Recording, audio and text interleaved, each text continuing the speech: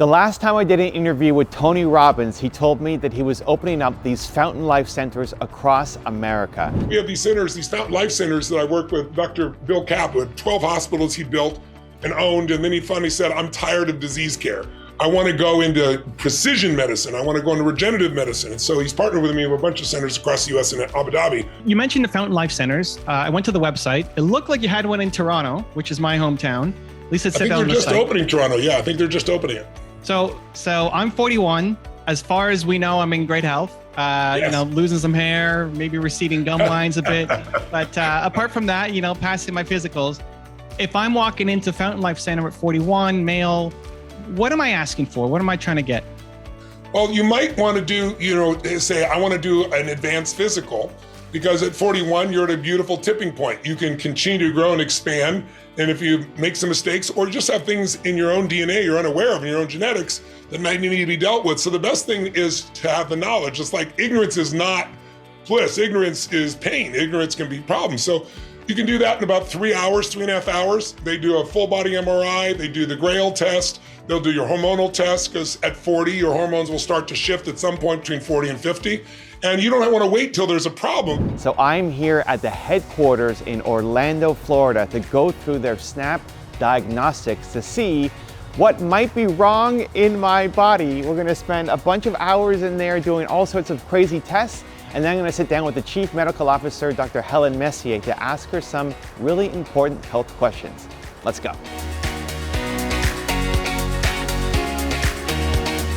Hello. Good morning. Good morning. How are you? I'm great. How are you? Good. This is it. We're here. I'm ready to get my day started. I have not had any coffee today. Oh, wow. Look at this. This was the book that I was interviewing Tony about, where he talked about Fountain Life. And now we're here at the HQ. Okay, what are we doing? Alrighty, so this is where you're going to spend your day. So you're with us for about 4 hours, give or take. We'll try to get you out of here as soon as possible. Okay. You're going to change into the scrubs that I have here. Okay. You're going to take everything off, including undergarments. Okay. So only thing you're going to have on is the shirt, the pants, those socks. So after you change, the first step you're going to do is MRI, so it's full body and brain. Okay. So do that first. From there, we'll move through the rest of imaging. They'll do some labs. As they're going through each test, the nurse will be with you, so she'll walk you through everything they're doing. Okay.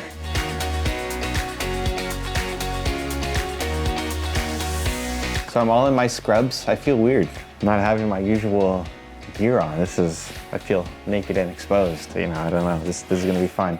We're gonna do some medical imaging. I'm gonna go into an MRI machine, do some advanced diagnostics. They asked me if I was claustrophobic, which I don't think I really am, but I guess we'll see when we get in there. And then I'm assuming they're gonna pull a bunch of blood and do some tests. I haven't really liked needles typically, so I'll hopefully be able to bring in my phone and ignore the nurse and look at some news or something. But we're here. They gave us this suite for the day, and then they gave us a couple books. Tony's, this is the one that I read and did the interview with him on. And then Peter is the other partner here, and he wrote a book called Longevity, and it's all of his hacks to keep a long, healthy lifestyle. And the idea behind this place is there's a lot of disease that we all have inside us that knows how to hide very well. And most of the time we don't catch these things until sometimes it's too late to treat. So if you can catch cancer or diabetes or anything at a really early stage, you can start making changes in your life to help you get better and not have to die from disease. So their website says something like 100 is the new 60. And so basically the idea is, hey, how do we live longer, healthier lives, but also not just length, quality of life as well. So I have a bunch of health questions that I have for Dr. Messier that I've been dealing with that I'm curious to get her perspective on. And then also I'm excited and nervous to see what the results of these tests are today. So MRI is about an hour and a half, give or take. An hour and a half? Oh, they didn't tell you that. Okay, surprise. It's an hour and a half? Yeah. So wow. ideally, when they asked me if I was quicker. claustrophobic, I said no, but an hour and a half. Yeah, so I mean, it's your full body and brain, so it is kind of broken up into sections. They're wow. going to do your brain first, they're going to move to your upper body, lower body, and then, so if you need a second to like get up and breathe, you can tap, just right? know it's delayed. It delays your time. So this is the lobby. Hello. Jesse's hello. gonna do the MRI. Jesse? Hi. Great to meet you. Evan. Great to meet you. Evan. Oh, it's not too... Okay, so it'll pass over me too. So it's not like it's over my face for an hour and a half. No, it's not fully covered. Wow.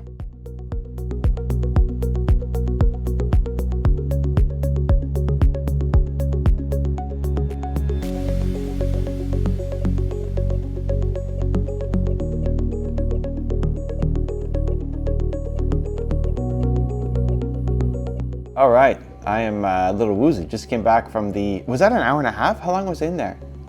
That was an hour and a half? Didn't feel like it. They put on spa music and you just get in the MRI and it goes over and back and plays some noises, you do some breathing, and I feel like I just did a long meditation session. So we're allowed to record again. Next up is blood work. I don't like blood work. So I will probably bring in my phone and ignore the nurse. I'll be polite about it. And then I think we still have one more MRI something to do afterwards, and I think that's it. So we're about halfway through what we're doing. So blood work, let's go.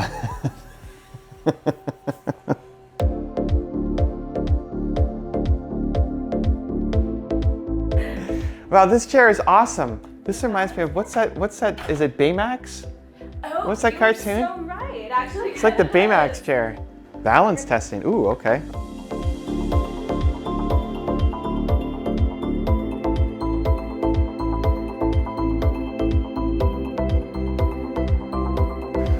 Low fall risk. Low fall risk? Okay, well that's good to know. Now we're gonna go ahead and test your grip strength. I'm gonna have you take a seat in the big Baymax chair. Is this blood work time? Not yet. Okay, this is cool. This thing is giant.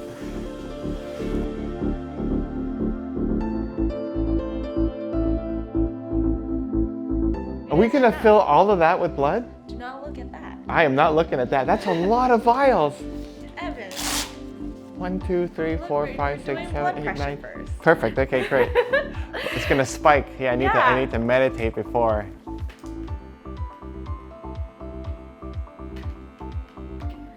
Oh, we're doing the blood now?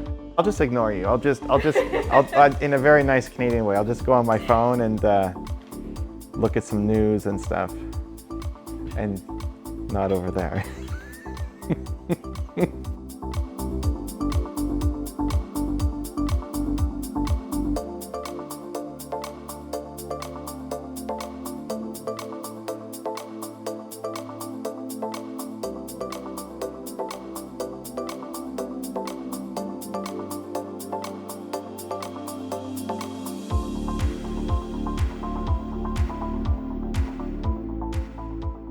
Oh, I keep this in me the whole time? Yes. That's rough. Okay. No, good. It's all good.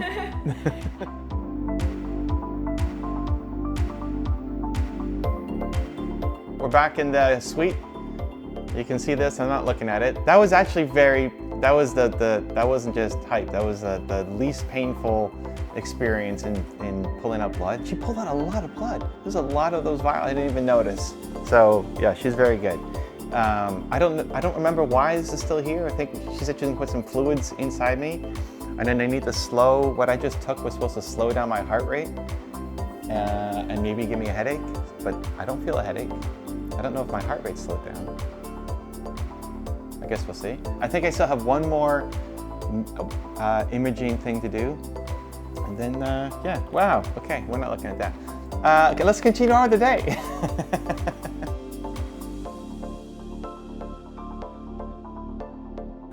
So funny. As soon as it started, it's like, whoo, I got ice in my veins now. It's cold. Muscle to fat ratio, Yep. okay.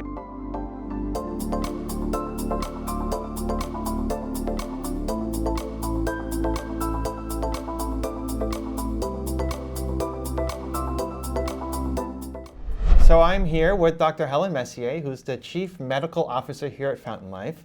Yes. Great, thank you for making the time. Awesome Appreciate to be you. here with you. Yeah, Thank so you. I just went through the SNAP experience. I have a whole bunch of questions, scientific questions, health hack questions that I've been wrestling with that I'm very excited to get your perspective on.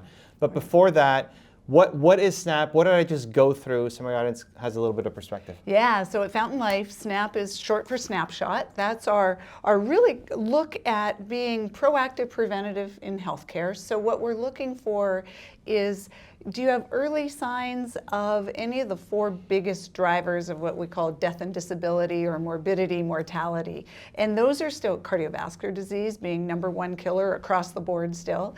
Metabolic disease, diabetes, prediabetes, still again, big killers, lots of cause for disability as well, cancer, and then of course neurocognitive disease. So for the SNAP, you're going through very cutting edge precision diagnostics to see not only if you have late stages, but definitely as early as we can find stages of those 4 diseases. So what would be an example? So my grandfather, on my mother's father, had a pacemaker, right? And so like heart care is something that I'm, always paying attention to.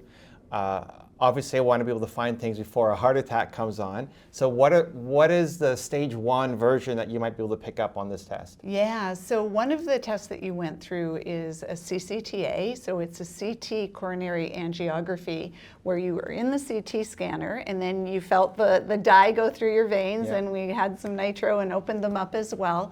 And what we're doing is we're taking those results where we see the coronary arteries. So the coronary arteries are those arteries that are supplying blood to your heart, right? If one of those gets blocked, that's a heart attack. And so we want those nice and clear, supplying the nutrients, the oxygen, everything to your heart. What we see is those arteries, we use an AI overlay called Clearly, which allows us to see not only whether you have calcium, if a lot of people have probably had a calcium score done, a CT calcium score. That's the late stage when you see calcium there. But what we're doing is characterizing if you have any type of plaque. Now, when plaque starts to develop in your arteries, it starts out as very soft plaque. It's really the cholesterol getting inside the wall of your blood vessel, and then it starts accumulating all these cells and other soft fat, and it's got a very thin cap on it.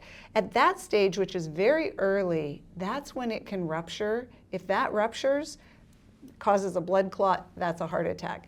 It's one of the reasons why the first sign of heart disease in 50% of people is a heart attack, because it happens before you get any type of symptoms. And that's the very dangerous stuff. So you're going to see if you have any of that dangerous plaque. We're going to see if if it's been there for a little while, your body might start walling it off and adding some calcium. Calcium is the way your body protects it from being able to burst open. So when we see calcified plaque, we know that that's been there for a while. Over time, the calcified plaque can start to, you build up that cement wall, so to speak, and it can start to block the artery and narrow it down. That's very late stage. That means you've had this for decades. We want to see if you have any of that early plaque and see if you have any of that very soft, dangerous, what we call vulnerable plaque. Your team asked me, because I was a little nervous going into it, it's like, well, do you want to know or don't want to know? I was like, well, no, I want to know. I want to know because if you know, you can then take actions to solve the problem. Yeah, and I think that's really, a lot of people will come through our testing and go, I'm kind of scared, right? I don't want to know. I think the reassuring thing is actually, I would argue you do want to know because now you can do something about it. If there was nothing to do about it, then maybe you don't want to know. Yeah. Right? Maybe you don't want to know if you have, a genetic disease that there's no cure for, that there's nothing you can do. But in the case of what we're testing for, plaque in the arteries, early stages of cancer, early stages of prediabetes, metabolic disease, there's so much you can do, not only to prevent it from progressing, but to actually reverse it if we find it there. And that's the exciting part. And how long does it take to get the results? Usually around 4 to 6 weeks, we'll have all of your results. I know it takes a little longer. As things come through, of course, we see them and we look at them. And we're not going to let you go with a walking, time bomb heart attack. We'll let you know. But yeah, so in about that 4 weeks or so, you'll be meeting with one of our physicians and reviewing all of your results. So we'll add that at the end of this video. So if you stay to the end, you'll be able to see my actual results and my reaction to see what I got out of the SNAP experience. And before moving on to the questions, just shout out to your awesome team. I don't like needles and I don't like looking at blood, and it gets me to look. I fainted in 2019 because of it, and I broke 2 bones in my neck and had a concussion. So I was like, I don't like blood and dealing with it. So we walk into one of the rooms where they're pulling out blood, and she's got like 12 vials. I forget how, it was a lot of vials. Like, are all these going to be filled with blood? This is kind of crazy.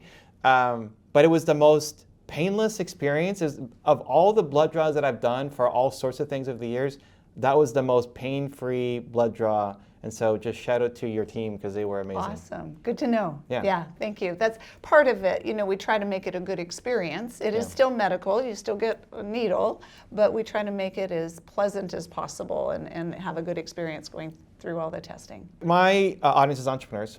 And so the questions that I have for my health are probably connected to a lot of entrepreneurs in the audience watching as well. And I thought a good place to start is sleep.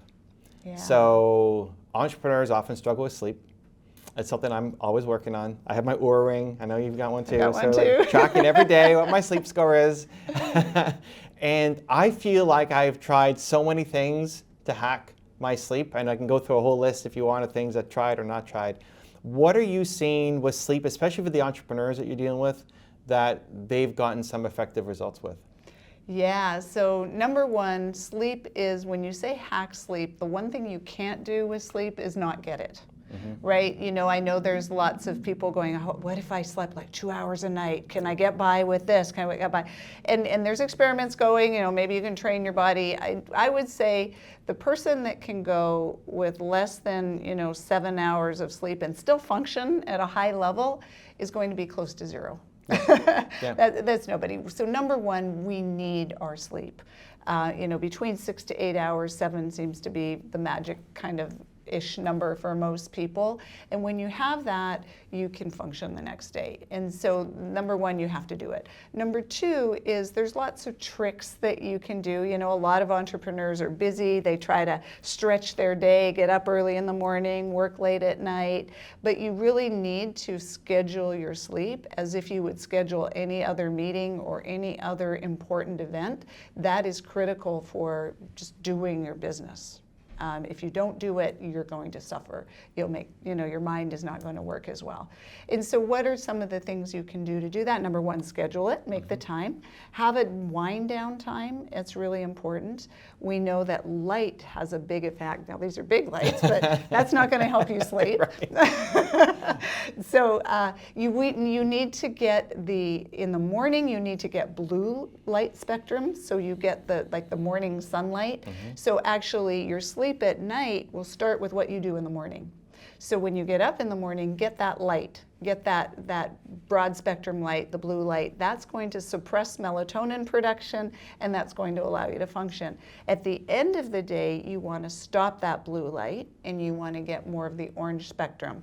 Now, the blue light is a problem because it comes from all of our screens, right? Our cell phones, our computers, all of that has a lot of blue light. So one of the things you can do is wear, blue light blocking glasses. You've probably seen those orange ones. Yeah. You can get clear colored ones now. They don't look quite as bad. You can turn your phone to the nighttime spectrum. Yep. Your phone will do that as well.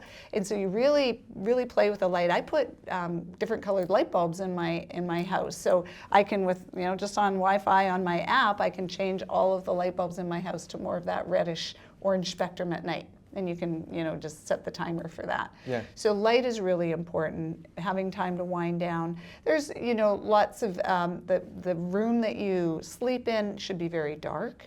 You don't want any light. Some people will use sleep masks. Yep. That can, I do too. That can help. Yeah. I hate sleep masks, so Really? I just tape all the windows and put the pillows over the lights in the hotel rooms. What do you do when you travel? Oh, yeah. So you know how they always have night lights, and I always stuff all the pillows under the door and because I always rip off the mask. That's just in me. the middle of the night you rip off. I end up you'll ripping knowingly off. do this? Or just I do it without even knowing. Wow. I think I just don't like the thing on my eyes. But if you can sleep with it, that's great. Yeah. You should keep doing that. Also, temperature really matters. Yep. We sleep much better when we're at a lower body temperature, when our core body temperature goes down. And so really making sure the room is cool. That's important. You can also get some, mattress toppers or blankets that are cooling. Chili right? pad. Yeah. That 8 sleep, it allowed the chill pad, the 8 sleep, it lowers the temperature kind of in the first part of the night when you're in deep sleep should be the lowest temperature, and then it can go up a little bit later in the night. And when it gets warmer, that's when you wake up. Right, okay. So, and then there's a lot of supplements you can also do to kind of help you sleep, like melatonin, to set your, especially if you do a lot of traveling and you want to reset your circadian clock, that can really help. Also, not eating before going to bed, right? Allowing your heart rate, when you eat right before bed, your heart rate's going to stay up. I don't know if you ever noticed on your Oura ring, right, that high heart rate. So stopping about 2 to 3 hours before you sleep, just don't eat, is also really helpful. So let me run through some of those through my schedule. We can see where you can poke holes and help me fix it. I wish I could sleep longer. So I don't wake up to an alarm clock ever unless I have to come, to something, my morning test or catch a flight. But in general, I'm not waking up to an alarm. I wish I could sleep 8 hours, 9 hours. That'd be amazing. I'll probably get 6 to 7. But I'll wake up a bunch of times in the night. I don't notice it, but my Oura ring says I wake up. You wake up. Deep sleep, I'm on a bad night, 45 minutes. On a good night, like an hour, 15. So I'm kind of playing in that range. But I don't know if I can get to 3, like, oh my gosh, this would be amazing. When I get more, you definitely feel way better the next day. Usually same time. Traveling might be a little off, but usually same time going to bed in terms of sleep hygiene. But I wish I could sleep longer. My trouble is getting to sleep. My mind will still be thinking of things. Right. And then once I'm awake, whatever time it is, I kind of just stay awake. You wake up. So I was so excited for this that I woke up at 3:30 this morning. I didn't have to be here till 6:30. I woke up at 3:30 and just kind of lay in bed because I'm not getting back to sleep after that. In terms of the lights, so I'll do sleep mask. Even when I travel, nose strip, mouth tape. We have lights at home that will be that are not quite red, but like orange, that are super low light that will put as soon as we start to wind down. That's perfect. I'm outside in the first 20 minutes every day for a 20-minute walk to get the sunlight inside my eyes, and we'll usually do a walk after dinner as well, even though it's kind of set, just a part of our wind down routine. We use a chili pad, so it keeps it cold. Usually around 68. Yeah. For my side, I don't know what my wife is at. I've noticed women like it warmer. She likes, Men are okay with colder. I've gone down to like 62. It feels a little, it's great when you start. Maybe I need a programmable one to because once you wake up, it's super cold. It's too cold. It's too cold. Yeah. Blackout curtains. What else are we doing? You're doing a lot of We're things doing a lot. right. That's good. And they help. Yeah. Definitely, because when I'm traveling and I don't have a lot of this stuff, my sleep definitely suffers. I haven't gone the supplement route too much. Done some magnesium, didn't notice a difference. Tried chamomile tea before bed kind of thing, didn't really make a difference. Or I didn't give it enough of a shot. Maybe try for a week, and I don't know if that's enough. That can help. Yeah, also a hot bath. The old sort of some of the traditional things. Take a hot bath, and when you get out, your body's going to cool down. Anything that cools your body temperature down is going to signal for your body to start sleeping. Okay. Melatonin can be very helpful for some people because melatonin is that master regulator, produced by our pineal gland in our brain that helps us, set our circadian rhythm. And so that can help us fall asleep. A lot of people will take too much melatonin. Okay. It doesn't take much. It takes like 1 to 3 milligrams at the most to really reset it. An hour or so before bed. It's not a sleeping pill. It's not going to make you fall asleep, but it will help the sort of the physiological mechanisms in your body understand that it's kind of time for sleep. Okay. And maybe this is health kind of mythology, but is it, if you take melatonin, does it not stop your own production of melatonin? Yeah, in this case, no. Okay. In some cases, different things will. Like if you take prednisone or cortisol, that can suppress your body's own cortisol production. That's true. But melatonin is very safe to take. And we give it to kids. It's not going to suppress your body's ability to make it. Huh. So as a daily thing, it's fine? I mean, I take it daily. Okay. I feel okay, well, you're the expert. And I feel great. And I can still fall asleep if I don't have it. Okay. Yeah. Anything else for falling asleep? with the entrepreneur mind kind of racing and Yeah, just thinking the about? challenge is really getting your mind to slow down, Yeah. right? Because you're always thinking about stuff, and then it just kind of keeps racing when you're lying there.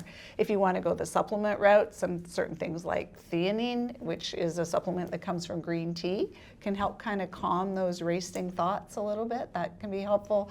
Meditation, if you can learn how to do that and really just kind of separate from your thoughts so that they don't drive you and keep you awake for long, that takes some practice, but that can be very helpful. Even others, Valeria, there's a lot of other sort of sleep supplements that you can look at taking. And sometimes it's trial and error. Sometimes they work for one person and not the other person. And so you have to try them a little bit. I went on a crazy binge maybe last year of supplementation, tons of supplements for like any little thing. And I couldn't prove that they worked. And so it could be the wrong dosage or the wrong supplements or the wrong guidance or whatever. And so from then on I said, okay, if I'm doing supplements, I needed to be able to show up. So like only one at a time, not a whole cocktail. And I needed to show up somehow in blood work and something to see that you're making an improvement on whatever you're trying to track. Yeah. So what would the equivalent be in sleep? I'm assuming blood work wouldn't really tell me much. Yeah, I mean, if you're sleeping, really. So like aura score. Look at your aura score. Look how you feel. I mean, the best thing is how you feel in the morning. You know, a lot of people will say, like, how do you feel? How'd you sleep? It's like, I don't know. I have to check my aura first, right? You should really know how you feel. I struggle with that. I don't know why I struggle with that. I have a high pain tolerance for things. And so I'll just get up and just go and not really, I don't know, I struggle with kind of having the self-awareness around it, which is why like if it's showing up in my blood, okay, well it had an impact. I mean, one of the things that it's really interesting, I mean, sleep you're going to know with your aura, with the wearables and those things. They're really going to help know if you've slept well. And then of course, if you feel good the next day, that matters. Is your brain working? One of the things that happens there's so many things that happen when we sleep that are critical that we can track over time in your blood. Inflammation is just one example. So we know that they've actually done studies where they've taken a group of college kids and they've stopped their sleep about 30 minutes. So they sort of really, woke them up 30 minutes before they normally would. And they measured their levels of CRP, or C-reactive protein, which is a marker of inflammation. And all of their levels went up with just missing 30 minutes of sleep a night. So it's so critical to sleep for not just your brain and for you to feel alive and well, but inflammation goes up when you don't sleep. It's during sleep that we actually clean our brain. So all of that, junk that accumulates over the course of the day and weeks, misfolded proteins, kind of cellular debris and junk, that gets all cleaned out when we sleep. Our lymphatic system in our brain, which is our, cerebral spinal fluid flows through, cleans all that junk out. Does not happen if we don't sleep. And so, you can start to, with the brain MRI, one of the things you're going to see that we did this time is you're going to see perivascular spaces. Okay. And those perivascular spaces, they're the little spaces that we see around your blood vessels in your brain. We can see those with the MRI. We know that those get bigger and wider when you don't sleep. So we can start to see things like that, and I'll be able to tell if you've slept really well. All right, great. We'll wait for my test to come back. Actually, when I went into the machine, she said, "Were you really stressed out going to the machine?" Like, why? Oh, because they saw my vitals kind of spike. Yeah, it's great. I love how you can track it and you can see it, because you might also tell yourself a lie or may not even be able to notice or realize it. Yeah. For something like melatonin to work, is that you have to take it for a week? Does it work that day? No, it can work that day. Okay. Absolutely. I often will, you can use it when you travel to reset the jet lag or change your circadian clock to the new time zone. So I talk a lot about circadian rhythms, circadian clocks.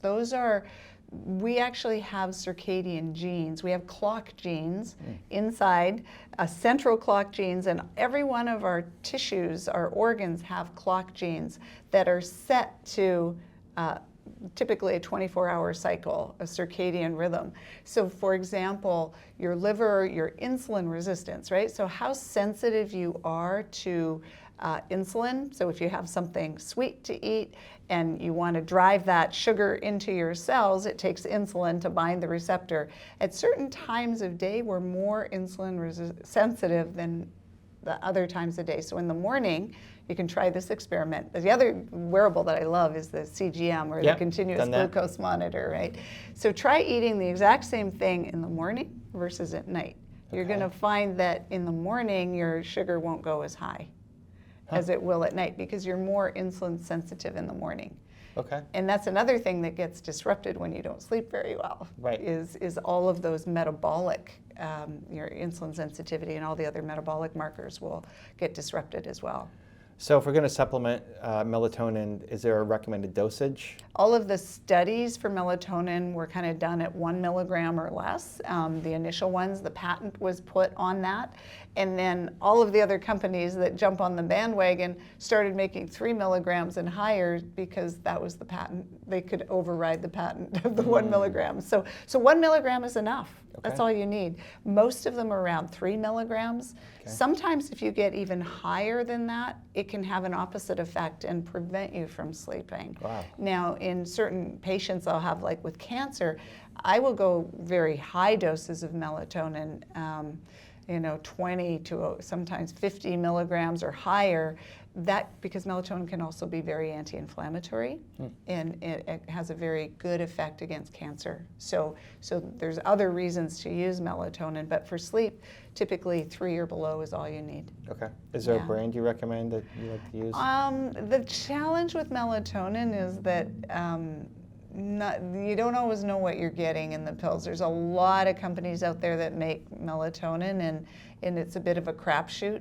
The good news is that the dosing doesn't matter as much. Okay. So, go with a good quality. This applies to all supplements. You want to look and make sure it meets good manufacturing processes or GMP processes. It's got to, they label everything. They track where the ingredients come from, because supplements, if you try them, if they don't work, you don't know if it's because that's not working, or maybe there's a problem with what you took. Yeah. Yeah. Are you guys going to get into supplements?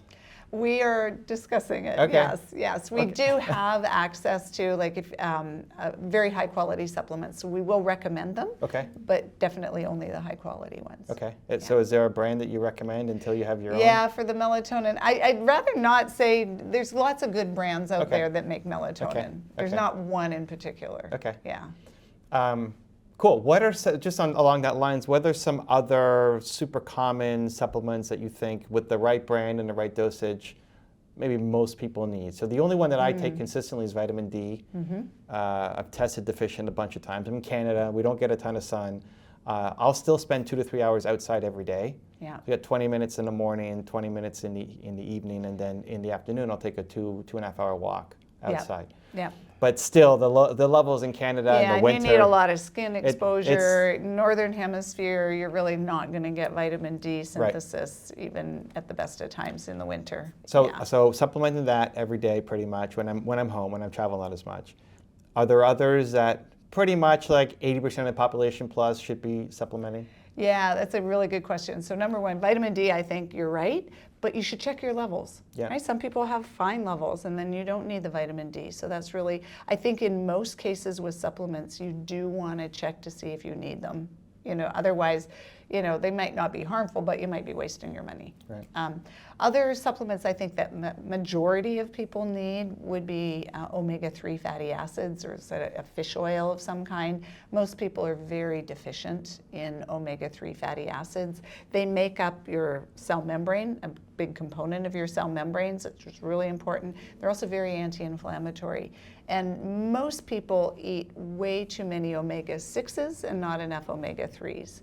And so I think that's one that you can also test to see if you need. You can do a blood test? An omega quant. It's a blood test, yep. And there's other ways of testing for if you have enough of it. But in general, most people will need it. I think most people need some type of magnesium. Magnesium is an essential mineral that's used as a cofactor in thousands of different reactions in the body, and it's used up very quickly during stress. And so a lot of anyone Entrepreneurs under stress, that never happens, right? So, you're going to need your magnesium. And one of the ways you know you might need magnesium is, number one, if you get constipated. And number two, if you start getting muscle aches and pains, that tight neck that, we often call it stress. Well, it is stress. Stress uses up your magnesium. Magnesium is a muscle relaxant. And so you need calcium to contract your muscles, you need magnesium to relax them.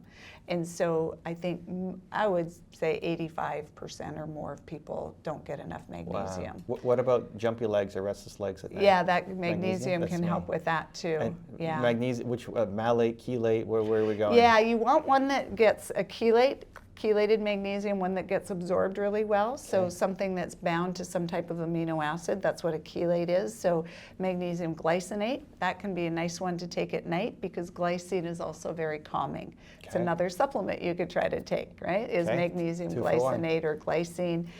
It can bind to neurotransmitters that are calming, those GABA neurotransmitters. You can get magnesium threonate, which tends to go to the brain more. Those are the types of ones I would look at using. Okay, yeah. Cool. Great, well, that's a nice deep dive into sleep. Let's move on to testosterone, if you don't mind. So I am 43 as of this recording. A lot of my successful entrepreneur friends in their 40s, 50s, 60s, pretty much everybody's on some kind of testosterone replacement therapy. The dosage levels are wildly different. The recommendations are all over the map. Obviously, you can blood test and see kind of where you're at. And once you're on it, the thing that's scary for me is once you're on it, you're kind of on it for the rest of your life. So thoughts and advice on testosterone supplementation? Yeah, I mean, testosterone is essential. Right, it's critical for so many functions in your body: brain function, muscle mass, bone. Right, there's so many things that are dependent on good levels of testosterone. And you're absolutely right. The same way that women go through menopause and lose their ability to make hormones, men go through andropause. Right, and a lot of times their ability to make they shouldn't, but they do, and it seems like you're right. There is an epidemic of low testosterone in men, and part of that is kind of environmental toxins that have a role. There's a lot of what we call xenoestrogens out there, or synthetic compounds that mimic estrogens in our body. So there's a lot of potential reasons why testosterone is low, but if it is low, then replacing it to normal levels, like what should be good physiological levels, can be critical. Supraphysiological or higher than normal levels isn't always a good thing either, because there's a lot of side effects with that as well.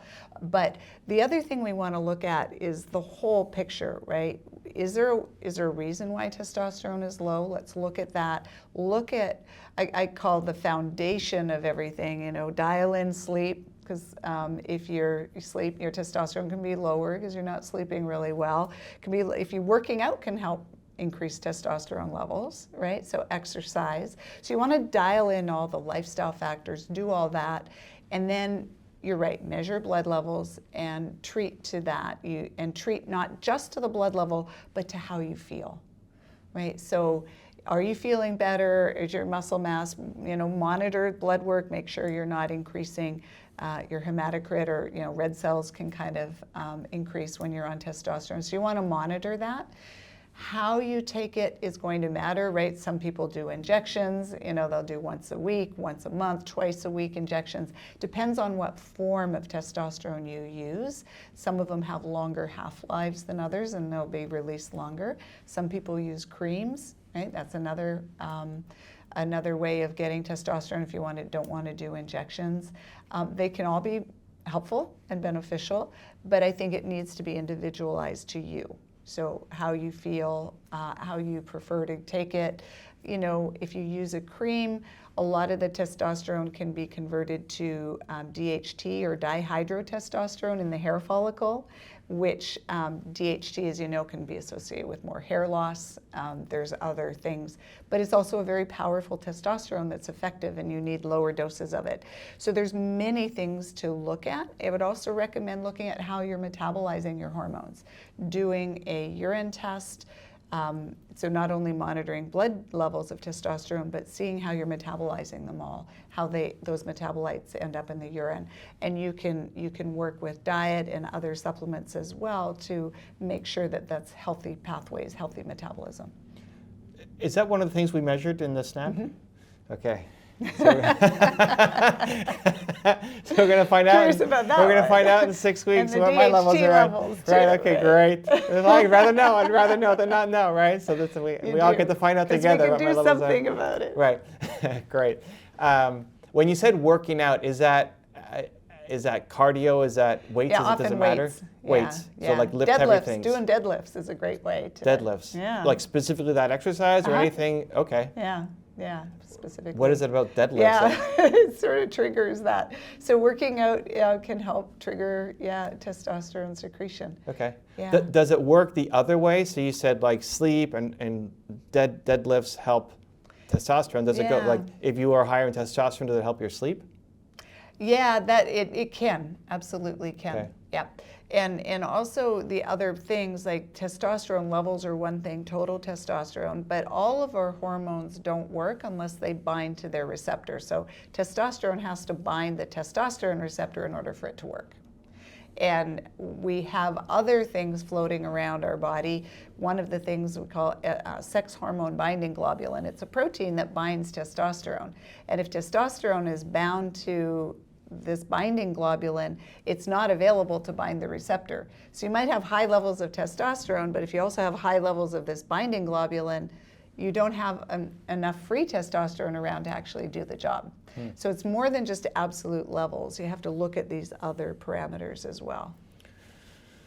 I'm excited to find out what happens. We've measured both of those. That's why you need to take the SNAP test. This is great. Okay, so when you say it's good to get back to your kind of baseline level, if you're low, right? So if you're already in the average, you're fine. If you're low, get back to baseline. Yeah. I guess the part of the discussion happening right now, well, what is baseline? So if you're a 60-year-old man, baseline is going to be much lower than a 30-year-old man.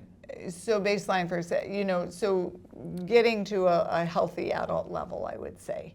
And that will be slightly different for different people. Different people will respond differently to testosterone replacement. So that's why you need to monitor levels, but you also need to monitor how you're doing with it. Right. That's important. Are you converting things to estrogen, for example, right? Because testosterone gets converted into estrogen by an enzyme called aromatase. And so measuring for men, it's really important. We measure estrogen in women, but it's also important to measure in men. Men also need estrogen, right? So you don't want to block all production of estrogen because you also have estrogen receptors, and those are also important. You have them in your brain, your bones, your muscles. Most tissues in your body also have estrogen receptors. So you want to look at both of those. So I have friends, super successful entrepreneurs in their 50s, 60s, who may even be average for their age, but they want the testosterone of a 30-year-old. Mm-hmm. And so they supplement to the point of where they kind of used to be. Mm-hmm. Is that? Yeah, that can be fine. Absolutely. So how would you determine the protocol, I guess, if that makes sense? Yeah, again, it's an individual thing. So really, again, at Fountain Life, where it's really personalized, proactive medicine, and the personalized comes from that. So, what are your goals? What do you want to achieve with it? What are your regular levels? If you have blood work from the past, what was it before? Right? Because that might be different for different people. And then really, sometimes it's a bit of a trial and error to see how do you feel with this dose. Not quite good enough, maybe we have to increase the dose, right? And so we can test it. Is there for someone like me, is there something to track besides feeling? Is there a blood marker? Is there a sleep score? Is there a... Yeah, all of the above, okay. Right? We look at all of those. We look at your levels. We look at the levels. We look at your metabolites. We look at, not only testosterone, but estrogen, progesterone levels in you, and the binding globulins that we talked about. And then all of the other things, bone density, muscle mass. You had a DEXA scan done today, right? So we're looking at that because as people get older, and we used to always associate low bone density with older women. We're now seeing it in men very much. A lot of men have low bone density and muscle mass. One of the best things you can do for longevity for aging is maintaining your muscle mass. That's probably the most important thing. Yeah, I know Peter's obsessed Yeah. with sarcopenia right now. And sarcopenia is loss of muscle as you get Yeah. older, and Yeah. that's his main, or one of his main things that he's Yeah, because focused it's on. so important. Yeah. So testosterone impacts bone density. It does. Or will it increase your bone density, or just kind of maintains where you're at? Yeah, no, you can increase it. So your bones are going to respond just like muscles. You use your muscles, they're going to respond, right? You can increase them, you can make them bigger. Your bones as well, if you put forces on your bones, they're going to respond and become stronger with the forces that you do. So we have these cells in our bones called osteoblasts. They're the ones that lay down new bones, and we have osteoclasts, which are the ones that kind of eat it up. And so your bones are continually remodeling based on the forces that you put on them. So, you've probably seen, like if you push forces, people bow-legged, right? If their knees give out, what happens is their hips their thigh bones femurs will start to bow out and change based on the forces of their walking. And that just happens over time. So. Is testosterone like melatonin? Will those start to happen fast, or you need to then wait? But in order to lay down new bone, you need the testosterone. No, you can start to see effects fairly quickly. I mean, you're not going to see it the first day, yeah. But you will feel, brain fog will probably improve, mental ability. You'll notice that muscle is easier to build and maintain. Your bone density will improve. All of that is, really help testosterone to do all that optimally. Well, I love that you're tracking it. It feels like the Wild West out there with testosterone. It is. All over the place, not necessarily great science, and just the dosages are crazy. Maybe too far up or too far low, but exactly, and that's why it has to be personalized, and it has to be optimized for each individual. There is no one perfect number that you should aim for everyone. Okay.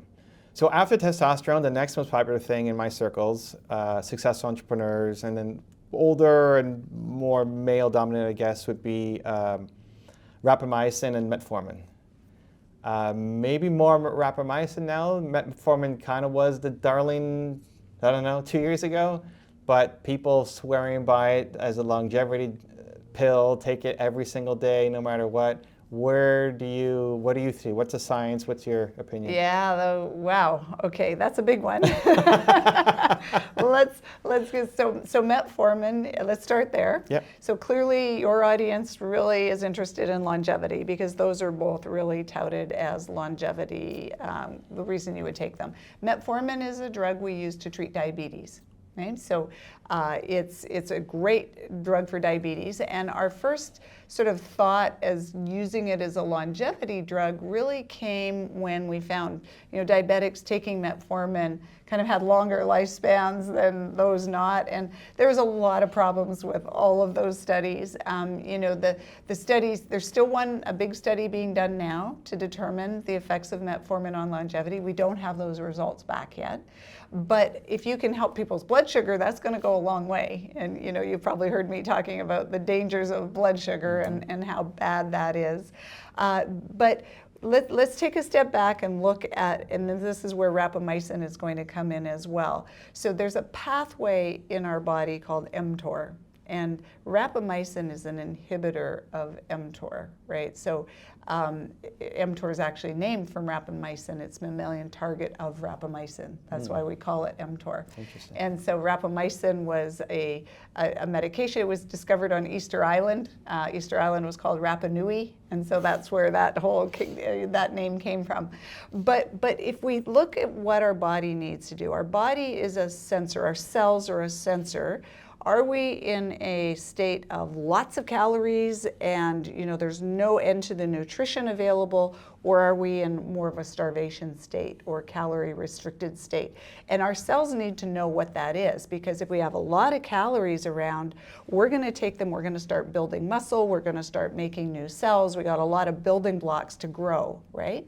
So we're going to do that. If there's no calories around, if we're in a state of starvation, we're going to go into preserve mode. We're going to clean up what we call autophagy, where we actually eat up the old cells, and we talked about that in the brain, that happens at night, but our cells will start to clean up. It'll clean up the junk, it'll start to shut down a little bit and make sure that we conserve and can survive a famine.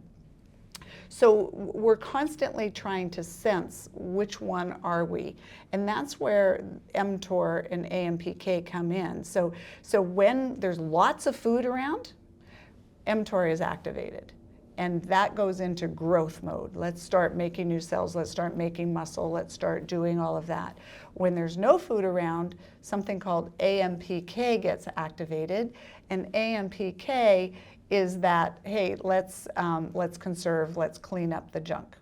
Now, we need both, obviously. We need times when we need to grow and develop. We talked about the importance of muscle mass. That's really important. We need that. But we also need times when we have to clean up all the junk, because the junk is just going to keep accumulating. Beta amyloid in our brain, which we know is associated with Alzheimer's, all of that, we have to clean that up too.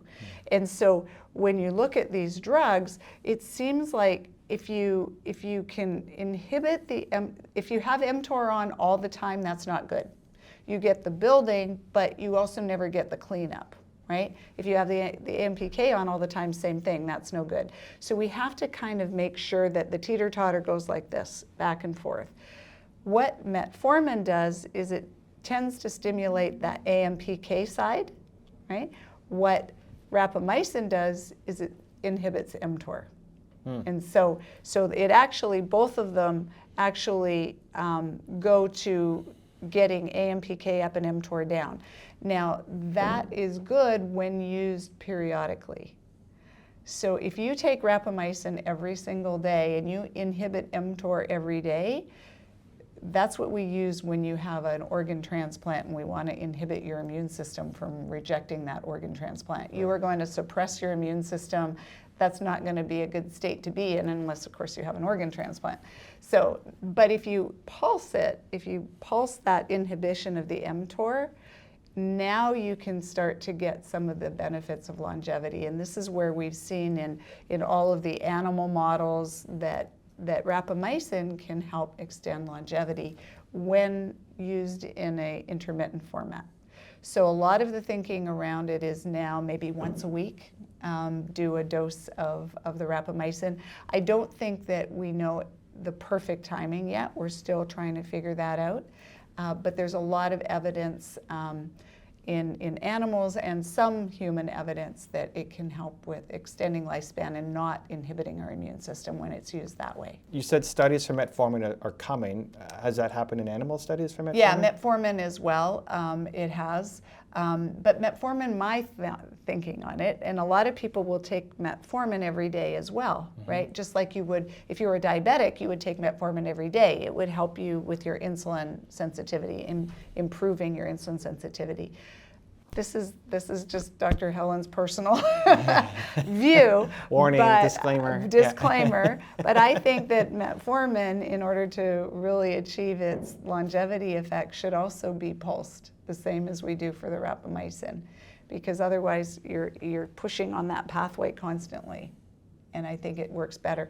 Like everything, like humans, we talked about circadian rhythm, we talked about all of that. Things need to be sort of rhythmic, up and down. Hormones go up and down. Everything goes up and down over the course of days or weeks or months. And so mimicking that's important. So you mentioned for testosterone the importance of making it a personalized plan. How would you advise doing that? Because again, rapamycin and metformin is another wild, wild west. People like popping one a day every day of one and then the other or both, and it's just, this I think helps with longevity, but there's no protocol. That is, and it is the wild, wild west, Yeah. and I think this is a really good point, because in the longevity world, there's a lot of this happening, right? Everybody's grabbing on, trying to get, what's the best and latest in longevity. We don't have all the science in yet. Doesn't mean we can't use it, right? We have animal studies. Rapamycin, metformin are both FDA-approved drugs. Now, using it for longevity is using it off-label, but there are already approved drugs that are available. But I really want to stress, you need to work with someone that can oversee it and watch what you're doing and follow the markers. Make sure that you're not causing problems. Follow your blood sugar. Follow your, sarcopenia. Follow inflammation and other, potential infections, other things that might happen. It's really important to do that and test it, and don't just take them randomly. Is establishing that protocol and testing part of what you would do here at Fountain Life, or maybe part of the Apex program? So part of the Apex program, definitely, and we also have an Edge program where we go much more in depth with that and target it, personalize. Our Edge program is really meant to search the world, what's out there in terms of longevity, what's out there to optimize people. Let's bring that in under the guidance of a science and physician team that can oversee it and know exactly how to do it in a safe way and personalize it for you. Got it. So I haven't heard of Edge. So it was There's Snap, there's Apex, and Edge. Yeah. And Edge is basically your own family office, but for your health? Is that? I think that's a great way to describe it. Okay. Exactly right. Yeah. Cool. Is that on the website, or it's coming? It's coming. Okay, It's coming, we're allowed to talk about it though, or it's not yet. We're allowed to talk about it. We're allowed okay. To talk about it, Breaking news: Edge is coming. Breaking. Yeah. Cool. Okay. So, are there any other things like that that's kind of Wild West? I mean, testosterone and metformin, rapamycin are the two that I keep hearing about. Is there something else that you keep hearing about that? Yeah, there's a lot of things out there. A lot of people are talking about gene therapy, and a lot of these are still very experimental. They're very promising. Yeah. But I don't think, as Peter likes to say, the first step to longevity is, number one, don't die of something stupid. Right? So what are the stupid things to die of? Well, they're cardiovascular disease, cancer, neurocognitive, all those things that you just tested for. That's critical. Dial in all those lifestyle things, because metformin and rapamycin, they're great, but they're going to work way better if you also do all the lifestyle stuff. Right? So get the sleep, make sure your diet, you get rid of the sugar, make sure you exercise and move. That's so important. And stick a treadmill under your desk. Do anything you can. Walk the stairs. Don't take the elevator. We've all heard those things, but they're so important. Between every Zoom meeting, which we're all doing now all the time, do 10, 15 squats. Right? Do 20 push-ups in between. It's easy. It doesn't have to be an hour in the gym if you don't have time. That's great if you do, but just get it in wherever you can. Do your meetings out for a walk, right? Those are just, I think, no-brainers. Yeah, we should all be doing. And then we can start looking at, okay, what else can we add on top, like rapamycin, the metformin. I would probably choose rapamycin over the metformin, but again, the data is still coming in. Right. There's a big study being done on dogs right now, rapamycin for dogs, and everyone wants their pet to live longer, right? Why not? I've got 2 dogs. I want them to live longer too. Yeah, exactly. And then there's a lot of other things. If we look at the hallmarks of aging, have you heard of the hallmarks of aging? These are the cellular processes that happen when we age. One of the big ones is mitochondrial dysfunction. So mitochondria, those are the little power plants of our cell. We have many of them inside every cell. Inside our heart and muscle cells, we have thousands, and other cells we don't have as many, but we continually have to make energy for our body to work.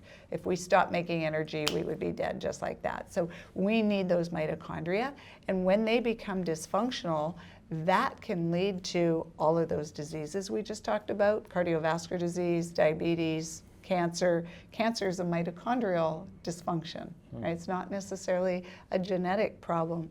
And neurocognitive diseases, we need mitochondria. So targeting those, what's the best way to keep your mitochondria healthy? You can do that, making sure they get the right nutrients. That's important.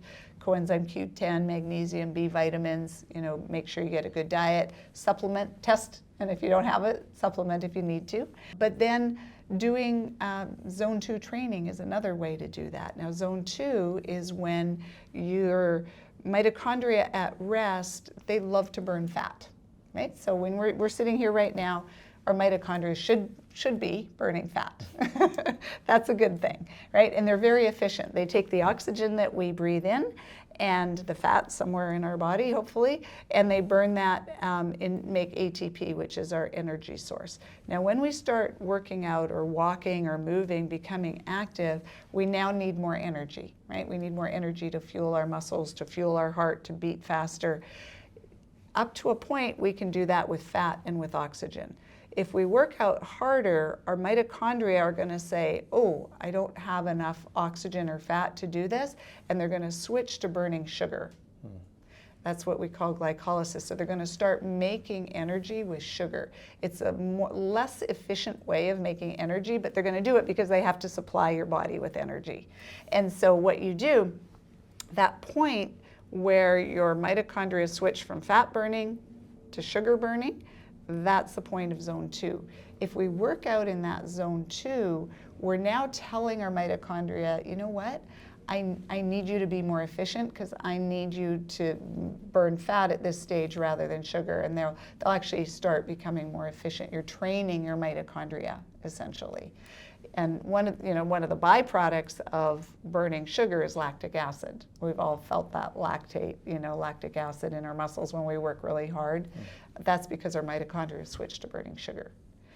So zone 2 is going to be a nice brisk walk for most people. It's going to be easy to do. Measurement, again, would be just heart rate?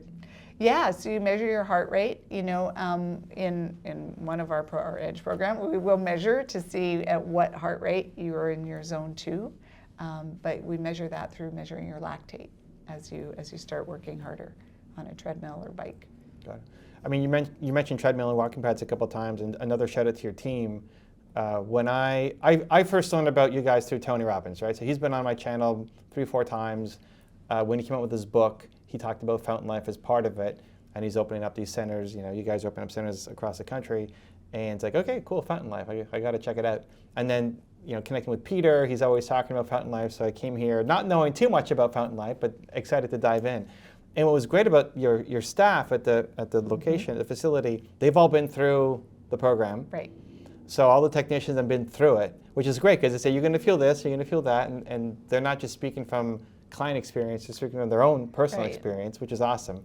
And then I walk into the corporate office, and like there's walking pads under the desk and stand-up desks for everybody. It's like you're actually living what you're preaching instead of just here's this idea, and then we're like, well, we're doing something completely different, right? So just sitting here eating our Cheetos and donuts. Yeah, exactly. Doritos, like there's water everywhere, snacks are healthy. So it's, anyway, good shout out to the team. I'm curious about you. So Chief Medical Officer, how do you stay on top of all of the science and the research, plus help, run this organization? Like what is your role, and how do you stay on top of everything? Yeah, that's a great question. Years and years of doing this. So, starting out as I was a scientist when I, started my career, and then went into medicine, and ultimately discovered that the medicine that I was taught in medical school wasn't enough to actually really help people. So that got me reading a lot of literature, understanding there's a lot of evidence, a lot of science out there that we could really be applying to people in real time today for them to benefit. So, it's been a matter of like attending lots of conferences, learning from a lot of people, reading a lot of papers every morning. That's what I do, is I get my news feed and I read the scientific papers to see what's out there. We don't do it alone. We have a team. We have a team of physicians. We have a scientific team at Fountain Life. We're constantly vetting what's out there. Is there a better way of imaging? Is there a better way of looking at this? Is there a better test that we can do? Is there a better therapeutic? So we're constantly combing around and reviewing those things. So I get the advantage of meeting a lot of people and talking to them and learning of what's coming, what the latest is. And it's fun. I guess is really the point, is I really get excited by where our science is and what we can achieve. And we want to do it in a way that's going to be safe, and it's going to be efficient work for you. And so it's a lot of work, but like any entrepreneur, try to get my sleep. Try to some days are more successful than others, but we understand how important that is. Yeah, we can tell you love it. I mean, we spent the first half hour just on sleep. We probably could have spent 2 hours just talking about sleep, and you still could have had more answers and gone deeper down the rabbit hole. So it's impressive how much you can kind of hold all together. What do you think is dangerous in this field right now? Like, where are people promising things or trying things, and it might be a little too dangerous right now? Yeah, I think that's a really good question. What we're doing here is setting up certain clinical trials. So, in the States, of course, we have the FDA that oversees all of these therapeutics. But the FDA wants us to figure these things out. There's a lot of cellular therapies. I'm not saying they're not safe, but stem cells, exosomes, those things look very, very promising. And we're trying to make those available under the guidelines of a clinical trial that has, institutional review board oversight, and that's registered with the FDA as an IND or investigational new drug. That's what's going to allow us to figure out what's the best way to do all these therapies. So there's some things, I think it becomes unsafe when you just do them without knowing what you're doing. When you just inject, billions of cells or inject gene therapies or other things without having an understanding of what some of the side effects could be. But I think they can also be done safely with the right parameters around them. So it's not that there's one thing that's bad or dangerous. I think it's more how they're used without proper oversight and testing and monitoring. Well, I guess that's the challenge. Like, most people who are doing this are not scientists, and they're not experts, and it's easy to listen to. You could tell me anything, like, yeah, I believe it. Why go to Fountain Life? Well, because you have the methodologies, and I don't want to learn everything about all the protocols and everything, right? Yeah, to expect you to figure that all out on your own, I think is just not fair, right? Yes, there's a lot of information out there. There's also a lot of people hyping a lot of stuff out there. So you have to go to someone who knows what they're doing, who you can trust, and who can work with you to do these things well. That's really. I mean, I appreciate you going on shows and doing this, because it's part of building a brand and a credibility and trust. Is that okay? Helen knows what she's talking about here.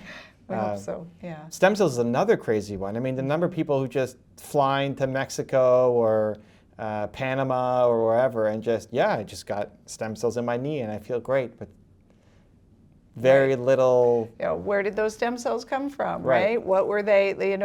You have to track all of that, right? Was there any kind of, the source of these? All of that really matters. And when they're done out of the country, unless you know the place really well, I think you have to be very careful about some of those things. Right. You have to do your due diligence on this, and not just go and so and so says it's good. There are good people out there doing it, so I'm not saying that, but you have to know and you have to do your diligence. When do you think it comes to the U.S.? Yeah, once the evidence is there, I think the FDA, I think it's here in the form of trials. Once we get enough evidence to show safety and efficacy on these different things, we are a trial site for a number of different products, stem cell products, and secretions of stem cells, the secretome. There's another, we're working with a company that's doing that looks amazingly promising, right? But done under the proper testing to make sure that it's done safely, and we can monitor. If there's an effect, we can capture that and do it properly. One of the other things that you didn't mention, you were talking about longevity, some of the, I think, both safe and really, really promising is something called TPE, or therapeutic plasma exchange. That started back when the Conboys in their lab in California took 2 mice and they stitched their circulatory systems together, called parabiosis, an old mouse and a young mouse. And it turns out that the young mouse got kind of older and the old mouse got younger. And so there was this thought, oh my goodness, what's in their circulation, in their blood, that's causing aging or causing them to become younger? And so a lot of research has been done on that, the whole concept of young blood. Oh, get someone's blood that's young and that's going to make you younger. Turns out that's probably not the safest thing to do. But what we can do is remove, factors from the old blood that seem to cause aging. And we can do that through a process called apheresis, or plasma exchange. It's a machine, a technique that's existed in hospitals for years and years. We know how to use it safely. I just had this done not very long ago. And you can actually take the blood out, you separate your blood cells, your white blood cells, red blood cells, and platelets, take your plasma, throw that away, and replace your cells back with fresh saline and albumin. And it's kind of like an oil change for your body. There's been some really interesting papers published recently that show that all of these markers of aging, from grip strength, to walking speed, improve when you do the plasma exchange. Even cognitive function. Is that connected to ozone or EBU or any of those? No, it's not the same at all. Okay. So, like the idea of taking your blood out is the same, Right. but the rest is different. Yeah. Okay, so you think this is a path for the future? I think it's it would be nice if it was really easy to do, Yeah. but you still need to be hooked up to the machine for a few hours. But it is accessible for a lot of people and very, very promising for longevity. And how much blood comes out in a... Do your whole blood volume. Not all at once. Right. It comes out a little bit at a time. Okay. But you would do, 2 to 3 liters, depending on your size or 3 your. liters. So this freaks me out because I fainted doing, I think it was EBU, just on the extraction. So I need to Yeah. find a way to not look at it. Probably not look. Or maybe your team is better because We just cover it up and you don't look. Yeah. But it makes sense. Yeah. So you're just pulling out the was it dead plasma or what is? Well, it's your plasma. So your Okay. plasma is basically the liquid portion of your blood. It has antibodies, other inflammatory factors, a lot of things in there. We take that out, and you can see it in a bag. You can see the waste plasma, and sometimes it looks really awful. And you can, people that have high triglycerides, it looks almost like oatmeal sometimes. You'll take your cholesterol, your triglycerides, everything kind of comes out into that plasma, and then you put in the fresh albumin. And you need the albumin, that's the protein in your blood, and just saline. And so you start fresh. So what's the fresh thing besides the saline? What else are you adding? Albumin. And what is that? It's a protein. It's and so where would that come from? That would come from donors. Got it. Typically Who young have the same blood donors. type? No, the blood type doesn't matter. Oh, okay. Yeah, because that blood type's for your red blood cells. And that's legal in the U.S.? Yeah. Huh. Yeah. And Okay. the hospital across the street probably has an apheresis machine. We do it for, autoimmune diseases Right. and other things. It's used typically to clean out, antibodies when people have too many of them. We do it for people that have familial hypercholesterolemia, really high cholesterol. We clean it out to keep them alive. So the process has been, it's used all the time, but the idea of using it for longevity is relatively new. Does it need to be approved for that, or it doesn't matter since the process has been approved? Yeah, the process is approved, and So that's all we that also matters. are running it under an IRB, a trial as well. But Okay. but no, it's an FDA-approved device. Cool. Mm-hmm. Let's move to fasting. Another one of these things that has been around forever, but Yeah. also the rules are all over the place. Fasting, past couple of years has been a huge fad, I guess, or trend. But then the people who are worried about sarcopenia say, well, you can't just eat protein, in one meal. You have to have it throughout the day. You're going Right. to lose muscle mass. Where are you on fasting? What's the advice? Where are you at? Yeah, so remember the little pathways we talked about with the mTOR, when you have a lot of protein around and you build all your muscle, and then when you're starving, that AMPK is active. That fasting is the best way of activating your AMPK, right? So by fasting, you're triggering all of that cellular cleanup. You're triggering the autophagy and everything, and just cleaning up your system. Now the question becomes, how long do you need to fast? When do you need to fast? Right? I don't think we have a perfect answer. I think that there's been a lot of good studies that show there's a lot of beneficial effects to fasting. It helps metabolic health in particular. So there's a lot of good evidence for it, but is it right for everybody all the time? I think that's probably not. I think we do have to pick and choose, and maybe you don't want to fast all the time. It's another one of those things, or on a daily basis, intermittent fasting. It's another one of those things, I think, that hit intermittently is going to be beneficial, but doing all the time is not. And so again, that's my way of viewing things. And so I would say, you know, you need to fast at night before you go to sleep, right? So we mentioned the 2 to 3 hours before you go to bed. There's so many things that happen in your body at that point, and you're going to be fasting all night. Right? So when you don't eat before bed, it helps you clean out your lymphatic system, helps you sleep better, but it also helps your microbiome and your gut. And so the microbiome is all of those, you know, trillions of organisms that live in our GI tract, in our gut. At night, we get this cleansing wave that goes through and moves all of those bacteria kind of through and down. If you eat right before bed all the time, that cleansing wave, you're going to be busy digesting, and you're not going to be moving things through. That can lead to, you know, small intestinal bacterial overgrowth and all sorts of other issues. So fasting before bed, fasting overnight, and then the question is, okay, when should you eat in the morning, right? Well, we talked about your circadian rhythm. We talked about your clock genes and how you're more insulin sensitive in the morning than you are at night. So ultimately, you should be eating your big meal in the morning when you're more insulin sensitive, when it doesn't spike your blood sugar, right?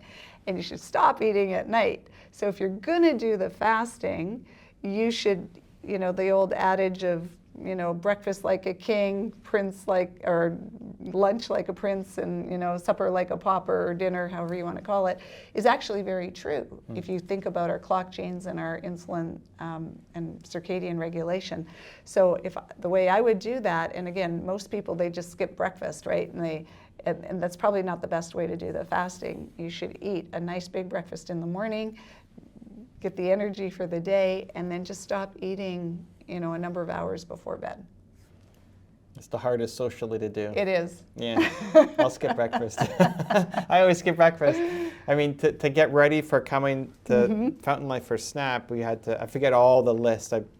There's a bunch of things you have to do, but one of them is you need to be fasting for 10 hours, and you can't have morning coffee, and you can't have water before an hour before coming, and a few things. It's like, okay, whatever, it's not that hard. I fast every morning anyway. I'll usually start eating around 2 o'clock, 3 o'clock.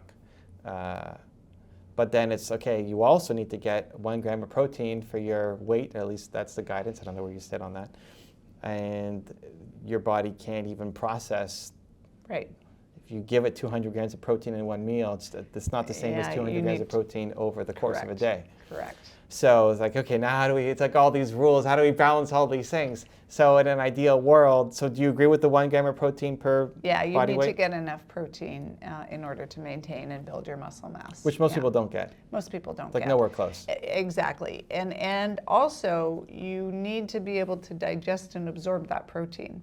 That's the other part of the equation that most people forget. You know, you can eat a lot of protein, and if you eat that much protein, but you're not digesting it and absorbing it properly, it's going to go down into your GI tract and down in your colon. There's going to be a lot of microbes in there that love to eat that protein, and they produce a lot of potentially harmful byproducts when they eat up that protein fermentation, when they ferment that protein. So it's very important to eat it, first of all, but also to digest and absorb it.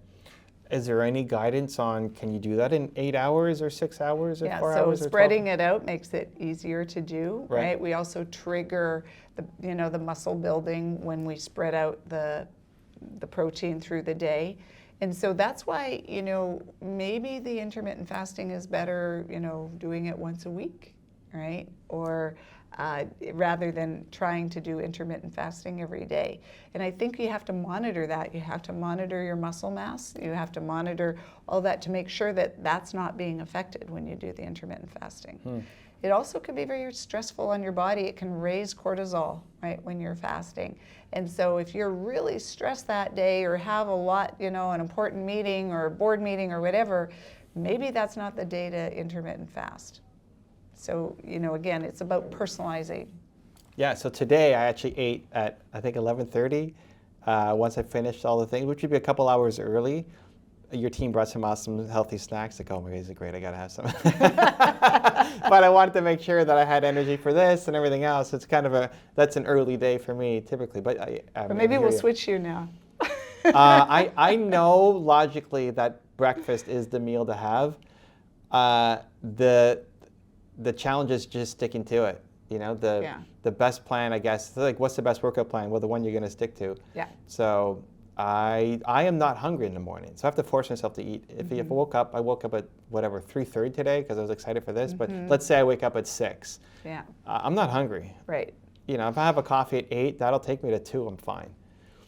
Flipping it, as soon as I start eating, I want to keep eating. I don't know what there is. Maybe, I don't know, ghrelin or something is That's activating. because you fasted all morning. You're going to be hungry. But as soon as I eat, Yeah. it's like I want to, if I ate at 8 or at 6, I would want to, it'd be hard to shut it off for the rest of the day. So is there I a think you trick can for that? train that This too. is Your trained. body gets used Okay. to when it needs to eat. The best thing is making sure you get enough fiber. So we talked about protein. You Okay. absolutely need enough protein, but you also need enough fiber. Leafy And greens. Yeah, so any vegetables have a lot of fiber. Even a fiber supplement is critical. You know, one of the things that, you know, we recommend 35 or so grams, like the USDA recommends that of fiber. If we think of our paleo ancestors, we probably ate 150 grams of fiber.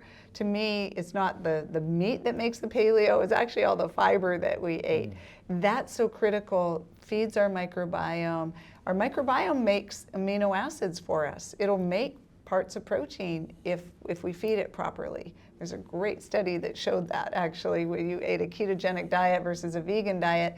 People in the vegan diet, their microbiome started making more amino acids. It's really, really fascinating. So making sure you feed that microbiome is going to go a long way to really maintaining overall health and also muscle mass and metabolic health and brain health and everything else that's connected to it. And so fiber also helps you feel full. And you probably won't be as hungry, right? The trick is not to eat 15 minutes after you finish the first plate, right? So that it registers, your brain registers that you've actually had something to eat. Okay. Yeah. And don't eat while doing something else. And pay attention to what exactly, and this is one of my other favorite topics is. You've got a lot of favorite topics here, Helen. So is how you eat matters as much as what you eat. So we have the two nervous systems in our body, right? We have a sympathetic and a parasympathetic. So autonomic, that's the stuff that we control with our minds. The other stuff is automatic, right? It just, our heart beats, we breathe, we don't even pay attention to it. And that's controlled by kind of two different nervous systems. The sympathetic nervous system, that's our fight or flight. When we're stressed and we're running from that saber-toothed tiger, that's the sympathetic nervous system in action. When you're running from the saber-toothed tiger, is that a good time to eat and digest your food? Yeah, right. Probably not, Yeah. right? You just got to get there, get away. There's the parasympathetic system. That's what we call our rest and digest nervous system. That nervous system is active when we're relaxed, right? Now, the two can't be active at the same time. You can't have the sympathetic and the parasympathetics, one or the other. And so when you're in the parasympathetic system, that's when you eat, you actually produce all the digestive juices, you actually digest, absorb your food, all of that, and you make use of it. It's not going to be tucked away, stored as fat. It's not going to go get fermented by the bacteria in your colon. And so it's so critical to eat in that parasympathetic state. And what's the easiest way to do that? Is, well, number one, pay attention to what you're eating. 2, just take a deep breath before you eat. Mark David, in his book, Slow Down Diet, called it vitamin O, right? It's oxygen. Take some vitamin O with your meal. As soon as you take a deep breath, you've switched to a parasympathetic state. And you should do that before you eat. You should pay attention. So don't eat when you're driving. Don't eat when you're in front of the computer. Don't eat in front of the TV. Pay attention to your food. You'll get much more nutritional value from your food, and you won't eat as much. Right. I love the story. Again, this is a Mark David story, so full credit. But he talked about the person who came to see him who ate a Big Mac every day, right? He'd go through the drive-thru and he'd eat his Big Mac. And he's like, I need to lose some weight, but I don't want to stop eating my Big Mac. Right? Okay, great. So he said, okay, I can work with this. So instead of going through the drive-thru and eating in the car on the way back, I want you to go into the restaurant and I want you to sit down. We're not sponsored by McDonald's. Right. We're okay. Wow. Could you imagine? I want you to sit down and I want you to enjoy every single bite of that Big Mac. right? So he's like, okay, I can do that, right? If I don't have to give up my Big Macs. Comes back 3 weeks later and he says, you know what? I hate Big Macs. It's just once you start paying attention to what you're eating, your body's going to actually become more aware, and you're probably going to eat healthier too. Is there any connection to connection in that eating with other people? Very much. Okay. Very much. That connection, that social connection, puts you much more in a parasympathetic state. Right? So eating, you know, again, that's part of the French paradox, I think, is they take their time, they eat in community, socially, they're all much more in a parasympathetic state. And so, yeah, that eating with family, sitting down and eating, pay attention, discussing, I think that's really a very healthy way to eat. So can you break down the mechanism again, just so I get it? So you're parasympathetic, you're relaxed, you're rested. Your rest and digest. So I'm eating the same Big Mac. Now assume that he actually did like and kept eating it. How does it process through my body differently if I'm in parasympathetic relaxed versus sympathetic stressed? Yeah, so when you're when you're stressed, you're not going to make your digestive enzymes. You're not going to, your stomach, your hydrochloric acid is going to be shut down. Your digestive enzymes are going to be shut down. It's going to just be this lump sitting there, and it's going to end up, you're not going to be digesting it down, absorbing the nutrients. A much higher chance of, you know, getting sensitivities to the food you eat, much higher chance of, you know, producing all those metabolites that are harmful. And, you know, a lot of it I'll just use the calories and store them away as fat versus, hey, I'm going to digest it down to its, you know, components, and I'm going to use each piece. So when you're in that parasympathetic system, that's when you make your stomach acid, that's when you make all your digestive enzymes. That's when your gut actually works to move things through. That whole peristaltic action, all of that happens only when you're in that relaxed state. Parasympathetic and sympathetic was like the hardest thing for me to memorize, and I just had to memorize it. So think sympathetic stress, S and S. Yeah, but it's like it should be easier. Why is it such a hard word? It's like, because it's so valuable. It is. Like zone 2, right? That's like That's easy thing. It's easy to remember instead of whatever factors go into that, right? I mean, that's why I appreciate stuff like this, because you make it easy as opposed to a lot of if we were to try to read the literature you read, it's like, I don't know what I'm looking at. Oh yeah, lots of fancy. It's crazy. Yeah, it is hard, yeah. So we started this whole conversation around fasting. So if the protocol becomes, okay, well, eat throughout the day and maybe do fasting intermittently, is that then a long fast? Is that like eat normally, consume your calories, get your protein, and then once a week or once a month do a 60-hour fast instead of a Yeah, you 16? can do that. Do a 24-hour fast, 48-hour fast. Again, it really depends on what you're trying to achieve, right? Are you trying to fix metabolic health? Are you obese and diabetic? Then fasting can be really, really valuable for resetting everything for you. But if you're just trying to maintain longevity, yeah, I think, again, it's what works for you. I think, doing the fasting to stimulate that AMPK and that cellular cleanup is important, but I don't think it has to be done every single day. I think you can do that once a week and do really well with that. And get the benefits. And then maybe at that time you also take your metformin, right? And maybe at the other time when you're eating a lot of protein, there you go. Has anybody tested that? That's a good question, right? What's your idea?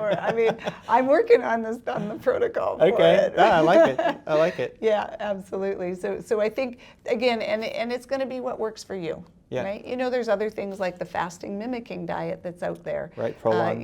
Where you can actually eat a little bit. You savor every little olive that you get to eat. If you've ever done Prolon. I haven't. It sounds, I might try. It sounds so sad though. You got to savor 4 olives and eat them. I know, it's a great way to get into that parasympathetic state. Yeah. Where you savor every little bit.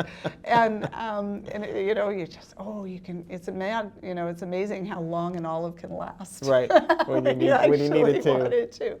And so you can do things like that too. When I treat autoimmune patients with significant autoimmune disease, I'll often start with fasting to kind of reset things, because foods can be triggers for their autoimmune disease.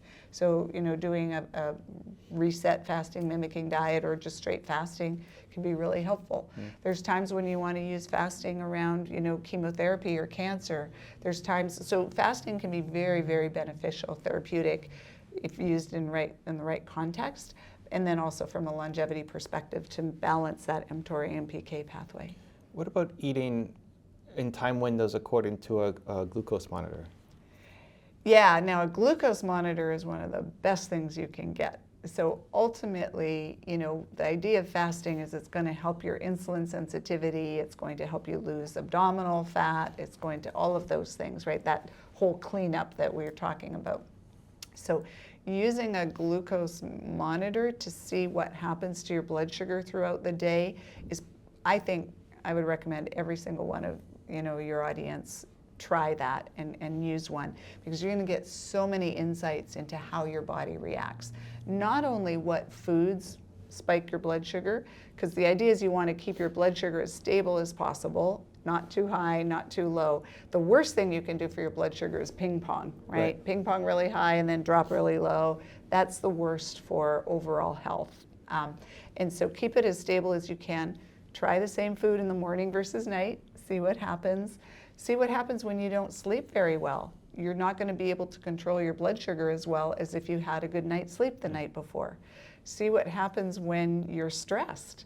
So, I had a patient who texted me, he's like, my blood sugar just went sky high and I didn't have anything to eat. All I was doing was playing my video games, right? So stress, cortisol causes your blood sugar to go up. You'll see what happens at night when you're sleeping. And this is another thing for sleep that you knew we could talk about 2 hours, so we'll have to add this on. No, it's but great. The sleep is sometimes your blood sugar will drop really low at night, especially if you eat right before you go to bed. Your blood sugar can drop, and when your blood sugar drops, that's dangerous. So your body's going to make cortisol to bring your blood sugar back up. Cortisol is going to wake you up. So a lot of times when people wake up in the middle of the night, it's often because of low blood sugar, and they don't even realize it. So when you wear a CGM, you can see that happening too. The other thing, of course, with the sleep is the sleep apnea that can also interrupt sleep. Stop breathing. Yeah. If somebody is wearing a blood glucose monitor and let's say an hour before they go to bed normally, it's dropping into the red zone, which means it's super low. Should they eat a slice of bread? Should they have That's some going to broccoli? make it worse again, right? So they if it's stable like that, that's okay. The thing is, when you eat some things, sugar, anything, bread that turns into sugar in your bloodstream, sugar in your bloodstream can be dangerous. Now we need a little bit, right? If we have too low, we will die. Too high can cause a lot of problems, because when you have that high blood sugar, it will start to attach to things in your body. The sugars will attach to proteins in your body, attaches to red blood cells. When it does that, we call it hemoglobin A1C, right? When it attaches to proteins, once sugars attach to these proteins, they now look foreign. So your immune system sees a protein that's normally fine, but now it has a little sugar molecule attached to it. It's going to say, oh, that's bad, and it's going to try to get rid of it. So these proteins that get sugar attached to them, we call them advanced glycation end products. Glycation just means sugars attached, or AGEs for short. It's a great way to age yourself, right? Collagen, when you get sugar attaching to collagen in your skin, that can lead to wrinkling. And then those AGEs on our immune system, we have receptors for those AGEs called RAGEs. It's just a perfect acronym because it describes it so well.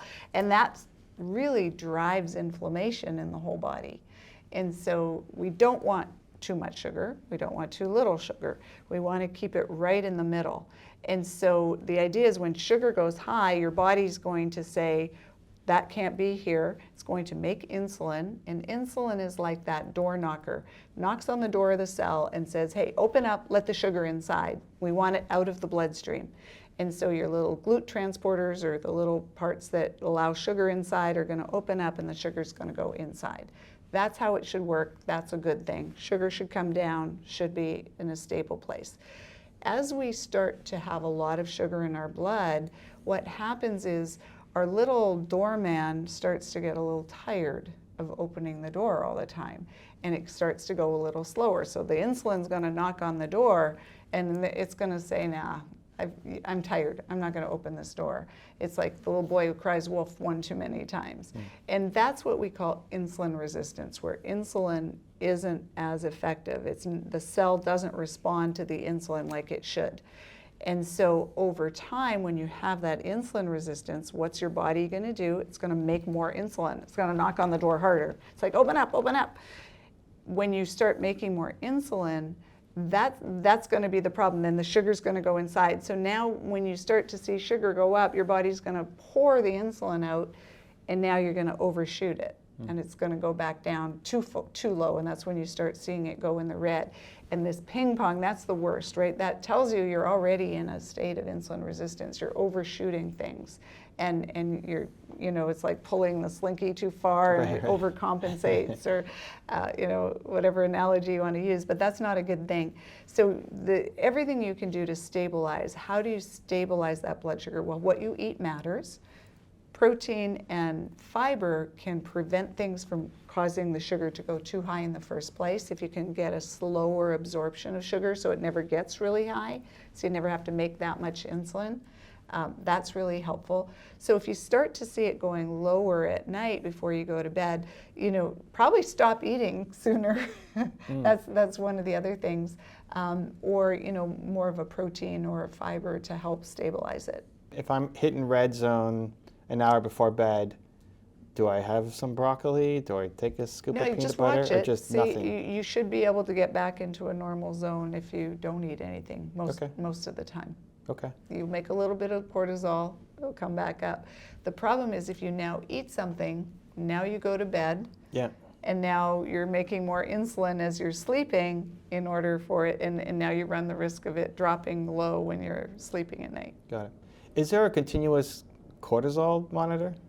Not yet. Okay. I think they're coming. Yeah. I mean, Oura Ring kind of has a daily stress indicator. Yeah, through your HRV. It's a mix of things, I think, but it's not accurate, and it's not like to the second, like a glucose monitor. Yeah. Every time you load it, it's showing you exactly right now, so you can see, oh, I ate a strawberry, and it spikes crazy high. Yeah. So there's nothing to measure cortisol. You can measure cortisol through saliva. You can measure. We checked your cortisol when you were in the center today, but there's not like a continuous cortisol monitor yet. Like I said, I think they're being developed. Okay. But also, how can you tell you get cortisol? Easy. You can feel it. Your heart rate will go higher. Your mouth will get dry. All of the things we associate with stress. That's cortisol. How much time do we need to spend when we talk about parasympathetic, sympathetic? It's easy for me, for example, so I'm standing up I'm on a trampoline all day. We'll do 20 to 40,000 jumps a day. Nice. Not jumps, but just like lift my heels off the ground kind of thing while I'm working. As long as I'm not doing a Zoom call or something, because then it's annoying to watch. Like, what's he doing? Is he on Adderall or forgot his Adderall or whatever, right? Like, no, I'm just, it just helps me. When I'm sitting down, I'm usually not as engaged. But then I'll do that as well as walking in the morning, walking for 2.5 hours in the middle of the day, walking at night, working out, going for a run. So it's like a lot of up. Yeah. And I see a sports therapist, massage therapist once a week. He's like, you are like up too much. You're walking too much. I usually see the opposite, where people have like all these low back problems and all these things. Like for you, it's like your hamstrings and your quads and your calves are all just tight constantly. You need to sit more. Like, sit more? I've been trying to get rid of sitting from my life. So, a typical entrepreneur maybe just take it way too far down the other path. So how do we identify how much time to spend in parasympathetic versus sympathetic and have some kind of balance throughout the day? Because we don't want to always stay in one. We need and I don't think that's going to be a problem getting into the sympathetic mode. I think that's going to happen regardless when things, that's the book. I don't know if you've read the book, Why Zebras Don't Get Ulcers. You see the idea is that this little zebra, there's a lion or a tiger chasing him, right? And the zebra's going to run like crazy, a ton of cortisol flowing through the system, escapes the tiger, goes down, starts eating grass and doesn't worry. So the cortisol goes back down. So you need cortisol for those times. You need adrenaline and cortisol. You need stress. But the idea is that you get it, it does its job, and then you go back down to that parasympathetic state. So the majority of our time should be spent in that parasympathetic state. Wow. The challenge, of course, in our society is that the majority of our time, for most people, is spent in that sympathetic state.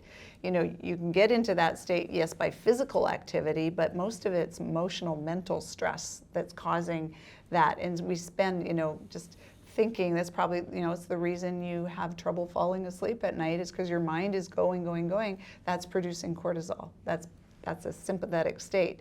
So in order to sleep, you need to be in that parasympathetic state too. Now, I would argue maybe I think sitting's the new smoking, right? It's okay to be up, but you just have to make sure you balance your muscles and stretch and do all of those I need things. to stretch my calves every night, or they'll get jumpy. They're so tight because I'm just doing basically calf raises all day. Yeah, and you could try a little magnesium too. I got to supplement some magnesium. Yeah, that's a good point. So, okay, if most people are in sympathetic, is there a target? Is there a goal? Is there how much time I need? Hopefully, while we're sleeping, we're in parasympathetic. Maybe not all the time, dreams, whatever. But hopefully, and okay, we want to maximize our sleep and get 7-8 hours, so that'll help us. But throughout the day, is there a target that we want to be trying to reach? I think we're going to function better for the majority of things we do in our life in the parasympathetic state, right? So if you can maintain that, you're... Function. Yes. So are you parasympathetic right now?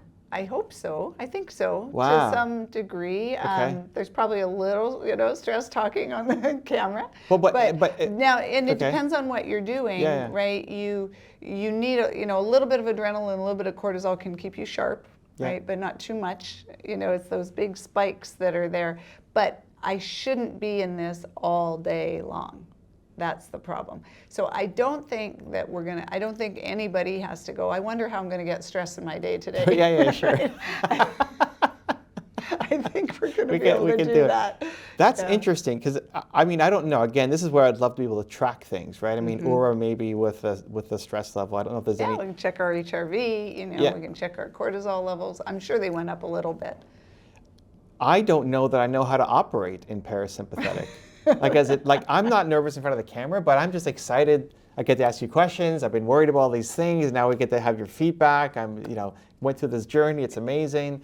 It's more out of excitement than fear or stress, but I'd imagine that I'm in... Yeah, there's sort of a level there, not this crazy sympathetic, right?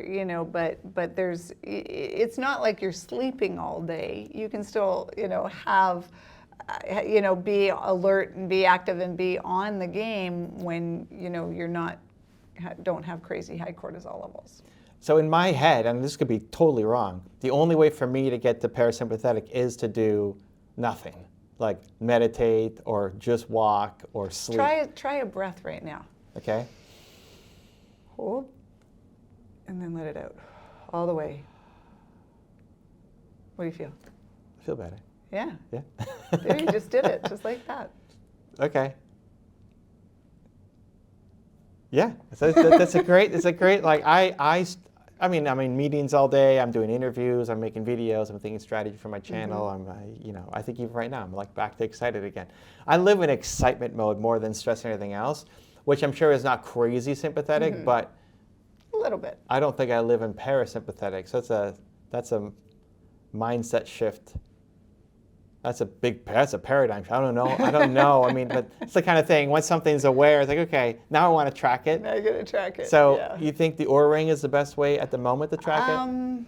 It's not bad. It'll give you some, you could just try a cortisol curve where just a spit test and do your cortisol levels 4 times throughout the day and see where it's at. Yeah, that would be fun to see. Some people end up going, normally, okay, we need cortisol, don't get me wrong. Right. Okay, we need cortisol in order to function. If you didn't have cortisol, there's a disease called Addison's disease where you don't make cortisol, you will die. We have to replace the cortisol for you to function. So you need cortisol to function. The challenge is when it gets too high. So in the morning, we should have our highest amount of cortisol right after waking up. because cortisol is going to get you up and running. It's going to get you going, allow you to get out of bed. And then over time during the day, your cortisol levels should start to drop in this nice curve. So at night, they're really low and you can fall asleep, right? Now, a lot of times, we start to, you'll see people, and you can measure that. So you measure throughout the day, make sure that your cortisol kind of follows that normal curve. You can measure it in your urine as well, looking at your urinary cortisol metabolites. But over time, if you have a lot of stress, sometimes, you stay high all day, it never drops down. Sometimes it's an upside down curve and it's low in the morning, you can't get up, can't get moving, but it's really high at night and you can't get to sleep. So there's a lot of things that can happen and sort of change that curve. So I say excitement, that might translate into cortisol. If I'm living in cortisol, like, were you saying I would be higher performance if I'm thinking like, okay, to be higher performance, now I have to be less excited. Which doesn't sound like the verbiage is wrong. Time to right. You need that time to recover. You need that parasympathetic time. And you mentioned having trouble falling asleep at night. Yeah, it's probably because you have cortisol. Why. Yeah. Okay, there's something there. I got to figure out my own protocol. You mentioned zebras and ulcers. I feel like people aren't talking about ulcers anymore. Like that was something maybe 10 or 20 years ago, everybody seemed to have ulcers, but I haven't heard anything about ulcers. Have they just gone away? Do we not care about them? That's a good question. What happened to all the ulcers? Part of it is our discovery of the bacteria called Helicobacter pylori. That is a bacteria that lives in the stomach that's associated, can cause stomach ulcers. I think we're much more aware of it and it's being treated. Now, triple antibiotic treatment is not always good for the rest of your microbiome, but it can help get rid of the H. pylori because it's also associated with stomach cancer and other things. That might be part of it. And maybe people are just so used to it now that they're not even... But you're reading all the papers and staying on top of the news. Is it even a hot button issue anymore? We still see it. We still see ulcers. Okay. Yeah, but it's interesting because one of the things that stress does, one of the effects of stress is to reduce your stomach acid.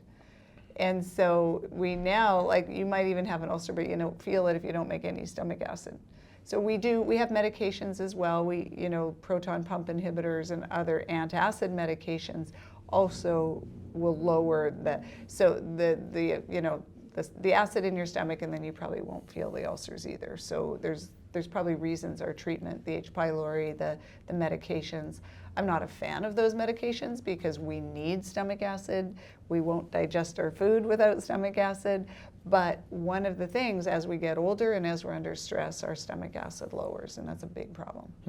Okay. But yeah, it just seemed to be like everybody was getting ulcers. Interesting. I never even thought of that, but yeah. It's like the number one thing a decade ago, at least from what was in the media and headlines, and maybe that's not reflective. Maybe it's just boring now. Yeah. I don't know the numbers, actually. It's a good question. Huh. And maybe touching on media quickly, you're reading everything and probably ignore a lot of the mainstream media because you're dealing with the actual science and can interpret it. If somebody wanted to educate themselves and not have to go through all of the journals, what's a mainstream media source that you would recommend? It depends on what you're looking for. There are some great, some of the universities have great newsletters that are out, Harvard newsletter, Johns Hopkins, there's some good ones. There's, things like neuroscience news. There's a number of news, Science Daily, that try to take kind of the studies of the news and put it into layman's terms to really understand what's going on. There's some good podcasts that do that too, but one other source is just going into some of the social media, find out someone that you trust and then start following them, and then you'll start to get these feeds that are trustworthy. So if Harvard is the layman's, is there like a layman's? I guess we'll have to start one. Well, there you go. Fountain Life, Helen Messier. I mean, is there, for the average everyday person who just feels insanely overwhelmed by all of this stuff, to make it easy, is there, the people who can afford Edge? Mm-hmm.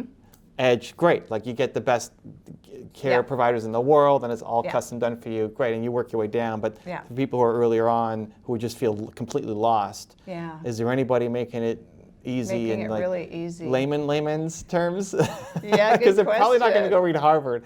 Like if nothing comes to mind, that's kind of a problem too. That's also a problem. You know, like Yeah. who's actually educating? If none Yeah, of the mainstream media like come to mind, that's You know, I think pretty there's bad. good articles in a lot of the mainstream media, Yeah. you know, like the Buck Institute for Longevity, they have a newsletter and they, you know, will publish things.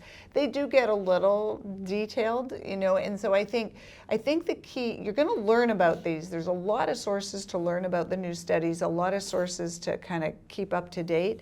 The challenge becomes, how do you put it all together? Yeah. Right? How do you take all this information and know if it's applicable to you? Right? It may or may not be. And I think that's where it becomes challenging. And I think that's part of what we're trying to do at Fountain Life is build the playbook for longevity of the future. What's the playbook for medicine of the future? And prove that this works and make it easy. And you know, even physicians have problems with it. Physicians can't keep up to everything. Most physicians are not up to date on the longevity science, for example. So it is a challenge. Okay, so you have SNAP, Apex, and Edge. I went through SNAP. People who stick around to the end, you're gonna see my results. I'm excited. My cortisol is gonna spike, I'm sure, when I get them. Edge is like the custom concierge family office where you get all the best people working with you, custom program. Apex is in the middle. Yeah. What is Apex? Apex is kind of the, I would say you're going to get all of the things you get in SNAP, and what you're going to also get. So we talked about SNAP being the what you have, right? Do you have one of those 4 big diseases? Apex now becomes what you have, but also why you have it. So we layer in some more of the testing. Now we look at your gut microbiome and your oral microbiome because we know those are associated with cardiovascular disease. So we layer in more of that kind of the why testing. And then we wrap that around with a care team. So now you have your longevity physician, you have a nurse, you have a nutritionist, a health coach to help you make those changes, and a care coordinator that's going to really do this wraparound care for you for the year. And so it's not the high-end concierge that we were talking about earlier, but it's going to be solid, good care, because what's going to happen is if you take the results of your testing back to your family doctor, a lot of times they're going to go, I don't know what to do with this. For sure. Right? So, Sure. So we can help you interpret it, we help you create recommendations around it, and then we help you achieve that with the health coaching and the nutritionist. Got it. For people interested, we'll link it up in the description below so you guys can check that out. Are there price ranges rough for the 3 programs? Yeah, SNAP membership, it's $11,700, and that's your, you know, what you have. You'll get a review with your doctor, and then, you know, any follow-up care, you would go back to your primary care provider. The Apex membership is $19,500. That includes the what and the why in terms of the testing, plus your care team. And then the Edge membership is an $85,000 product. That's the high-end family office. These are the ones that I want to do everything to optimize my health and longevity. I love it. You can use the family office now I like it. if you want for the marketing. Okay, well, I'm going to get my results in a little bit. You guys just have to wait till the end of this video to be able to see it. Do you have a final message for my community from everything we've talked about? Yeah, I think, first of all, congratulations for going through it, because I think that's really important. I think that if we don't address things early and we aren't proactive and, you know, personalized, proactive, predictive, preventive, we are going to see the effects in our whole society, because our society can't keep up with the cost of healthcare. As our population ages, we know that aging is the biggest risk factor for chronic disease. We're seeing an epidemic of chronic diseases. You know, I was listening to the radio and they're saying this epidemic of Alzheimer's, and the answer was to build more nursing homes.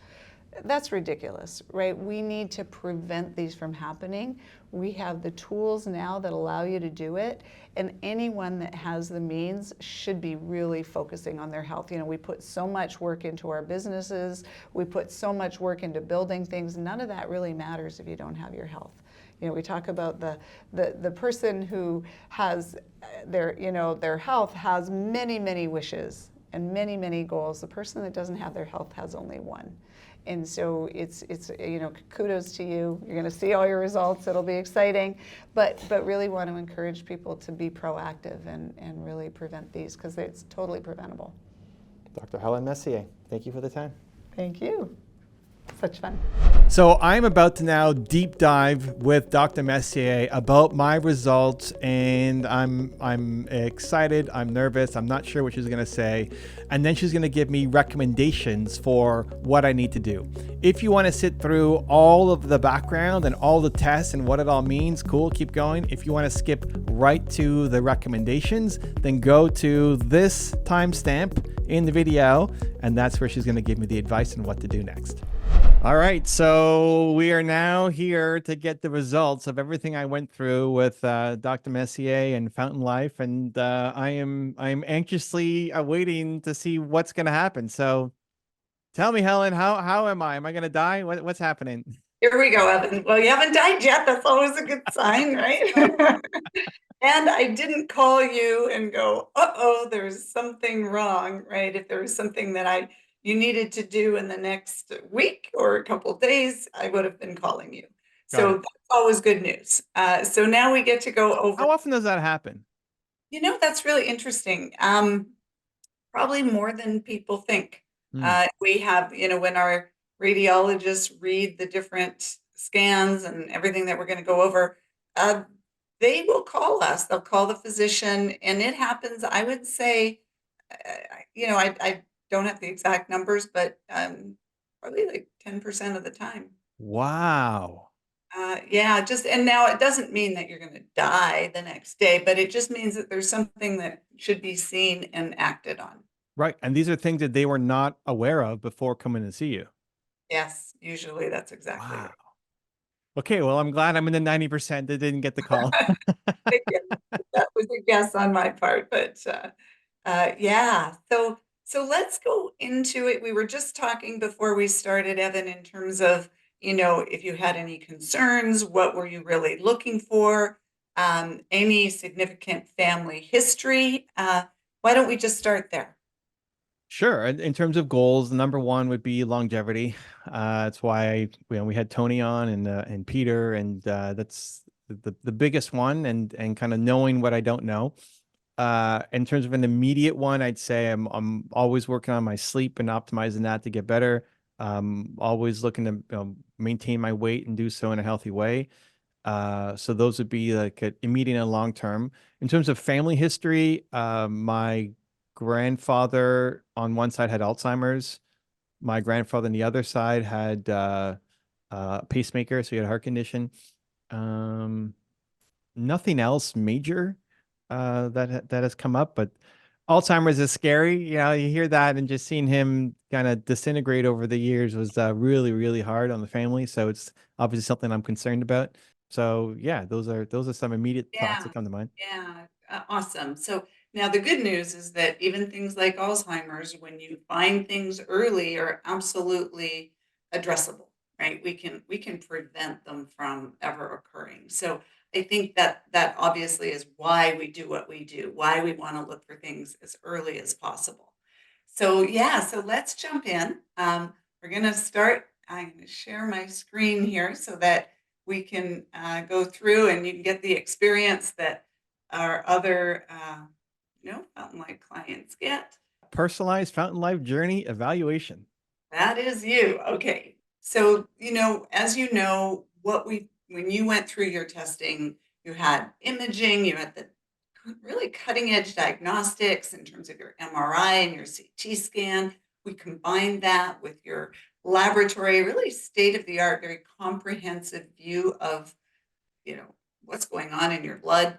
And then this is our personal review right now. So hopefully we'll give you some really, I think, very things you probably didn't know about and really nice insights into your overall health and wellness. So this is what we did. You did the SNAP testing.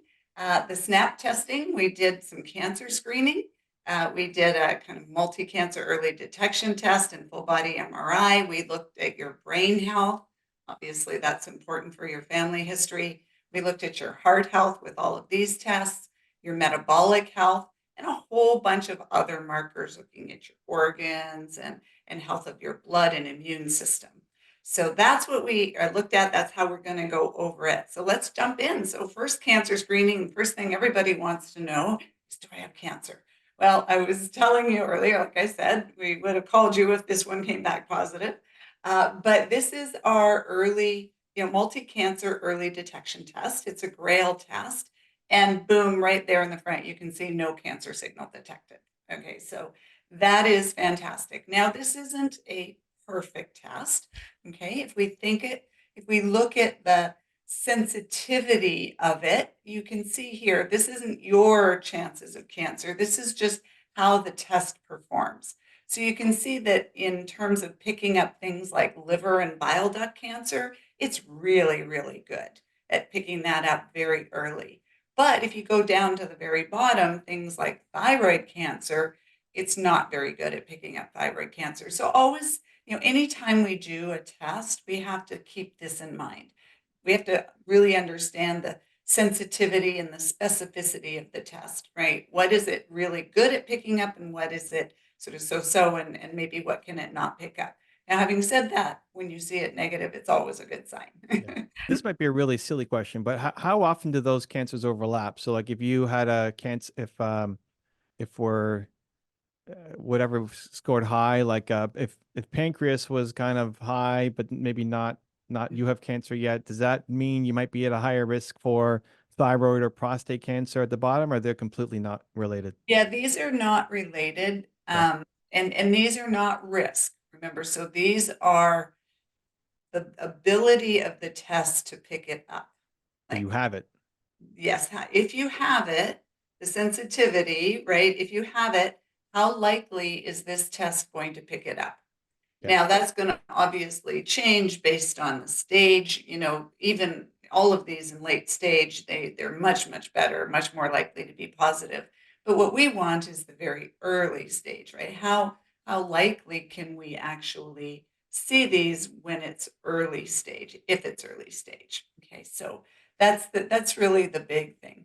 Now, I'm going to go back and forth a little bit, and I want to kind of describe to you what this test is. So let me pull up some slides to show you that. So this is what we're doing with this particular test, is we are looking for cell-free DNA. So if you had a tumor, if you had a cancer that was growing, a lot of these cancers, they start releasing things into the bloodstream. So cancers, by definition, have a really good blood supply. One of the ways we treat cancer is to try to cut off the blood supply to it. So they have a good blood supply, and they release these cells and DNA and all sorts of other things into our bloodstream and into our circulation.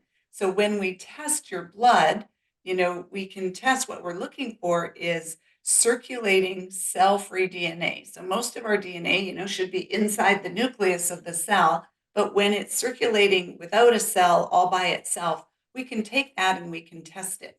And it turns out that this is circulating tumor DNA, tends to have these little tags on it. We call them little methylation tags, these little groups. So we can look at those tags and we compare them to what normal cell-free or circulating DNA is. And the pattern of those tags will tell us whether it's a cancer or not, or whether that DNA is coming from a cancer.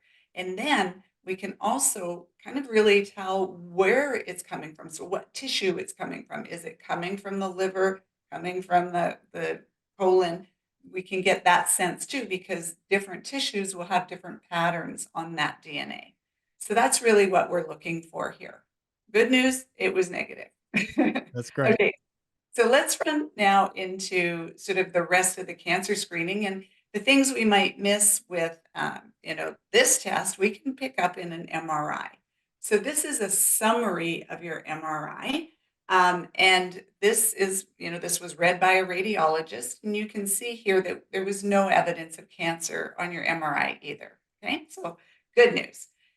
You can see, neck, was fine, no masses. Your chest, we didn't find any masses. There was this small, tiny little 5 millimeter kind of cyst that was on your kidney. This is what it looked like. You can see here, this tiny little thing is right there. doesn't really mean anything. A lot of people have those cysts. Okay, so not a big deal. Nothing else in terms of your rest of your abdomen. You did have a lot of stool in there, so Okay. so is quite, whether constipation is an issue with you, but there was a big accumulation of that in there, so that we don't see that all the time. But we can start. These are you, right? You can start to see all these big loops or your bowel. That's your intestine. That's And amazing. yeah, Did I fast before coming in? I'm trying to remember what the protocol was. you would have fasted to come in. That's Right. right. Okay. So you would have had to, we needed your fasting to do your blood work and some of the other things. So you would Okay. have been fasting. This is you. Kind of what the MRI looks like. It's kind of fun, you know? You can look at you in different sections, whether we cross section you here or this way or this way. And so this is sort of a view. We use different weightings on the MRI so we can highlight different tissues like water or fat or bone. And you can see as you scroll through, that's just kind of moving through your body from like through this way. So it's always really fun to It's see the cool. sides of your body. This is one where we slice you across as if you're cutting the magic girl in the box magician cut. And so you can again see as we scroll through, there's all that stool. These are your lungs here, in your heart in the middle. You can see your arm over on this side, right? As we scroll through, and then we go down there. And let's just take one other view here because it's always fun to. These are your legs. You can see the nice muscle inside your legs. So that dark gray is muscle. That's the bone inside there, and then the soft tissue, a little bit of fat around the outside of the muscle. We all have that subcutaneous fat. As we get older, and this is what you want to prevent when you really want to focus on longevity, Evan, is you want to keep this muscle really strong. You want lots of muscle. You want to prevent the fat from starting. You see little bits starting to get in there now. You want to prevent that from progressing because that marbling of the steak, so to speak, that's what we don't want for longevity. We really want to keep nice, healthy muscle. And let's take one more view here. We can look at And this. is that just from resistance training, or is it diet, or what am I doing? Absolutely. It's all of the above. It's resistance training is very important, doing strength training, keeping those muscles really strong, keeping sort of zone 2 exercise as well, keeping the mitochondria in your body, those little power plants of your cell, you want those to be kept strong. And sleep, all of that is really important to maintaining a healthy muscle mass. So now we're back here. You can see, like I said, your arm over here. We're looking at your lungs. And as we go down, you can start to see your liver and spleen come in. We're going through your intestines there.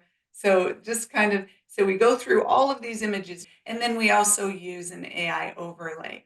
This is your brain. So this one, and there's your eyeball there at the top. Your head was just not quite even. That's why you see one eye popping out separate from the other. It's a little scary. Yeah. It looks a little weird on that view for sure. Yeah. And you can see the fluid, the bright white is the cerebral spinal fluid in your brain.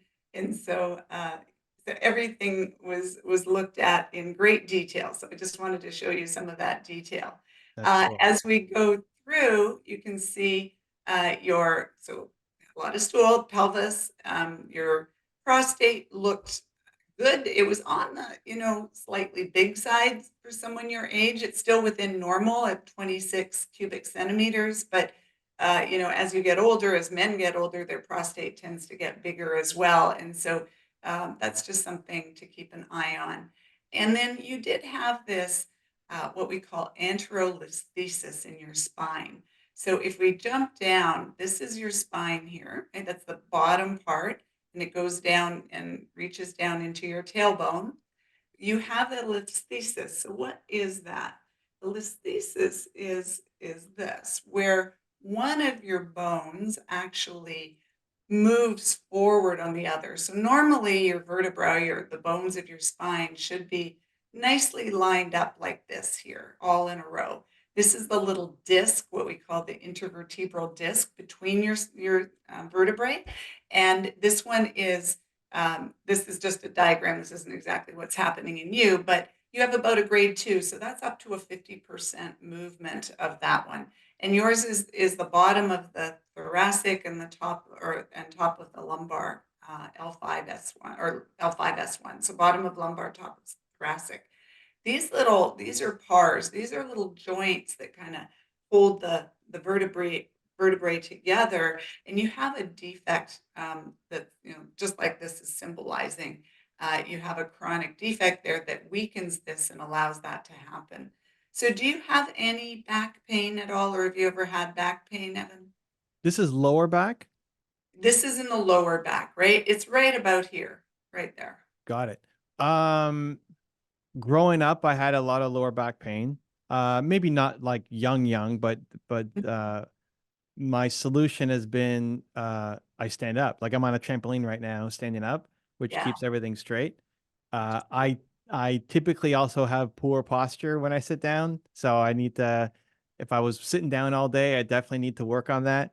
But ever since I started standing up, my back hasn't been hurting. So Perfect. that was That's my own exactly. adaptation. But Yeah, yeah, that's exactly what you need to do. And really the important thing is building that strong core, right? So keeping those abdominal muscles very strong to give that support to your back.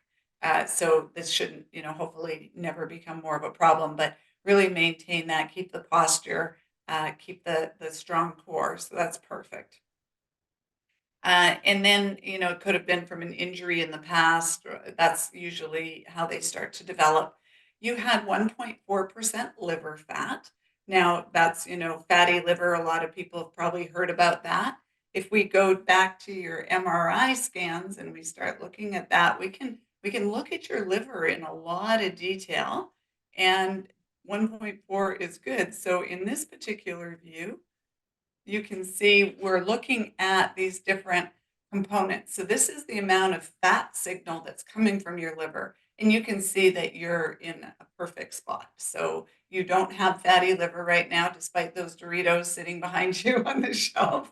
Uh, Hopefully they're sitting there and they're not, you're not oh, that eating. bag does not get open. Yeah, There there's a you whole other go. reason for them. Perfect.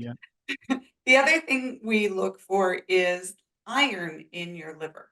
So people with hemochromatosis, or if they have iron overload, iron issues, that will accumulate in the liver and definitely can damage your liver. So your iron that's represented by this R2 number was also in a good range. And that would be more of a function of diet. Yeah, iron is often a function of, sometimes people have a genetic condition called hemochromatosis. It's unrecognized in many cases. You don't feel it necessarily until you get liver failure. It's very late stage. So that's a genetic iron storage disease. That's often where that high liver iron comes from. Got it. Now, But the fatty liver part, that's from fatty diet. liver is typically diet. Fatty Diet. liver is very much, so we know fatty liver can be associated with alcohol consumption because alcohol can be very damaging on your liver, but also from diet, what we call non-alcoholic fatty liver disease, or NAFLD. That comes from often sugar. So even though it's fat in the liver, it's from eating a high sugar diet and developing that insulin resistance. Got So you are 1.4%, normal is less than 4. You want to kind of drive that as low as possible. What is, like, I would assume normal is actually pretty bad, right? If you like what a normal person is, may not be the healthiest. Yeah, that is true. In a lot of cases, actually, in this case, this is good. You want less than 4, but you're absolutely right. Normal in terms of a lot of lab values doesn't mean it's optimal, right? The normal is often a much wider range. Optimal is a much narrower range. Got So, it. hemoglobin A1C, which we're going to get to, is a great example of that. We say, if you're below 5.7, that's the average blood sugar over the course of, 3 months in your body. We say, yeah, you're fine. But we like to see it below 5 is optimal, right? So it's really, I think, you're spot on when we talk about that. So is there an optimal liver fat percentage? Yeah, kind of none. You don't really Okay. need Is that possible though? Like, do people Yeah, get that well, low? we've seen pretty low, like less than 1%. Yeah, Okay. and then it goes down below our limits of detection. So really don't want to see. There's your liver right there. This is your spleen over here. It was 120 millimeters, so 12 centimeters. That's you can see this little organ there, and you can also see your prostate here. That was just a measurement of your prostate. You can see this bright white is fluid in your bladder, and there's another measurement of your prostate there. You can see measured across. So it does tend to grow as people get, older, as men get older. Now we can also look at that sort of how it looks on the MRI and get a sense of whether there's prostate cancer there. You had what we call a PIRADS-2 score.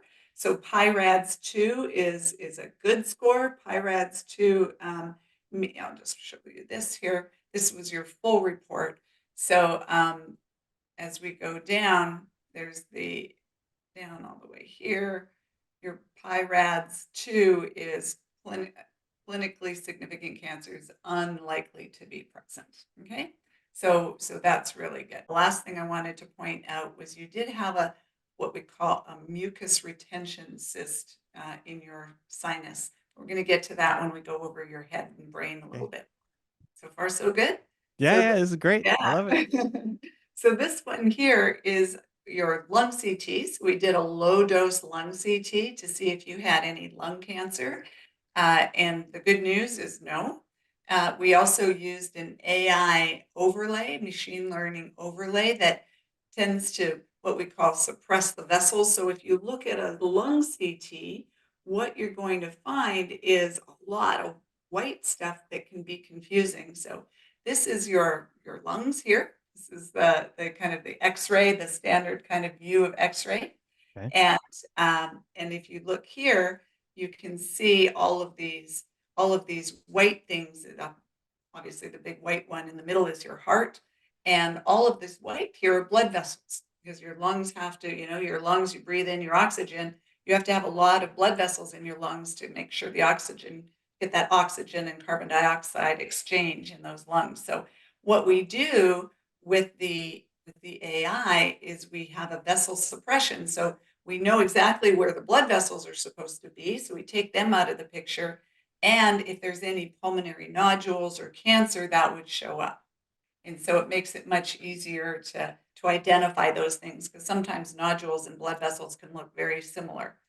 So that's the benefit of the AI. Now you did have some very mild pulmonary emphysema. That's a type of COPD or chronic obstructive pulmonary disease. So it's very mild. Did you ever smoke? Were you ever exposed to any kind of lung or sort of air pollution in the past? I mean, I've never smoked anything in my life. Air pollution, maybe. I mean, I'm in a big city, but I don't know. Yeah, I don't, I've never done like a lung test, I guess, but nothing that I can think of. I mean, there was no smoking kind of around me. But just being in Toronto, maybe.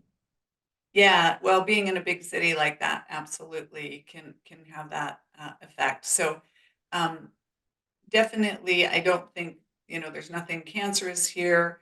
Yeah, it might be worth getting a pulmonary function test at some point just to measure the function of your lungs, make sure you get a baseline kind of set, and make sure this never progresses. You're fine now, and if you keep it from progressing, it's not going to be a problem at all. This is looking at your PSA, so the prostate-specific antigen. That's, again, another way we can look for prostate cancer, and yours was 0.91, so perfect. We can also look at the size of your prostate with that PSA number, and we get what we call a PSA density. Now, your PSA density was 0.035, so you want it less than 0.1. So you were really good there. Again, no signs of prostate cancer right now. Right. So that's excellent. Then we layered in, we did some what we call these polygenic risk scores. So this is looking at your DNA, and we're measuring hundreds of thousands of different variants across your DNA. And a lot of studies have been done to look at how does the collection of those variants sort of signify or confer risk on different diseases. So what they do is, what we call genome-wide association studies, and they'll take a group of people that have prostate cancer, a group of people without, and they compare their DNA. And they look at what the DNA looks like for those with prostate cancer and those without. So in this case, this particular score had looked at over 682,000 different variants. So all of those different places, over 600,000 different places in your genome, to see if you had a slightly higher risk of prostate cancer. Okay, so the way to read these is your lifetime risk of prostate cancer, obviously, let's start over here, it goes up as you get older, okay? So we know that that happens for everybody. As men get older, their risk of cancer goes up. So by the time you're 60, this blue line here, this is the average person, their risk of prostate cancer is, pretty low, right? Less than 1%. But by the time you hit 60, the risk starts to go up. And 80-year-old men have, on average, a risk of about 10%. 10% risk of prostate cancer. Now you, based on your genetics, are this orange line. So you can see that genetically you have a slightly higher risk of prostate cancer than the average person. But even when I say that, you can see that even at age 70, your risk is about 10%, right? So it's higher, but again, it's doesn't mean you're going to get prostate cancer. But with this risk, it is, I would say, important to keep screening, to keep doing PSA, to make sure that you always monitor as you get older whether prostate cancer might show up. This is another way of looking at that score, and this is the percentile. We say that people with a higher percentile, and you are in that little red dot right there, you're in the 85th percentile for everybody that's been measured for the genetic risk for prostate cancer. So that gives you a lifetime risk of prostate cancer of about 20%. Okay. So again, it's all just risk, but your lifetime risk of prostate cancer is about 20% based on your genetics. Okay. And we already see that your prostate's getting a little bigger. So it's just, it doesn't mean when your prostate gets bigger that it necessarily turns into cancer. It just means that, there's a higher likelihood. So screening, obviously, is there preventative measures to be taken now? Yeah, so, that's something I think all of the things that we use to prevent cancer in general. So, those exact same things are critical for longevity. So, sleeping, a really good plant-based, nutrient-rich diet, not exposing yourself to different toxins, infections, all of those things are really important. Controlling inflammation.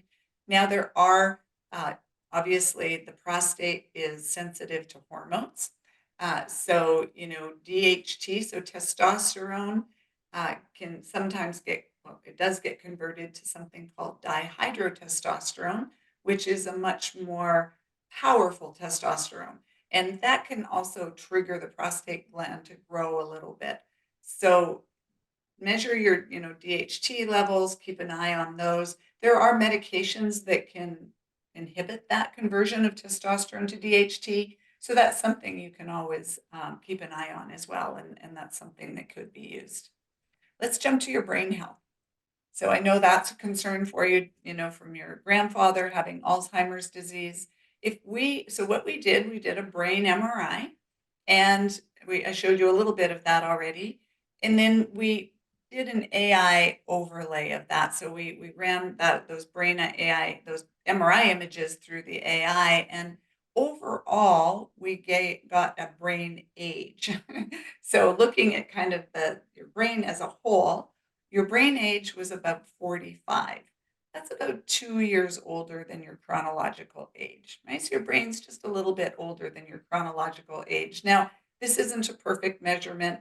They say as long as you're within 7 years plus or minus of your chronological age, you're doing good.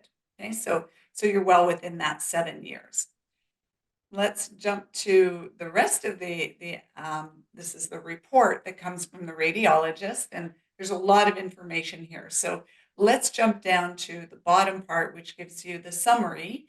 In general, Evan, you have just this very mild volume loss as a total on your brain. Okay, now that can be a normal thing, but it also can be associated with things like Alzheimer's. So I want to jump and show you the AI for your brain here. And this is your, okay, so this is actually your brain. This is what it looks like. Let's go to your whole brain here. And we're going to go through the different, this is the amazing things we can do with, okay, so there's your whole brain. All right. This is what your brain is. It's all these beautiful little convolutions. Still looks like a really nice brain. You've got all of these great sulci and this would be the back of your brain here, and this would be the front right here in the forehead. And so we can turn it around and we can look underneath at your brain stem and the different components of your brain. And then we can actually go through and look at all of the different regions of your brain. So for example, the amygdala here, we can see the size. It was 2.98 centimeters, and that puts you right smack dab in the middle of what's normal for that size, okay? When we looked at your whole brain, oh, we didn't have the whole brain size. Let's go down to a couple I want to point out here. One is the hippocampus. So the hippocampus, they're two little, they look like these little, they look big here. They're quite small structures right on the inside of your brain. You can see that they're the ones that are highlighted in blue here. What those are really important for memory. Okay, so the hippocampus tends to get smaller in people with Alzheimer's disease. Okay, it gets damaged. And so you can see that you're still in the normal range, your hippocampal size. Okay, so you're in the typical range here, but you're on the low-ish side for that. Okay, so again, that's something to just, again, be aware of. It's important to know that the nice thing is that, we can do, there's, like I said at the beginning, there's so many things we can do to keep your brain healthy and make sure, obviously it's working well now. I think it's good to do a baseline, say, neurocognitive assessment so you can monitor things as you get older. It doesn't mean that this is shrunk necessarily because we don't have anything to compare it to. This might be what you're born with, right? So that's again one of the really, I think, wonderful things to do is everybody should be getting a baseline when they're young so that as we get older, we know what to compare it to. Just like people are short, people are tall, right? If we just randomly measured someone without knowing, what their baseline was, we wouldn't know. So, so this could be what you were born with, but it's again on the lowish side. The other thing I want to show you that's on the lowish side, the rest look good, okay? You can see there that your occipital gray matter, your gray and your white matter, it was really good, really good. Your cerebellum, okay, so we'll run to the ventricles first. So your ventricles are the fluid-filled spaces in your brain. And those ventricles they butt up right next to the hippocampus. And so as the hippocampus gets smaller, often those ventricles can get bigger, right? They get more space in the brain, more of that fluid-filled space. You were, again, in a really good range here, okay? So I just want to reassure you a little bit there. And then your cerebellum, okay, so that's the very back of your brain, right? If I move it this way, you can see there. So now we're looking right at your brain from behind. This is your cerebellum, that blue area. That's really important for movement, for for really coordinating our movements. And your cerebellum is just, again, just on a little bit of the low side. And I'm going to show you a bit more on that in a second. This middle part of the cerebellum right there, sort of that line that kind of holds the two halves together, that's called the vermis. Okay? So let's jump back. Vermis, you can see here, you had a little bit of what looks like atrophy, or a little bit of, getting a little bit smaller, that area of the vermis. Okay, so that one area in your cerebellum. Now that's responsible, the vermis in particular is responsible for coordinating your trunkal movements. So your head and your trunk and the sort of the upper parts of your limbs. And so it's a coordination thing mostly. Okay, so it's just on a little bit of the low side. You did have one of the reasons it might be contributing is this arachnoid cyst. So I'm going to show you here. This here, so that's your cerebellum. This is your brain MRI now. And this kind of black area is a cyst. And so what is an arachnoid cyst? I'll show you. This sounds very scary, Helen. I'm very scared now here. It's not scary. This is the exciting thing, Evan, is that we're finding it. We're finding Yeah, it I know, for pretty sure. early, right? And that's really important. So when I talk about an arachnoid cyst, the arachnoid is just a layer of the outside covering of your brain. So the outside covering of your brain, obviously you have your skin, you have your bone, right? The cranium. And then right on the inside of the bone, we have what we call the meninges, right? Some people might have heard of meningitis. That would be an inflammation of those meninges. And the meninges are three layers: this dura, the arachnoid, and the pia. Now, an arachnoid cyst is just this little outpouching of that arachnoid layer here. Okay? And that can happen anywhere in the brain, that outpouching. And in your case, it's happening in the back, what we call the posterior fossa, or the back part of your brain. You have this cyst here. Now, it's about, 2.7 by 4.9 centimeters, so 49 millimeters. Typically, even, when it's around 3 centimeters, we're not really too worried about it. In this case, I think it's worth just getting it checked by a neurologist or a neurosurgeon, just to see if there's anything that they might. Most of the times, they're not dangerous, they're not cancerous, but when they get big, they can push on different things. And so that's worth something. It's worth getting a consult just to see what they feel about that. Okay. Did you ever have any head trauma? Head trauma. I had a concussion in 2019. Mhm. I fainted and hit my head on the wall, and that I broke my neck in two spots and had a concussion. In the back, that could be part of where that comes from. So Yeah, I've got yeah. two neck braces on the wall behind me, which I wore for 60 Yeah. days. Yeah. I fainted a couple times in my life. I get even now, like, I'm feeling a little woozy. Medical stuff makes me queasy a little bit, so I gotta like open the window, I have some salt and stuff so that I can perform. But yeah, I've fainted once. Other head trauma, not that I can recall. Okay. Yeah. So definitely sometimes you see these changes with trauma. The other thing that might be from trauma, you have these two tiny little spots. They're kind of these white spots on the MRI, what we call white matter hyperintensities. And those, again, oftentimes in older people, they can be from different small, like vascular, when the blood vessel gets these teeny tiny little clots. In your age, again, it could be from a trauma. That might have been from when you hit your head there. It's just these little areas of damage, just tiny, tiny ones in the brain.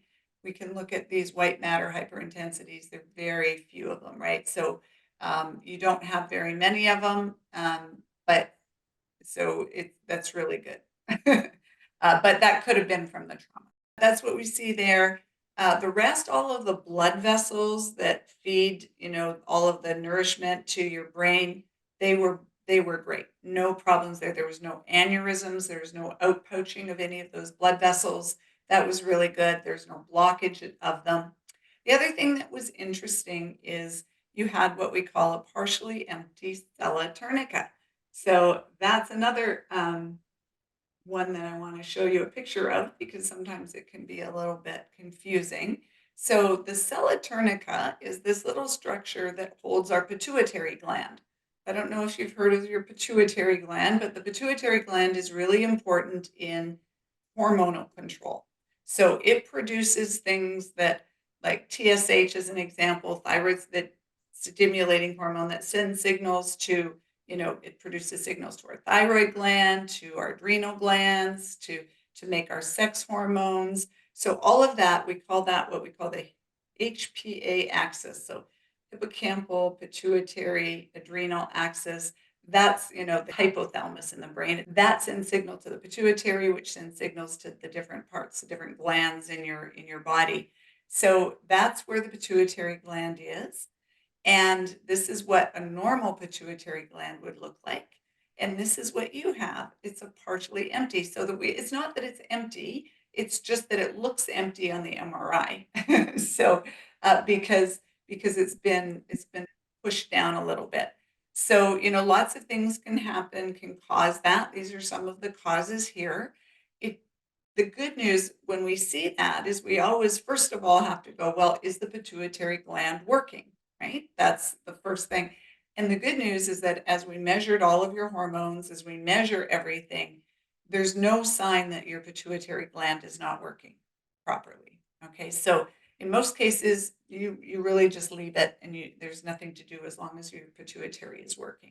The other thing we see is that's the little mucus retention cyst. It's in your sinus. It's in your left sinus, right in this area here. It's just a little glob of mucus. And that, can sometimes be if you've had sinusitis or something like that before. Okay.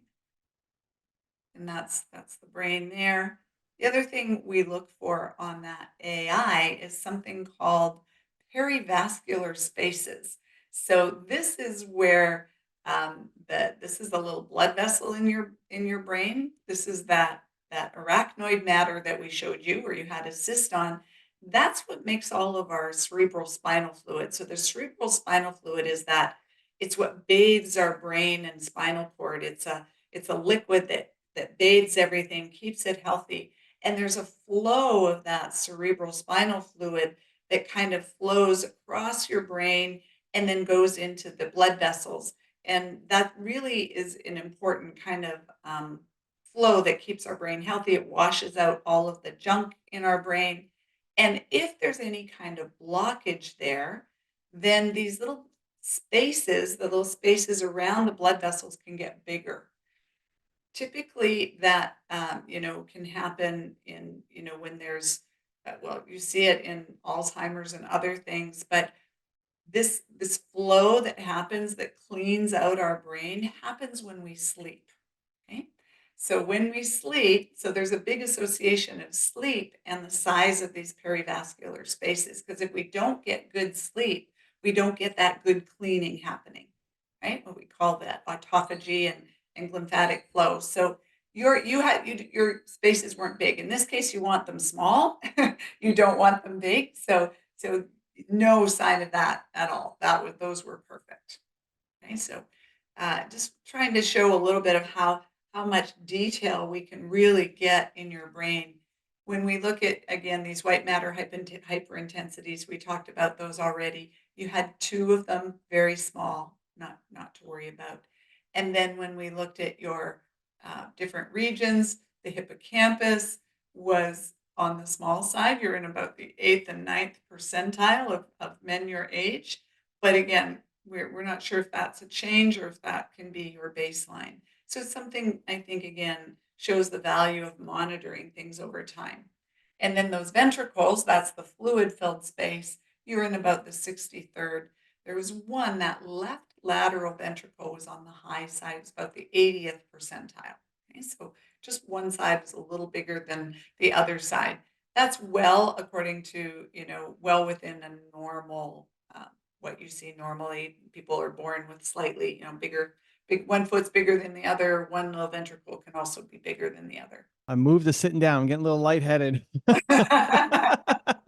All this stuff gets me queasy. I'll probably take off my hoodie and just go Maybe t-shirt. too much detail, TMI. No, not at all. This is great. I mean, Dan Sullivan has this great line I love. That says, "All progress begins with telling the truth."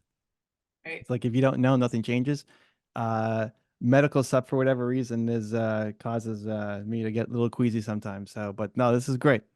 Yeah, you're not alone. A lot of people, even doctors, get queasy on some things. I remember in med school class, we had a lot of people fainting the first time they learned about different things. The other thing we look at for brain health is your balance, of course. Now remember that cerebellum, even though there's a tiny bit of what we call atrophy in that one part of the cerebellum, your balance was excellent, right? So this is really good, Evan. You know, this is when you stood on the plate, whether, you know, whether you wobble or not when you're standing up, and you are on the low, you know, perfect. That's about as good as it gets. So your balance was great. So we're not seeing any obvious effects of that. You know, obviously your brain is working really well right now. You're able to do everything, think and balance and do all the things your brain needs to do. When we look genetically, this shouldn't be a surprise for you because of your grandfather obviously had Alzheimer's disease. So we know there is a genetic component to it. You were also in the higher risk for Alzheimer's disease from a genetic perspective. And so your lifetime risk, you were in the little red dot here, is about 50%, right? So that means you've got 50% not risk either, right? So, and the good news, this is if you don't do anything about it. The good news is if you do things about it, remember, genetics is not your destiny. Genetics is works in combination with your environment. So we sort of use that term that genetics loads the gun, but environment pulls the trigger, right? So your gun is a little bit loaded with the Alzheimer's, but it's environment. So now you get to do all the environmental things to make sure that that trigger is never pulled. And so, and there's a lot you can do, you know, which is really exciting because, you know, 20 years ago or even 10 years ago, we thought there's nothing you can do, it's inevitable, but that's absolutely not the case. Okay, so now let's jump into your heart. This is where it gets really fun, and for you also, this is the really good news. So when we did that CCTA of your heart, this is the summary. Look at this. There's nothing there. And in your case, nothing there is really, really good. So we are looking in a lot of detail here. So I'm going to just pull up a couple slides to show you.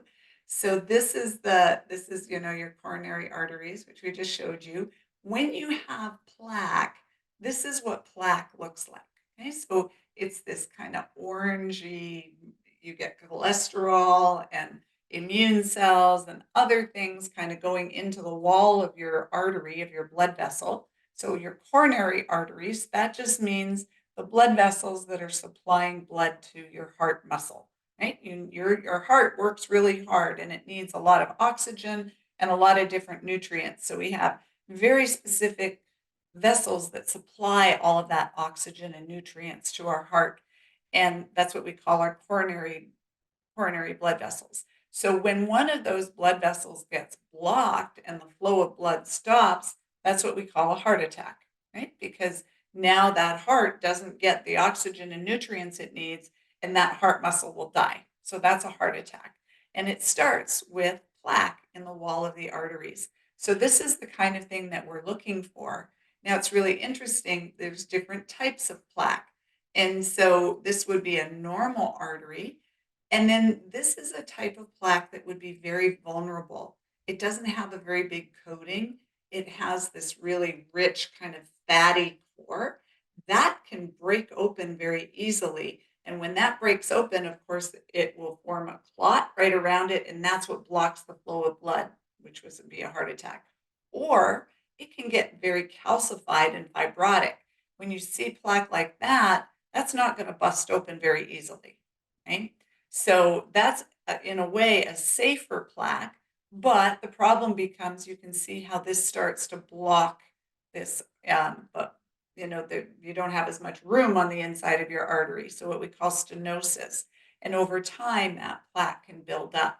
So with the AI that we're using, what we're seeing, we can characterize, do you have this kind of plaque?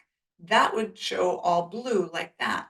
Or do you have this kind of soft, mushy stuff that can break open really easily? It would show up as red. Okay, so that's how the plaque shows up on the scans that we're doing. So now the scans, this is an example. This is an example of the AI overlay we're using. This is not you, okay? This is would be a nice clear artery, and this is what plaque would look like. Okay? Now, scary, we see a lot of this. In 80 to 90% of people coming through, they have plaque. Hmm. The good news, I know after all of the talk about your brain, Evan, you have zero plaque. There we go. So- Okay. It's a good start. That is an excellent start. So as we go through this, we can see again, we jump to this is looking at your artery. This is what we call that left main. This is the big artery that supplies the majority of blood to your heart. Look at that, 0, 0, 0. This is as good as it gets, okay? And this one too, I want to show you a little bit what it looks like. It's kind of fun you can see here, these are your blood vessels. The blood vessels come out of the aorta and these are the blood vessels that supply blood to your heart. So if we click on this left one, this is yours, this left main, we can now go up and down and we Oh, can wow. see what it looks like. So this is a cross section of that blood vessel right here. And this is where we are, is that little red, you can see that little red line. That's where we are in your blood vessel. So we can go all the way to the top. We can see right where it comes out and we can follow it all the way down. And you can see that's what your heart looks like as we follow it all the way down. And there was no plaque at all in there. And we can also now straighten it out and see what it looks like. So the power of computers, it's hard to straighten your heart, Right. your muscles out normally, but we can straighten them out on the computer and we can get a really good look. And look at that, there's no plaque anywhere. So well done. All right. I guess is that also genetics, or that's mostly diet, or everything is a combination? Again, it's both. Yeah. We'll go over your genetic risk factors, but again, it's environment and it's genetics together. Got it. So that was excellent. We also did not see any calcium, which is really good. Of course, we didn't see any plaque. There was no calcium there either. A lot of people will do a calcium score. That tells you whether there's calcium in the plaque, but the problem with the calcium score is it's not going to show you that soft, mushy plaque before any calcium gets put in there.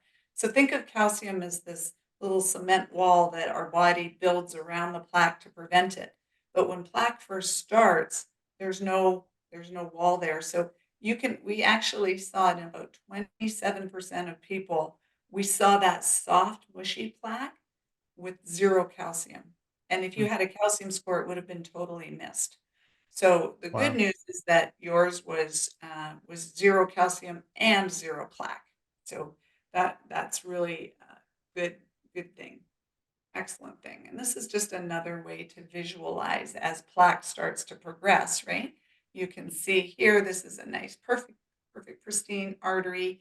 And as you get that cholesterol going into the wall of the artery, it gets really soft and mushy. And that's when it's almost the most dangerous, because it can rupture and then you can see it ruptures and that will form a clot and block the flow of blood. And so over time, it will become calcified. So that's just, we can also look, and we're going to jump into this in a sec, the different types of markers that are associated with some of the different plaque. Now, one of them that you had that's slightly elevated is this LPPLA2. It's not associated with rupturing plaque, but it's associated with inflammation in the wall of your artery. Okay, so that's, we're going to jump into that in a sec, but just something to keep in mind. The rest of your heart looked perfect. When you see unremarkable in medicine, that means it's a good thing. We take it. Yeah, we take it. Oftentimes unremarkable we don't like, but in medicine, unremarkable is excellent. Okay, when we looked at the rhythm of your heart on your ECG or EKG, yeah, perfect. No problems there. And I know you mentioned a family history potentially, but that wasn't a problem here. And your blood pressure was in a good range as well. Okay, so those are all important things. Heart health, or vascular health, is also really important for brain health because your brain needs a good flow of nutrients and blood and oxygen. Your brain is the biggest user of energy in your body, so it's important to always supply it. So you want to make sure that you keep a really healthy vascular system. So when we look at your genetic risk from a polygenic risk score, what we're not looking for here, Evan, is those mutations like things like what we call Mendelian or monogenic mutations. Cystic fibrosis would be an example of that, or sickle cell anemia. We're not looking at those. We're looking at the overall risk score of taking all of the variants together.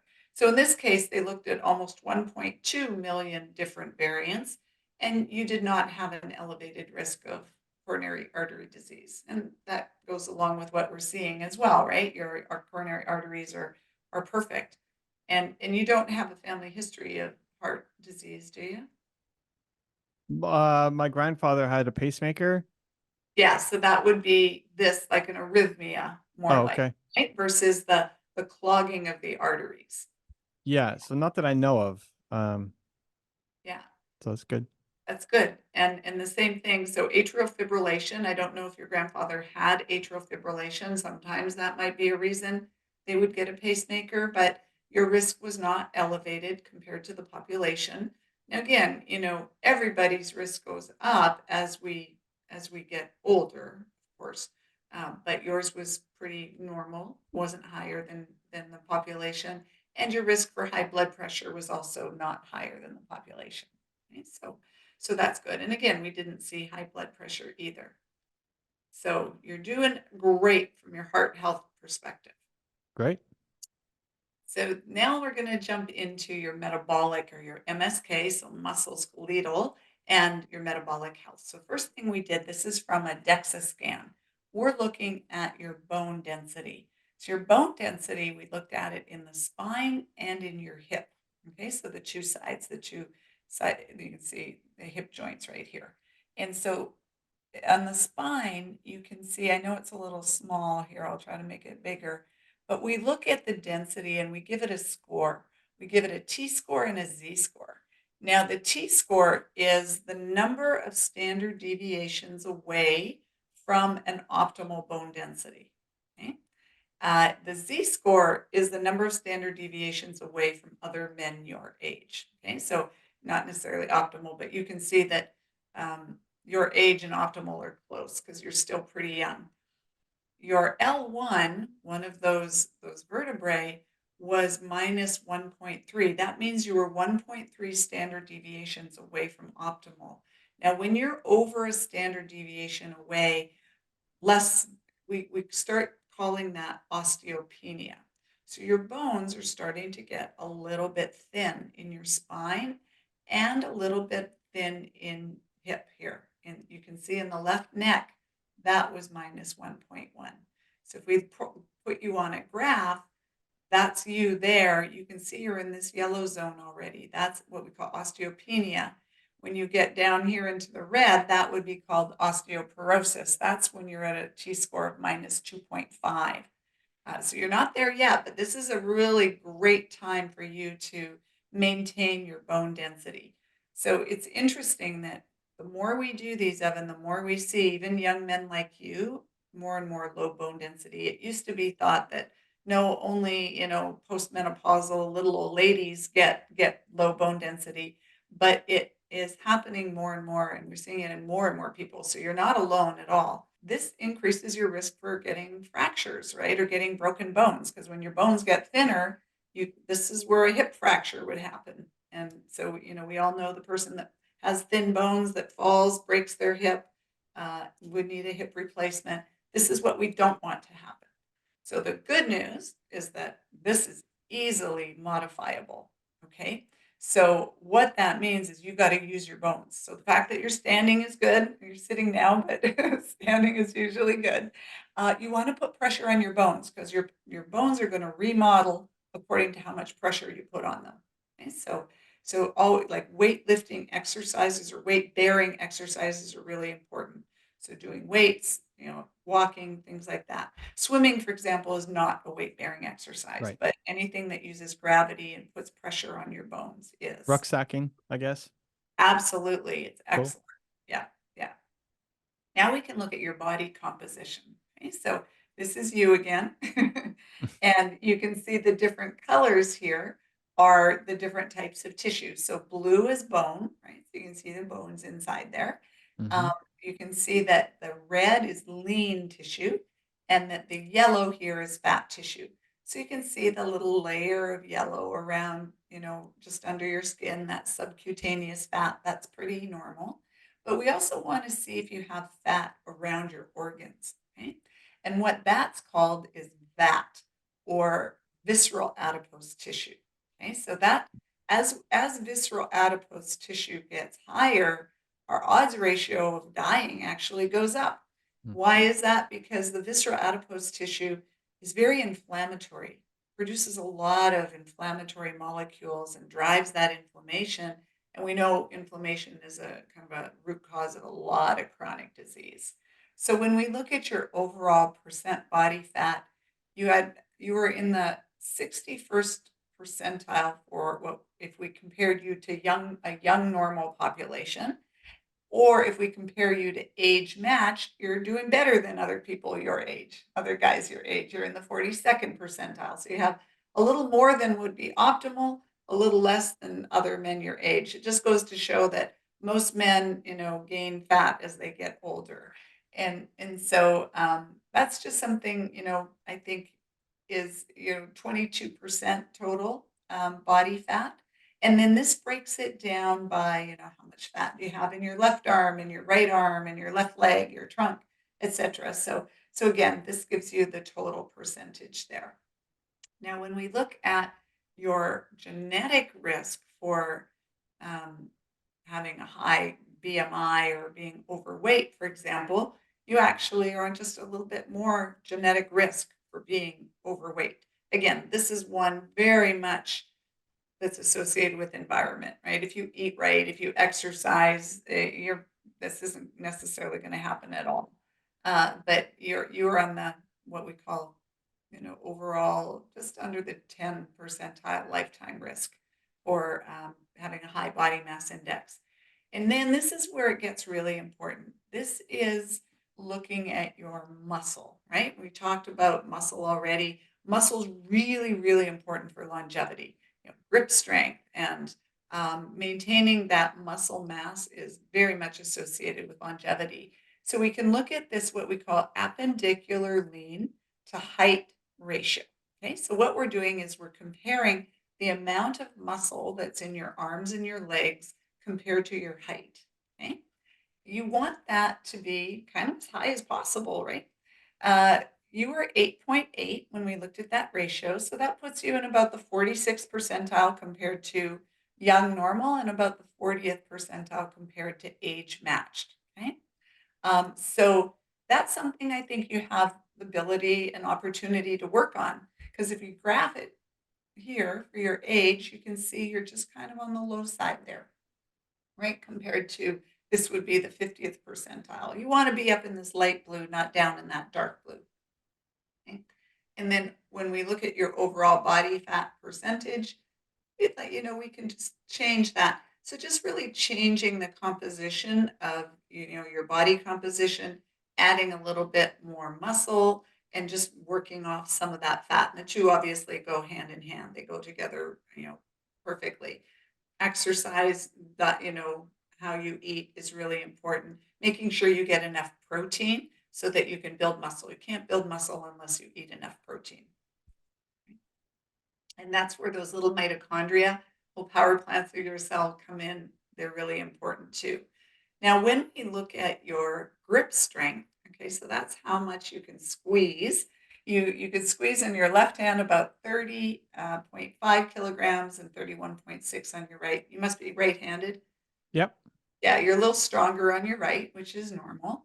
Now, if we look at how that compares for your age, in your right, this is the mean. This is the average for men your age is about 44. So you were squeezing a little bit less than average for men your age. Okay, so that's again, strength and muscle mass is an opportunity to work on. Well, that When looks we like it's way under though. No, look like now, 31. exactly. And sometimes, Evan, it's how much effort you put into it at the time. You may have just kind of, I'll squeeze it, and if not necessarily put all your effort into it. So always take this with just a little bit grain of salt. But those little, what you can do to measure grip strength, you can pick one up yourself and just keep an eye on that and measure it.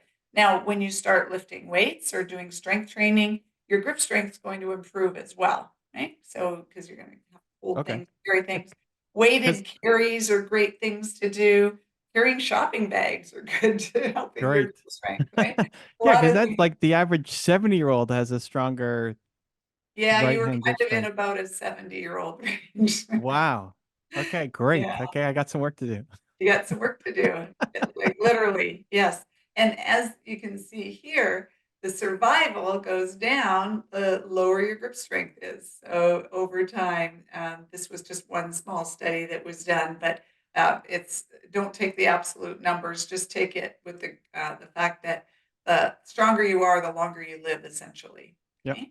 So now let's jump into some of the lab testing, okay? All of your different lab numbers. This is where the fact that you don't have any plaque is very reassuring, okay? Because you can see that your total cholesterol, as you know, that's the stuff that ends up inside the arteries in that forms plaque, was just a little bit on the high side. Ideally, we'd like to see it below 200. And your ApoB, so these are the different types of cholesterol. So LDL is typically thought of as the bad cholesterol because it brings the cholesterol to the arteries. And your HDL is considered your good cholesterol because it takes it away from your arteries. And the other one we look at is ApoB. So let me give you a little quick intro into what cholesterol is. So these are the different cholesterol particles, okay? So cholesterol is just a protein or a bunch of proteins that are combined with fat, okay? So, and they form these little particles. So this is an example of an LDL particle. It has one little protein called ApoB, and then it has all that little cholesterol inside. So ApoB is associated with LDL, so the bad stuff, right? So think B for bad. HDL, that's the good cholesterol. It has ApoA1, and it has some other proteins on it too, E and C. And ApoA1, think A1 good, right? So you want your A1 higher, you want your B lower. The other thing we look at is this particle called LP little a. So LP little a is essentially an LDL particle that has this protein attached to it, right? So this little protein is attached to this LDL particle. What this protein does is it actually makes that LDL particle stickier. It makes it more likely to stick to the wall of your blood vessel. Okay, so LP little a is not something you want a lot of.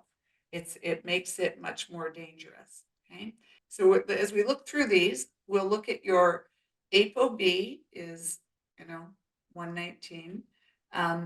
Which is higher than we'd like to see it. The important thing is these particle numbers, okay? So LDLP stands for how many of those little particles you actually have floating around your bloodstream. Because it's not just the total amount you have, it's the number of particles you have that really matter and that changes your risk. So you can think of it kind of like this, where if you have these two have the same amount of cholesterol, right? If we measure the total amount, they're exactly the same. On this side, you have a whole bunch of big particles. And this one, you have a bunch more small particles, but overall the cholesterol is the same. This one is going to be much higher risk for cardiovascular disease. And so you can think of it like this. Every one of these people has the same cholesterol, 125, right? But this person has a whole bunch of these small particles, and this person has just a few of the big particles. So even though the total amount of cholesterol is the same, this person is at much higher risk for heart disease, okay? So when we look at your numbers, you can see that even though like the total LDL here isn't that bad, it's higher than we'd like to see it, you have a lot of these particles. Okay, so that puts you at higher risk. Now, like I said, the good news is that we don't see any plaque. The bad news is that with a pattern like this, you're at risk for developing plaque. Okay, so now you've got, this is a perfect time because now you have the opportunity to absolutely prevent ever having any plaque. Okay, and that's your goal. Yep. The one thing, that little particle, this LP little a, that has that protein attached to it that makes it sticky, this is much more genetically determined. So this would be something that you inherited. It's not something that we necessarily have a lot of control over. There are medications that are being developed right now that will help to lower that. But right now, this is really mostly determined genetically. So you have a higher risk. It's an independent risk factor for developing atherosclerosis or plaque. So again, that is not the best. And then this ApoA1 is a little bit lower than we'd like to see it. We'd like to see more of these and less of these. Okay, so now you've got an opportunity to do something about it. When we look at where your cholesterol is coming from, it's interesting because we either absorb cholesterol from our diet or we make cholesterol. We make it in our liver. And these are markers that tell us whether you're absorbing it or whether you're making it. Okay. And in your case, it looks like you're absorbing it a little bit more than making it. Now, cholesterol in and of itself is not bad, right? We need cholesterol to survive. Our brain is made of cholesterol. All of our hormones are made of cholesterol. Our cell membranes are made of cholesterol. So you need cholesterol, but you want the right ratios of cholesterol and you want the right amount in order to prevent heart disease. Okay? The other thing that you can do to prevent heart disease is keep this really healthy. So this is a really new thing, Evan, that a lot of people don't even know about it. Most physicians don't even know about it yet. But this is what we call the glycocalyx or the endothelial glycocalyx. This is a cross section of a blood vessel. So every single blood vessel in your whole body has these little hair-like projections. These are little, it's almost like a mucus layer. They're little glycans, like proteins that have these very complex carbohydrate molecules attached to them. And they act like a little Teflon coating. So this is a nice cartoon of that. And that little Teflon coating keeps your red blood vessels from sticking. It keeps the cholesterol from sticking to your blood vessels, right? Just kind of pushes everything away. It's your first defense to keep a very healthy blood vessel. And if that gets degraded, you can see here how cholesterol and all these other things can get through. And that's how plaque can start. Now, one of the things that degrades this is, I'll give you a guess. What degrades that glycocalyx? It's actually sugar. Okay, so when we get high blood sugar, that is what we're finding is people with high blood sugar. It's why diabetics have much higher rates of heart disease. Everybody, that's a well-known thing.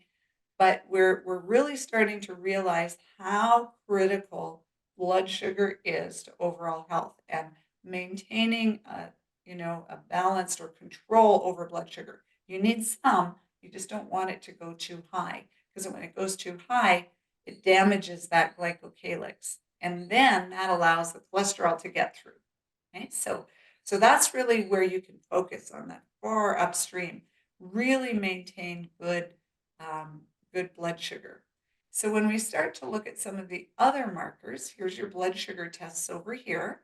You can see that glycated protein. Now that is a marker of how much blood sugar you've had in your body over the last few weeks. Okay, it's a little higher than we like to see it.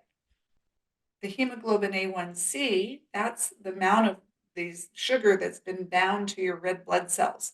And that's kind of because your red blood cells have an average lifespan of about 3 months.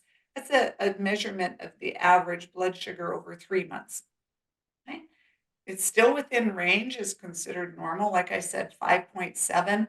But when we start to think of optimal, you want to think of optimal as being less than 5. Okay, so you can focus on that a little bit. And then the same thing, we wanted to show you the inflammatory markers here. That LPPLA2 that I was kind of showing you, that is a marker of inflammation, and it's specific to your blood vessels.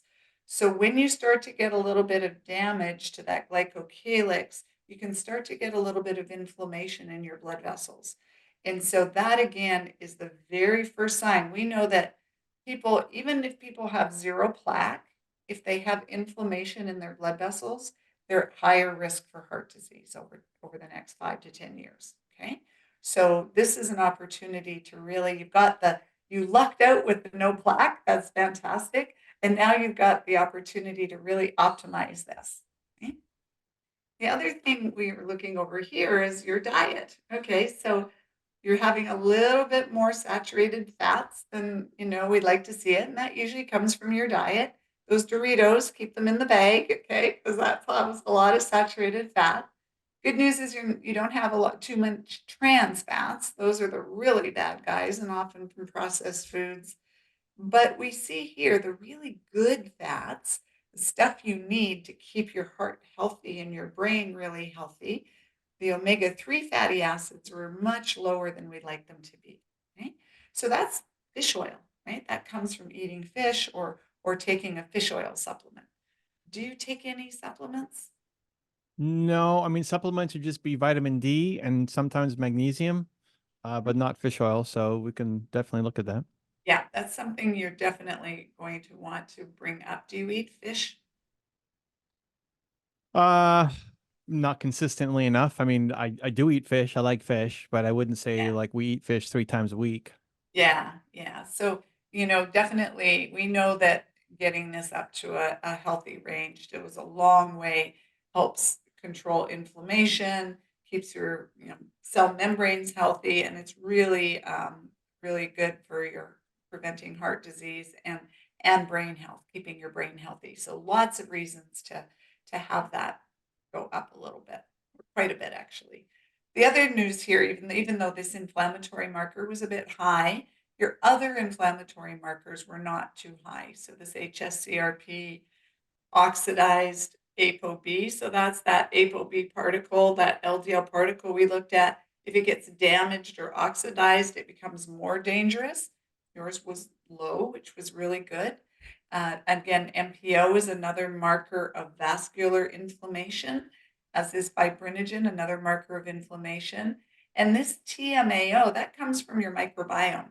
So that comes from either, carnitine, choline, so red meat or eggs, those types of things. When you eat those, sometimes people's microbiomes can convert them into this TMAO. And that gets, again, it puts you at higher risk. It's associated with a higher risk of heart disease. So that's a good sign right there that that's not elevated. When we look at some of the other testing, so now we're looking at all of the kind of the electrolytes and the salts in your blood. Those were all really good. Your total protein and albumin, that's another type of protein in your blood, were excellent. Your calcium, bilirubin, that comes from your liver. All, so you can see these are all in the green range. Uric acid, it can be inflammatory. That's associated with gout if that's elevated. So again, that's perfect. We'd like to see that nice and low. Okay, that often comes from eating fructose. So those, sodas, pops. That's definitely will increase your uric acid levels. So you're doing a good job there. These come from liver. So these are all liver enzymes, and they really reflect the health of your liver. So those are all in a really good range. This is again kidney health. Some phosphorus again will reflect overall kidney health as well. And looking at your estimated glomerular filtration rate, that's always a hard one to say, it was good. So your kidneys are working fine, right? That's what we're looking at there. Your iron is in a good range. However, this is one called the total iron binding capacity. So that's how much available iron do you, because when iron doesn't just float around loosely, it gets bound in your body by proteins and other things. So we're looking at how much capacity you have to bind iron. When that goes up, that usually means there's not enough iron to fill it, right? So even though your iron is normal, you can see here it's good, and ferritin looks at iron stores. Sometimes this is the very first sign that you might be starting to get a little bit iron deficient. Now, men, you don't want too much iron, absolutely, but you don't want too little either. And so it's something to keep an eye on. Go back to your family doctor, just measure this again in the future. We always are concerned when we see low iron in men because the only way to lose iron is through blood, right? So we need iron to make our red blood cells. And in women, that makes sense. If you bleed monthly, women are often iron deficient, but men are very rarely iron deficient unless there's something that causes them to lose blood. And in most cases, that would happen with some unknown thing happening in your gut, in your GI tract.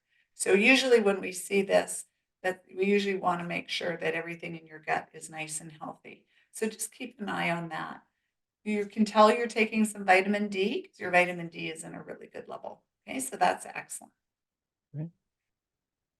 This one here is where it gets a little bit interesting. Okay, so let's jump to this side. So these are, again, nutrition tests. You can see that your vitamin B12 and your folic acid level are a lot lower than you'd like to see them. Okay, now your CoQ10 is also lower. So those are all nutrients that you need. You should get them from your diet, but it's often hard. These come from leafy green vegetables. CoQ10 is often found in animal products as well, and B12 can only come from animal products, actually. So this is something you'll definitely want to think about supplementing, right? Taking a B complex and some CoQ10 or a multivitamin, something like that. Now, homocysteine is associated with cardiovascular disease. It can cause inflammation and a lot of issues. It very closely ties to this B12 and folate because we need B12 and folate in order to metabolize that homocysteine and keep it down. Okay, so this kind of goes hand in hand. So you want to get that up for a lot of different reasons, but one of them is to lower your homocysteine. Okay? The other thing, if we jump over on this side, we're now looking at your thyroid. So your thyroid is working well. Okay, so this is that thyroid stimulating hormone that comes from the pituitary gland. And remember, we saw that little sort of empty cella. So you have a kind of a squished pituitary gland, but it's working. It's making TSH here. And the thyroid hormone, this free T3 and free T4, those are also in a good range. But what we're seeing here, I know they put it in red, so it jumps out at you. We're seeing antibodies against your thyroid gland. So these are autoantibodies. And so antibodies are what our immune system makes in order to fight different infections and fight things. But when we get autoimmune disease, our body starts to make antibodies against itself. And what we're seeing here, Evan, is that your body is making antibodies against your thyroid gland. Now, over time, what can happen is your thyroid gland can start to, it will destroy your thyroid gland, and the thyroid gland can stop working. Now, that happens, let's show you here. So your thyroid gland is this little gland in your neck, right there, okay? And it produces thyroid hormone. Thyroid hormone is really, think of it as the foot on the gas pedal. It's what revs your metabolism. It's what keeps it going. So if your thyroid is low or sluggish, you tend to be tired. You tend to get really cold. You'll tend to get really dry skin. And so you need that gas pedal to kind of get your metabolism up, right? Keep a high metabolic rate. That comes from your thyroid gland. So right now it's working, but if you're destroying it with these antibodies, over time it can stop working. So you want to stop that. and this is where Any questions, first of all? Yeah, I mean, just like how? I'm taking notes here. Like, okay, stop anti-thyroid gluten, but is that a supplement? Is that the usual, just workout, sleep, or is there something It's specific the I'm doing? usual as well. So Okay. inflammation. One of the first places we focus on when we see this is on your gut. So this is an immune system, right? Your immune system is not quite working as it should. It's messing up this friend and foe, right? Our immune system is supposed to fight against the foes, and us ourselves, we're friendly. We don't want it to fight against ourselves. But your immune system is getting a little bit confused and is causing this inflammation. Now, 70% of our immune system approximately lives right in the lining of our gut. Okay, so that lining of our gut is really important. Now, if we have any kind of imbalance in our microbiome, all those trillions of bugs and microbes that live inside our gut, they can become inflammatory. So they can drive inflammation. If you have something like what we call a leaky gut, where that leaky gut, so foods that we eat, normally our gut should be like a wall, right? Think of our cells as these little tiles with the grout in between them. We don't want things going through the gut. We want the cell to control what goes through that lining. So when you get a breakdown of that grout between the tiles, food that we eat can now come through. Bacteria can come through. And when it comes through, our immune system that's sitting right on the other side goes, no, you're not supposed to be here. And have this huge inflammatory reaction. That's often associated with what we see with autoimmune issues. There tends to be a cross reaction with our thyroid gland and gluten. So sometimes the antibodies that recognize gluten, that fight against it, can also cross react and fight against our thyroid gland. So one of the things that I often suggest is to do a trial of not eating any gluten, just to see if that also helps, especially when we see these thyroid antibodies. Is there a way to, I mean, so I can test not eating gluten? Is that then the blood test that I'm coming back to see if something's Yeah, changed? and you see if that's changed. You can do a food sensitivity test as well, a blood test that can do food sensitivities and look for that gluten sensitivity too. Okay. So that's your thyroid. The other thing you can see here is your hormone testing. So we're looking at estradiol, which is estrogen. LH and FSH is what your brain, again, that pituitary gland tells to make estradiol, and of course testosterone in men's case, and women also make testosterone, and men make estrogen. So that's important. Now you can see your testosterone was 486. That's your total testosterone. Yeah, that's considered normal for men, but it's not always considered optimal. They say sort of a normal range is, again, there's a lot of debate around this, 300 to 1,000. You're kind of on the low-ish side, especially for someone your age. Now, we don't always have to go exactly by the number. It's really how you feel. But testosterone is so important. And a lot of the things we've talked about already, Evan, in terms of bone density, you need testosterone for your bone density. You need testosterone for your muscles, muscle mass, and you need testosterone for brain health. And so it's important to maintain optimal levels of testosterone. Okay. Earlier, Now, you also said though with my prostate or size and yeah. testosterone too much gets converted into the bad one. Well, that doesn't happen in everybody. Again, Okay. that's a genetic thing. So that would be the next step. I would do a test to look for DHT, dihydrotestosterone, to see how much of that is getting converted. Okay. And the other, so just do a full thing. The other thing you can look at doing is a urine test that looks at how you metabolize your hormones. Okay, so that's another thing. So I wouldn't just say you need testosterone, but I would say you should evaluate sort of all of those other things, how much DHT, how much, how you're metabolizing your hormones as well. Your PSA is still in a good range here. And the other good thing is this prolactin, which is also from pituitary gland. And if you had some issues with that pituitary that we saw, we often see high prolactin. And so you're in a good range here. DHEA is another hormone, and that's an androgenic hormone, the same as the testosterone. You want that 258, that's something you can actually just well, at least in the States, you can buy over the counter as a supplement. In Canada, it takes a prescription, but that you want to maintain that one as well. That helps to protect your brain out from stress and other things too. So overall, you're like, again, in normal, but I think it's worth a further assessment to make sure that this is optimal for you. And of course, it depends on how you're feeling too.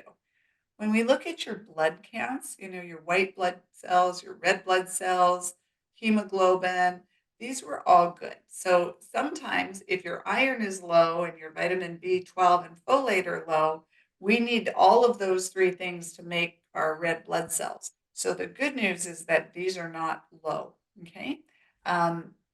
You're in a normal range. You can see that hemoglobin is falling closer to the low end of range. So before you become anemic, you want to make sure that you get those nutrients back up. So again, here, this is just the size of your red blood cells. MCV, which is mean corpuscular volume, that's a good size. So all of the sizes and your platelets and the size of your platelets were in a really good range.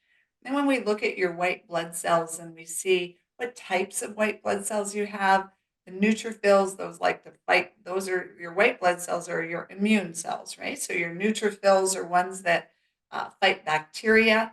The lymphocytes, those are your T and your B cells. Those are all in good ranges, okay? So the B cells are the ones that make those antibodies, but your number of cells are all really good where they should be. Eosinophils, they like to fight parasites. So sometimes if you see them really high, then we would go, why are they high? Are they trying to fight something? But in your case, everything looked really good here. The other thing on labs we looked at your selenium. That's a really important nutrient for both your thyroid and for your immune system. It's a great antioxidant. That was in a good range. Your zinc levels, you need zinc to make testosterone, and you need it for your thyroid as well. That was in a good level here. This IGF-1, so IGF-1 is made from the liver from growth hormone. So it changes as we age, but it turns out if you look at this graph here, that IGF-1 has this U-shaped curve. So that if we look at the percentile in terms of, based on your age, if you're around the 55th percentile of levels for your age, you have the lowest risk of mortality for IGF-1. Okay. If you have too low and too high, that increases mortality. There's some people out there in the longevity world and other things that feel, let's just give more growth hormone, more and more growth hormone. That's not necessarily a good thing, because if IGF-1 levels are too high, that can drive cancer. Growth hormone drives the growth of things. If the IGF-1 levels are too low, that's associated with cardiovascular disease. So that's why the mortality is higher when it's both high and low. So you definitely want to make sure that you keep it in that optimal range. Okay. Now for you, you're in the optimal range. So if we look here, your number was 174. And for men over here, you can see for men your age, you want to be kind of between 131 and 188.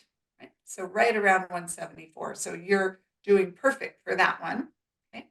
This is the DHT. I'd forgotten that we had it here. Okay, so that's the testosterone, dihydrotestosterone gets converted to DHT. Yours was not high.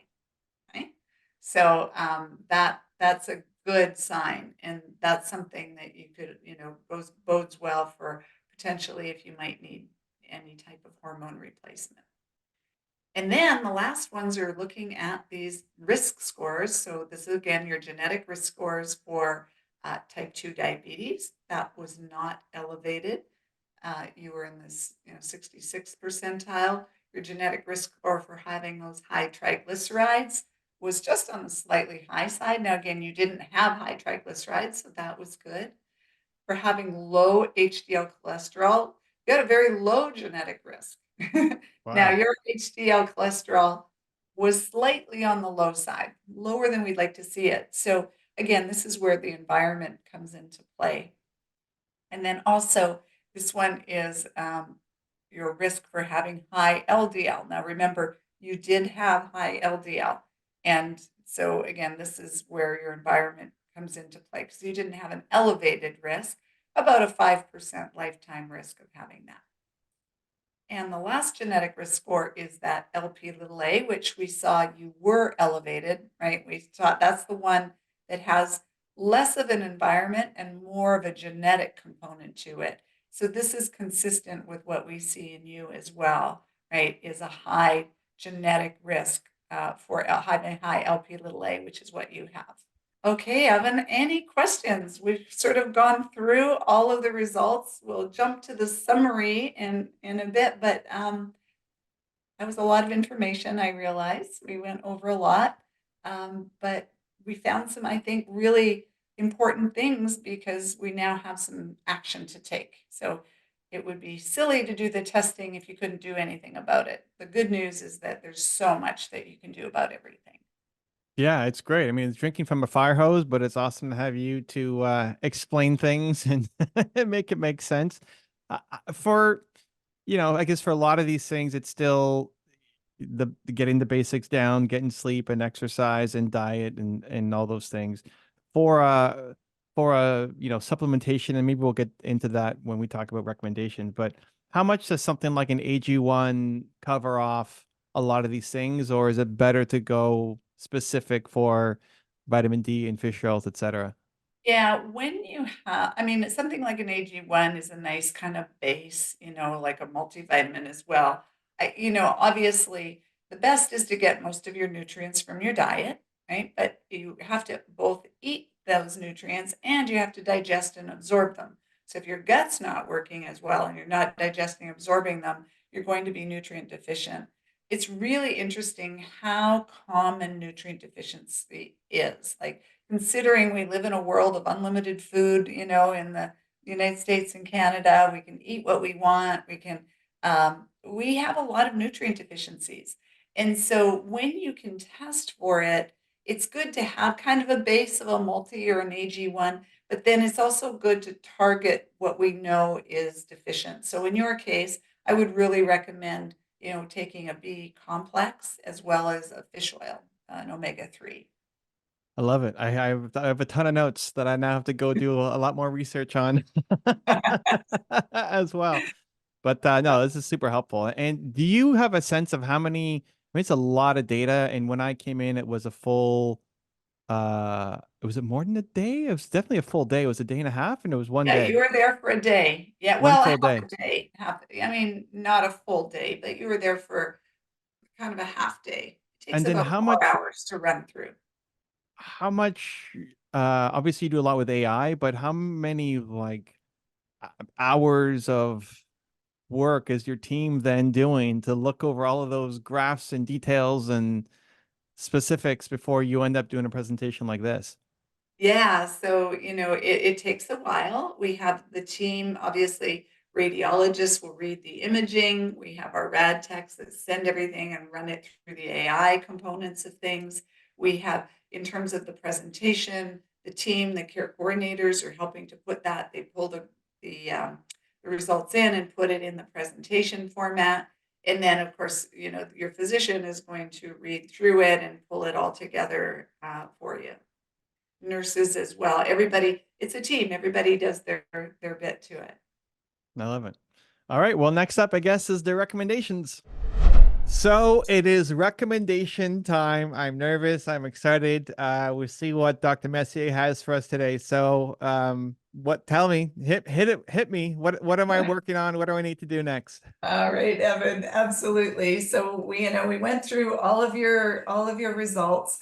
Let me share my screen and we're going to jump in just to do a quick recap, just to remind people where you were at. So if you recall, let's just kind of sum up your journey. So your cancer screening, great news, right? No evidence of cancer. That's awesome. Brain health, this is, I think, where we have the most opportunity to really make a difference for you in your overall health as you get older into the future. I think we have it's so awesome that you did this now, and that we're finding things, and because now we can act on them and do something about it. You know, as our founder, Peter Diamandis, always says, like, you're going to find things out sooner or later. Wouldn't you rather find them out sooner? And so you had that little subarachnoid cyst. You had, potentially some brain volume loss, potentially, and that atrophy of the vermis, if you recall that. You had a couple of those little white matter hyperintensities. Now, that's got a very broad potential reasons why that was there. That empty sella turnica. So that is, the pituitary, where your pituitary gland sits. It's just kind of that pituitary gland is squished. We have a high kind of genetic risk for Alzheimer's disease, right? And you know that you have that family history as well. So again, this is where we're going to really focus a lot of the recommendations, is how do we optimize your brain health, and how do we prevent that Alzheimer's? Because the great thing is that it's absolutely preventable. And that's really the important thing to take away. Now, on the good side of this, your heart looked great, right? You had no signs of any kind of plaque in your coronary arteries. You did have some elevated cholesterol and lipids with that ApoB and that elevated Lp(a), which gives you a little bit higher risk for cardiovascular disease in the future. We also want to optimize that, because that also puts you at risk for brain health problems as well. And you had a few of those vascular inflammatory markers that were elevated. So we really want to focus on optimizing inflammation in your body. That's going to help your brain. That's going to help your heart. On the other side of that too, we want to focus a little bit on metabolic health, right, Evan? So we want to look at optimizing your bone density. So your bone density, you're not alone, by the way. Your bone density is on the low side, especially for a male your age. We're finding that a lot of men have low bone density. So again, you're joining a club of, it's becoming an epidemic, actually. And you're having some early signs of low muscle mass, or a little bit of muscle loss. So we really want to focus, optimize that, optimize your blood sugar, because your blood sugar was just borderline high. Remember a little of those markers we looked at.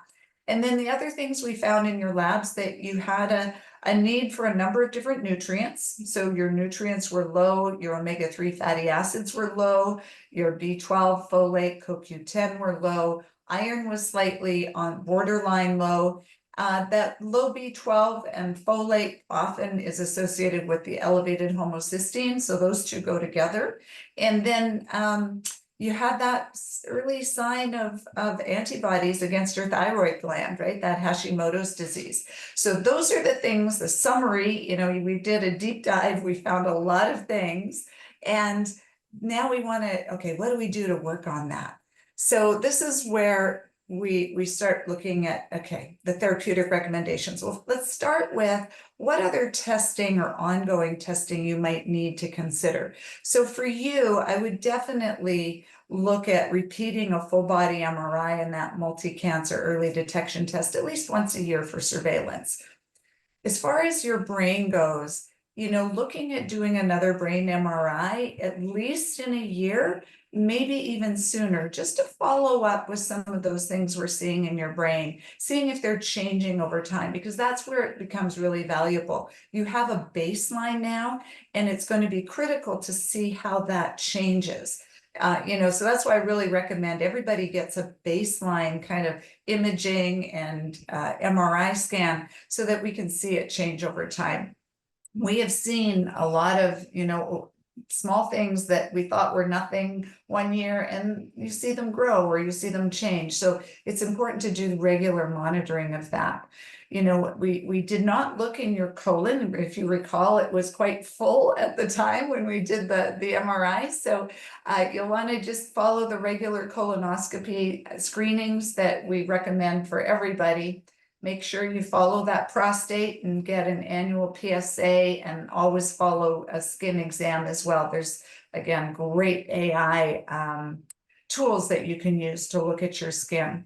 And then you didn't do this one, but normally we do this one as well, the skin screening and the neurocognitive test. getting a baseline neurocognitive test for you will also be important. I don't expect it to be bad, but it's going to be important because as you implement and follow things over time, as you implement those recommendations, we have something to follow on a more, how does your brain work? So the MRI looks at how your brain looks, kind of the anatomy and morphology of the brain, and the neurocognitive test is going to look at how is your brain functioning. Okay, so we want to look again, we talked about this last time, but getting a neurology consult to follow up on some of those changes in the brain, like the cyst and the vermis, just to make sure that there's nothing else going on. Okay, the other tests that I think can be really valuable for you are a stool microbiome test. Now, we know that a lot of times when you have the early signs of autoimmune disease, like the thyroid, the antibodies against your thyroid gland, that starts to, again, the gut, having a leaky gut is one of the prime drivers of that. And so that's almost the first thing we do anytime someone has any kind of autoimmune disease is really start with making sure that their gut is optimal and that there's no leakiness in the gut. And what I mean by that is, the gut should be a really nice, it's permeable. Obviously, all the nutrients and things that we ingest have to come through it, but they have to be broken down into their small little parts. If that's not, if there's some gaps between the cells that are lining the gut, I kind of like to think of them as the grout between the tiles. Think of the tiles as the cells that are lining the wall of your gut, and think of the in between them as the grout. That's what we call the tight junction. That tight junction has to be solid so that your cells can control what's absorbed. So anything we have in the gut has to go through the cell in order for it to get into your body. When you have any breakdown in those tight junctions, or the grout between those tiles starts to break down, that's what we call a leaky gut. And that's when things that are bigger than those little broken down amino acids and nutrients, that's when small pieces of protein or peptides, so food that's not fully broken down, can get through.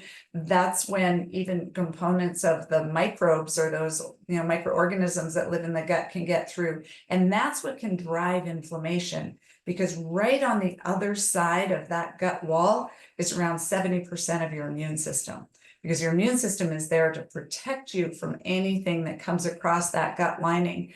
And if you're now getting these pieces of bacteria, your immune system, and even foods, your immune system is going to go, whoa, that's not supposed to be here. And it's going to mount a response, which is inflammation. Inflammation is your immune system, your body's way of protecting itself.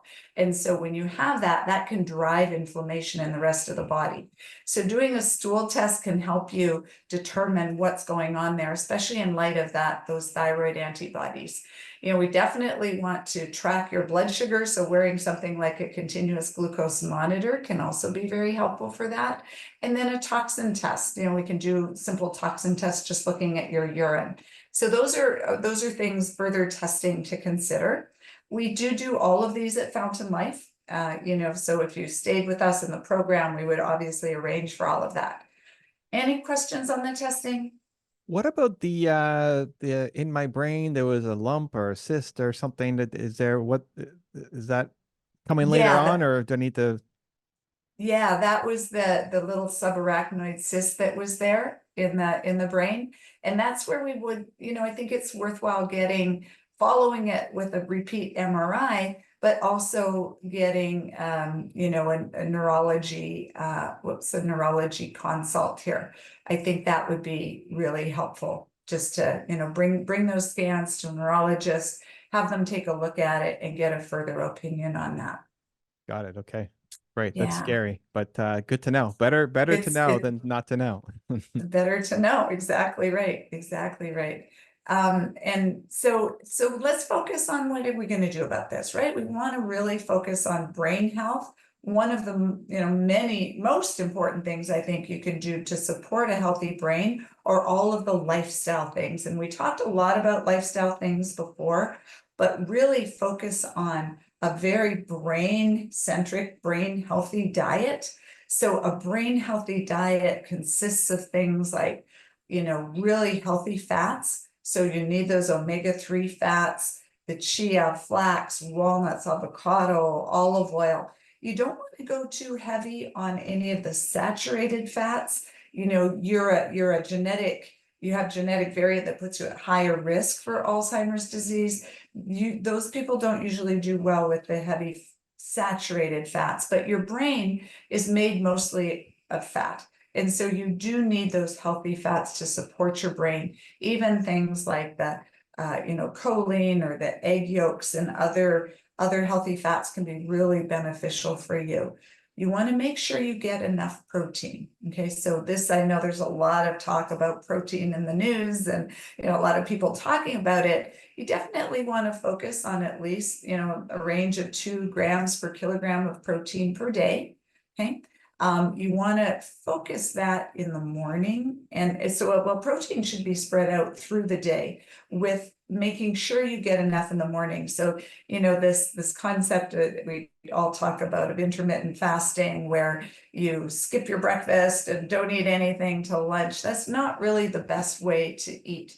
You should really, that old adage of breakfast like a king, lunch like a prince and dinner like a pauper is actually pretty accurate, because your circadian rhythm, you're much more food sensitive to insulin, and your blood sugar is much better controlled in the morning than it is at night. So you want to move, definitely spread your protein content out through the day, because that's what's going to stimulate that muscle building, sort of that response. Protein will help your body and trigger it to build muscle. And we want that for you, because muscle is going to help your brain, right? So it's all connected together. We know that people that have higher muscle mass have better brain function.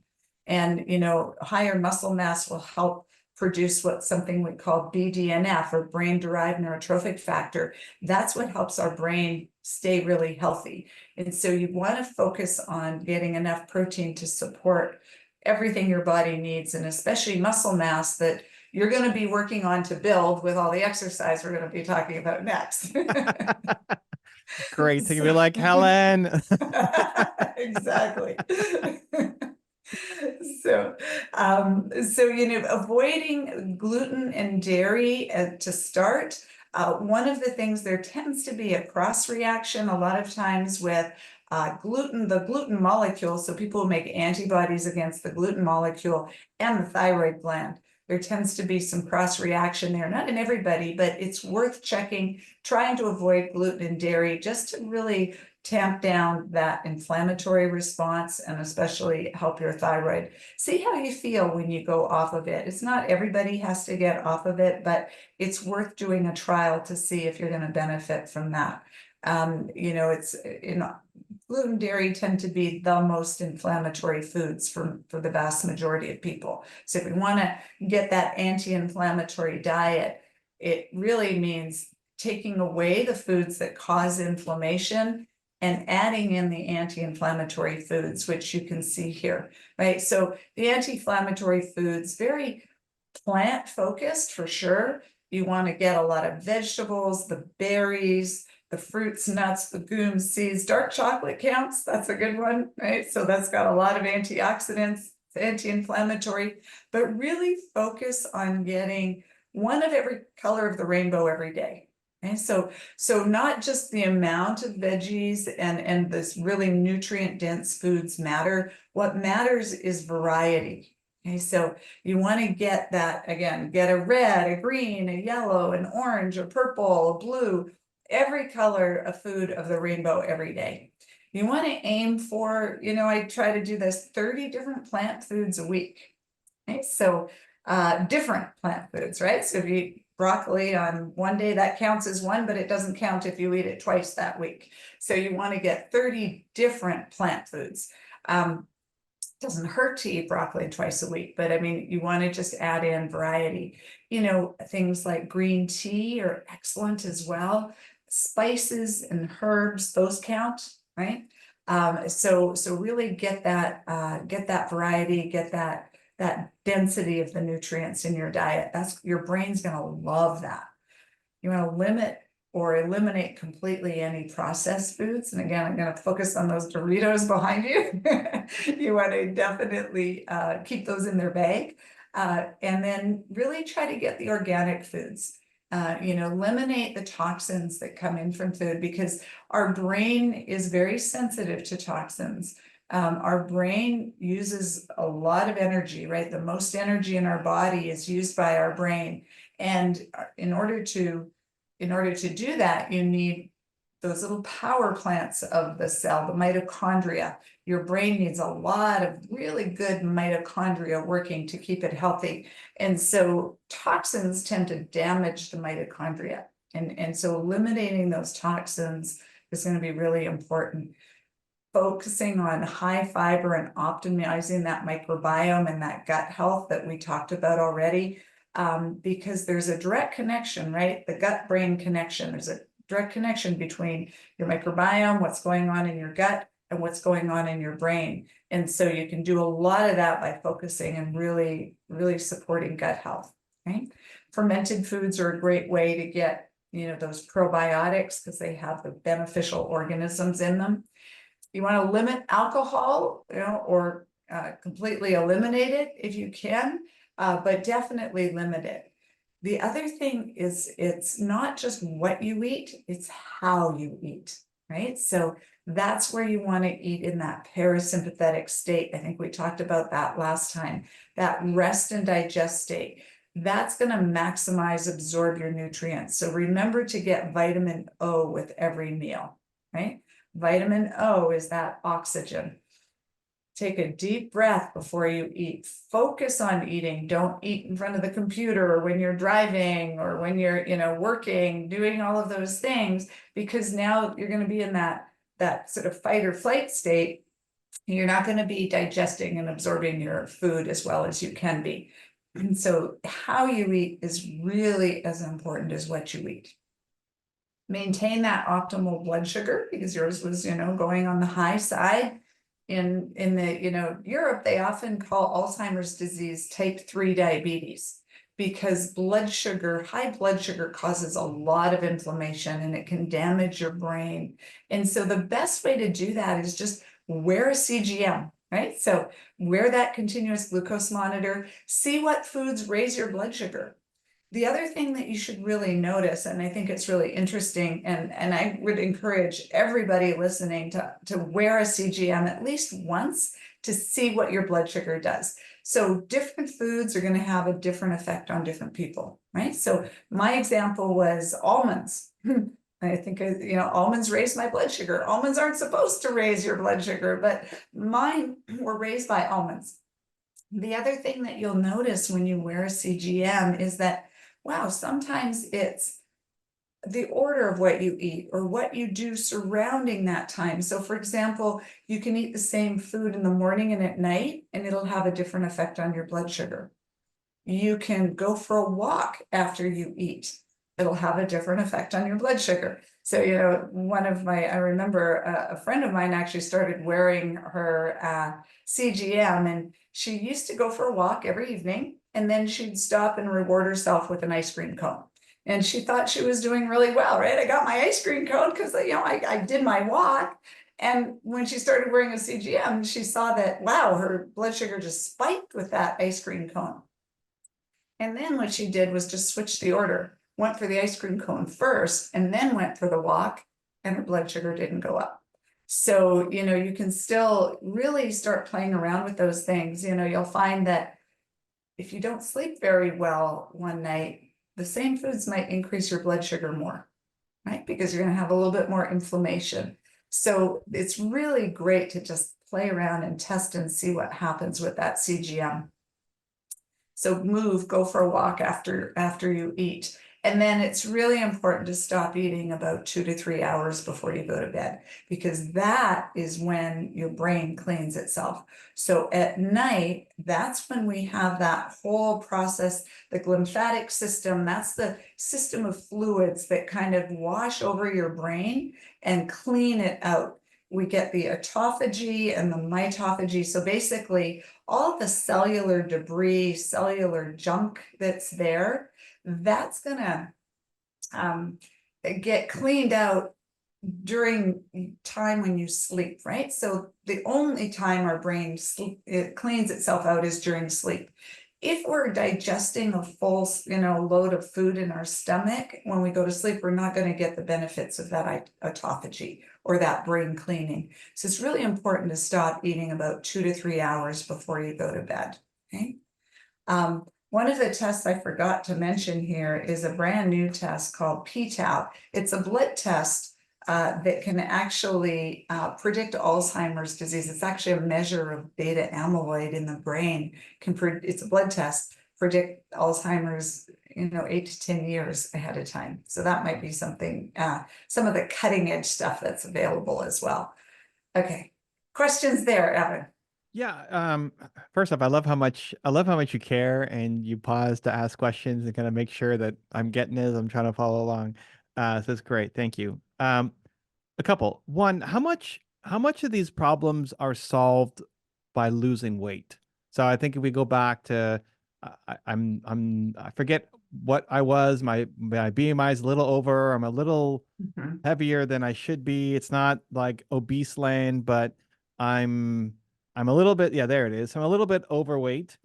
How much of these problems, like if I went to mid green, whatever that would be on the BMI there, over here, how much of the problems go away?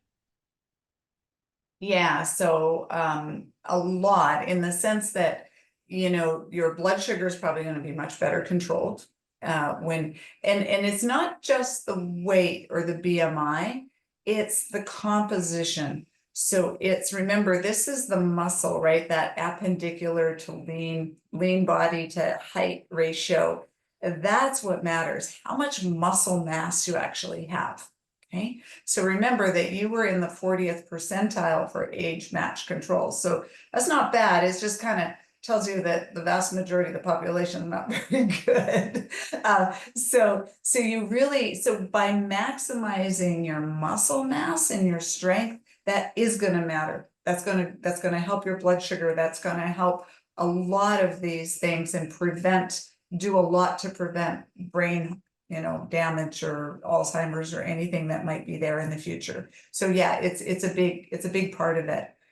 It's also the more muscle mass you have, you're gonna help your bone density too, right? And the way you get muscle mass, of course, is by working out, by doing weight resistant exercises.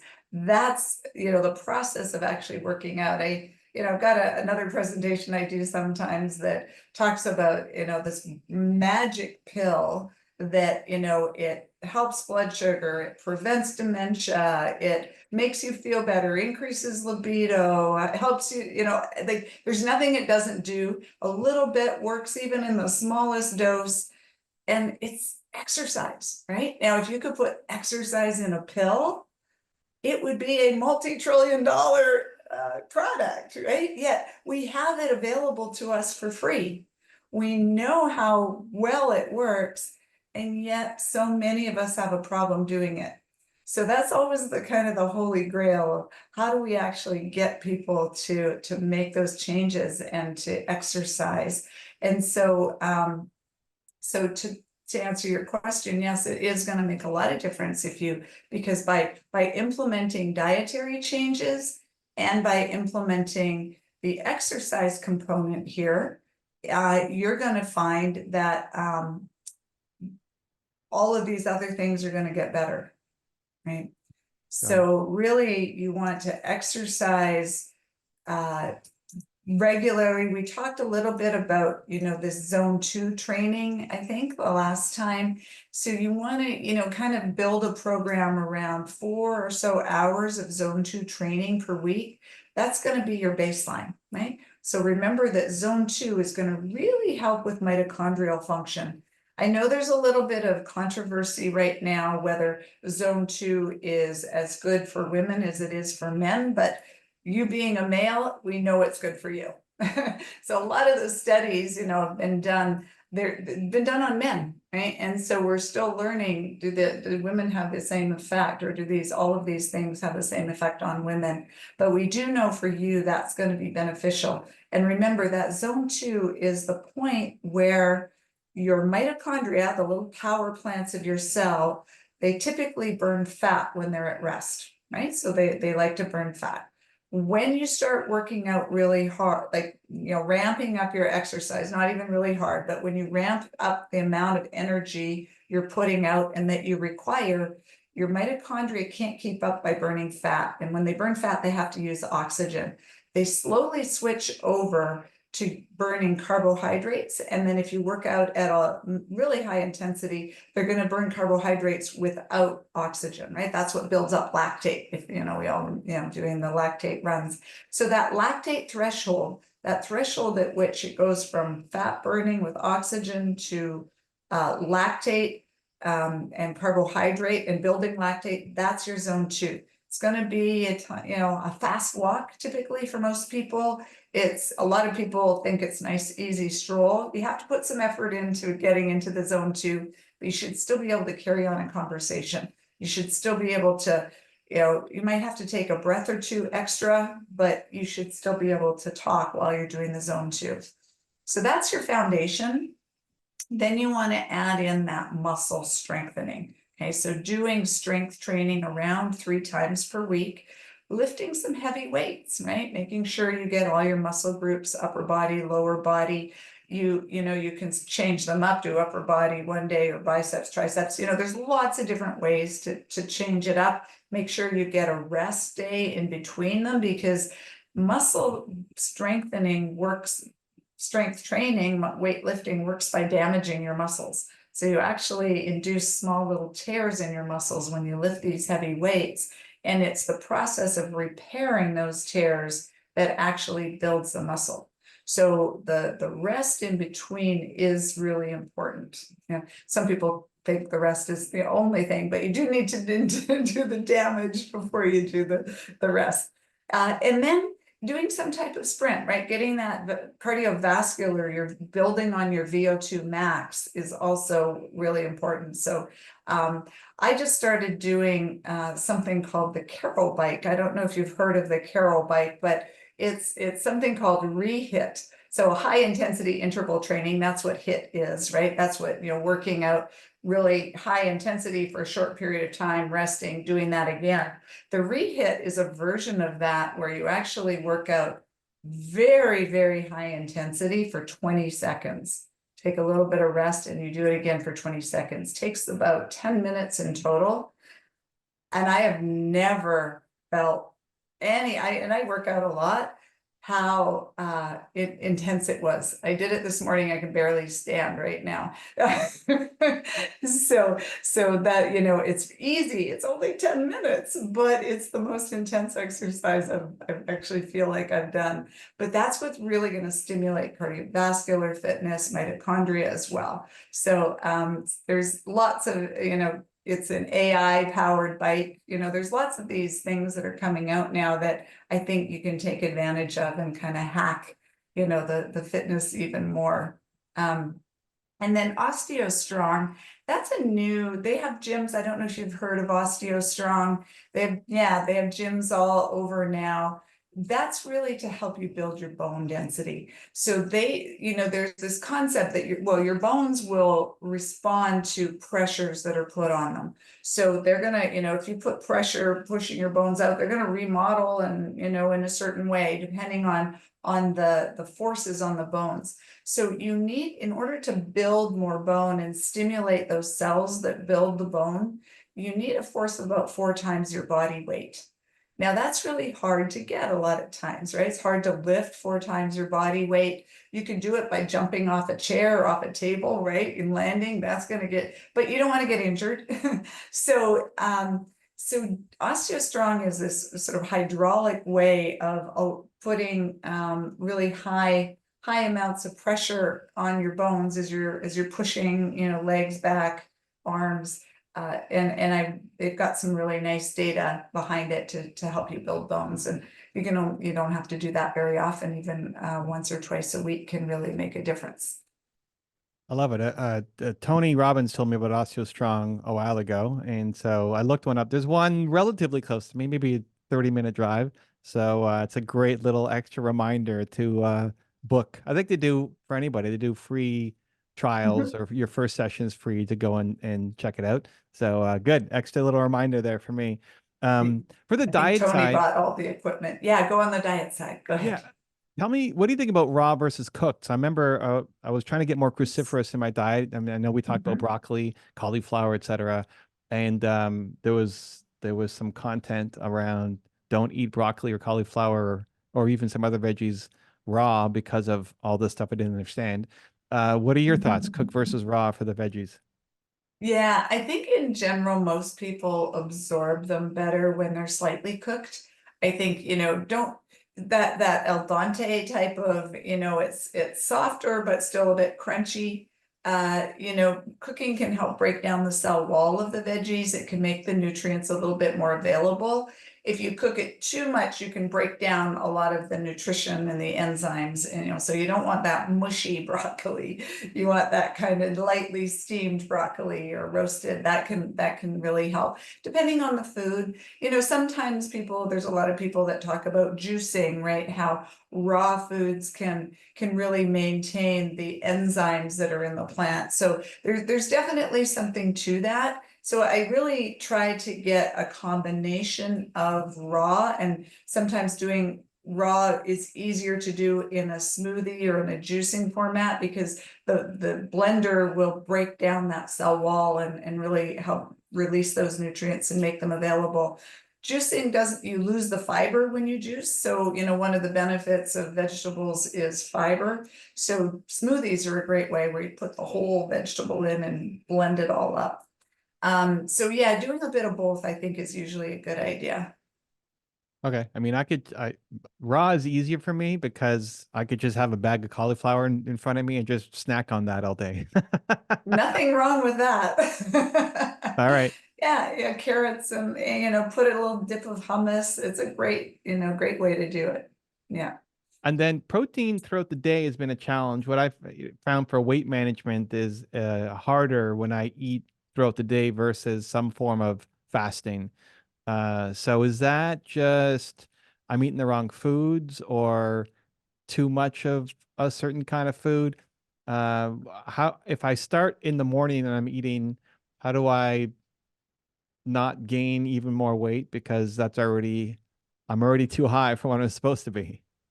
Yeah, so the exercise is going to make a big difference there, right? And you don't need the ton of carbs. You do need carbs to fuel your exercise, right? That's important. But it's the intermittent fasting, the best way. The intermittent fasting is still a good idea, but you want to do it at the end of the day and not the beginning of the day. Okay, so spread out, get that morning stimulus of protein to stimulate that muscle building response. And then it turns out that the first and the last kind of first and third meal of the day seem to be most important, but you want to get those, 25, 30 to 35 grams or so of protein each meal, right? So the benefit is much more than if you eat it all in one go. Like if you fasted all day and then had that huge steak dinner, right, and pounded back that quarter, that huge steak, you're not going to get as much benefit as if you took that and divided it up through the day. So that's especially for building muscle mass, and that's what you really want. The more muscle mass you have, Evan, the easier it is to maintain weight, right? Because muscle burns fat, right? And if you have more muscle mass, you're going to be burning fat all day long, right? Even just sitting here, you're going to be burning fat. So that's where it gets a little tricky, right? Everyone thinks calories in, calories out. That's true to some degree, but it's the type of calories, it's when you take those calories that really matter. Are there any strategies for appetite control? So, I mean, what I find is what I have done, if I was losing weight, I could easily just have a coffee in the morning and then not need to eat. I mean, try to not have caffeine past 2 o'clock. So not need to eat until 2 o'clock or 3 o'clock or whatever. I'm like just not even hungry because of the morning black coffee. But as soon as I start eating, then I want to keep eating. It's harder to control it later on. So if I ate, a big breakfast and then a small lunch or whatever, what should have caffeine because I don't want to be drinking coffee at 7 o'clock at night, 8 o'clock at night, then staying up all night. What are some strategies or what do you recommend for appetite control at night? Yeah, it's a good question, right? It tends to be so that's I think probably why the huge popularity of the GLP-1 drugs, right? The semaglutide or Ozempic, tirzepatide, Mounjaro, those are hugely popular because they help you control appetite. Right? Now, there are other things that can stimulate that response. So those GLP-1 receptors in our body also get stimulated by bitters. So bitters can help. So things like even bitter herbs that come in supplements like berberine can help. There's also a new supplement made out of a hops extract, which is also bitter, called Calo-Curb, that actually helps suppress appetite as well. So it's sort of a natural supplement of instead of the very strong medications, the GLP-1s, you can actually use that as well. And then if you start to get hungry, one of the things that tends to happen, people can often confuse hunger with thirst. So, when they're thirsty and dehydrated a little bit, yeah, I've got mine too here. When they're thirsty or dehydrated, their brain or they interpret that signal as hunger rather than thirst. And so they'll reach for something to eat. So the first thing you do when you're hungry is drink a glass of water, right? And if you're still hungry, 5 or 10 minutes after that, okay, that's a different story. But in most cases, you're probably not going to be hungry. You were just thirsty. The other trick you can do is to add a scoop of fiber into that water.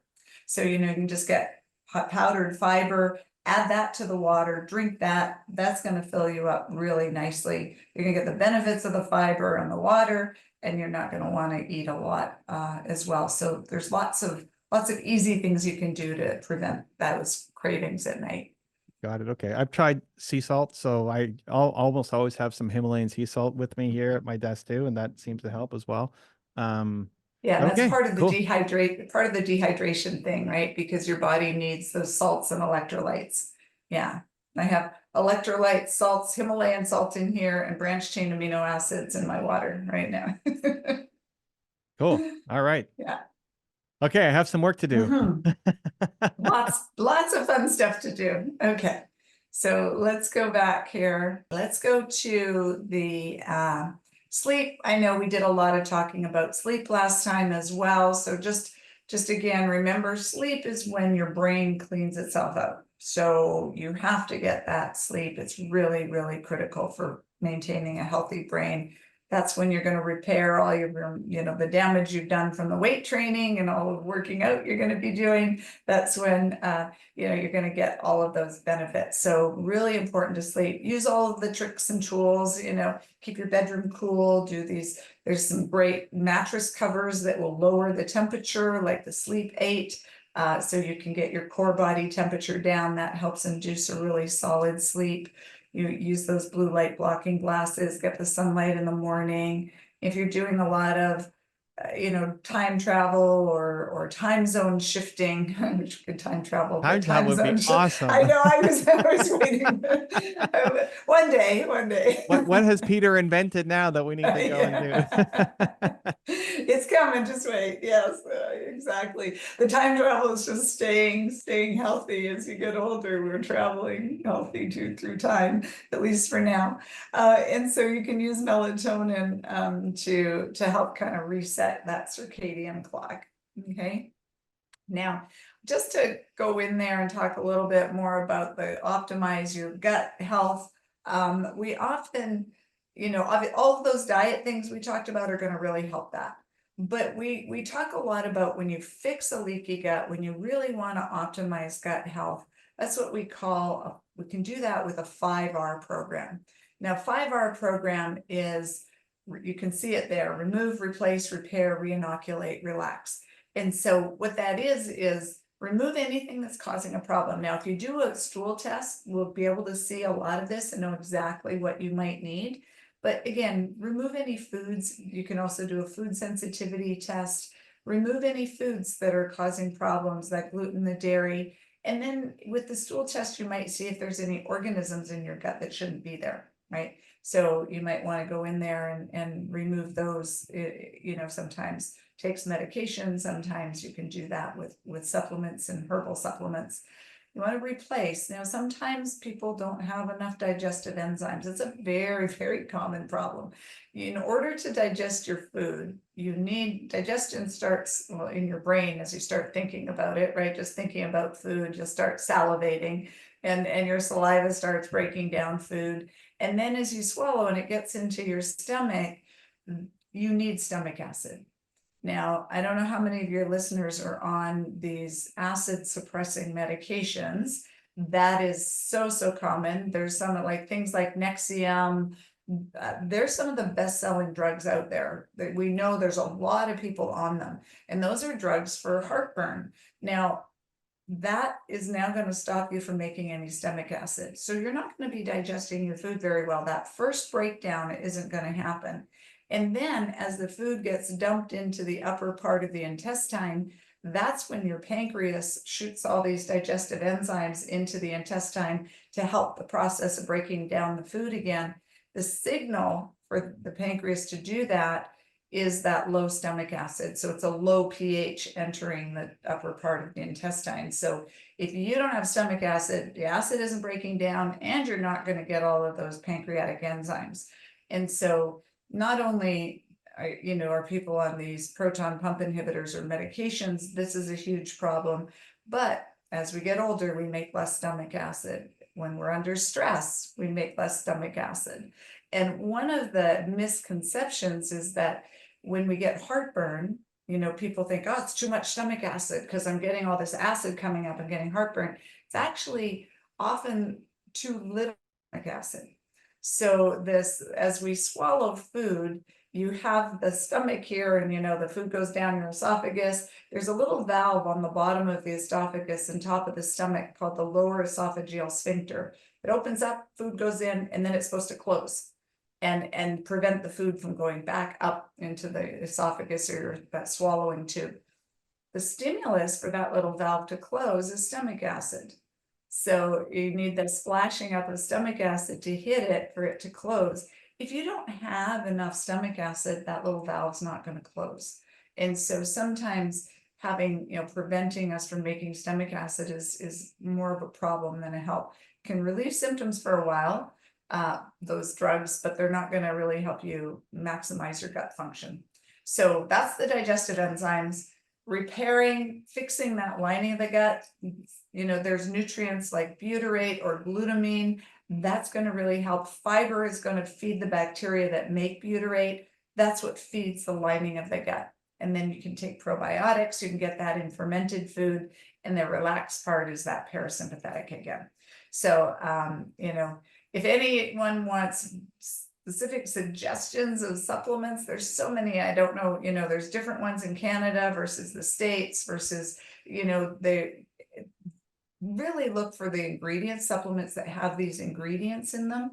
But, things like GI Revive and, there's lots of these beautiful powders that can really help repair your gut lining. All right. Any questions there?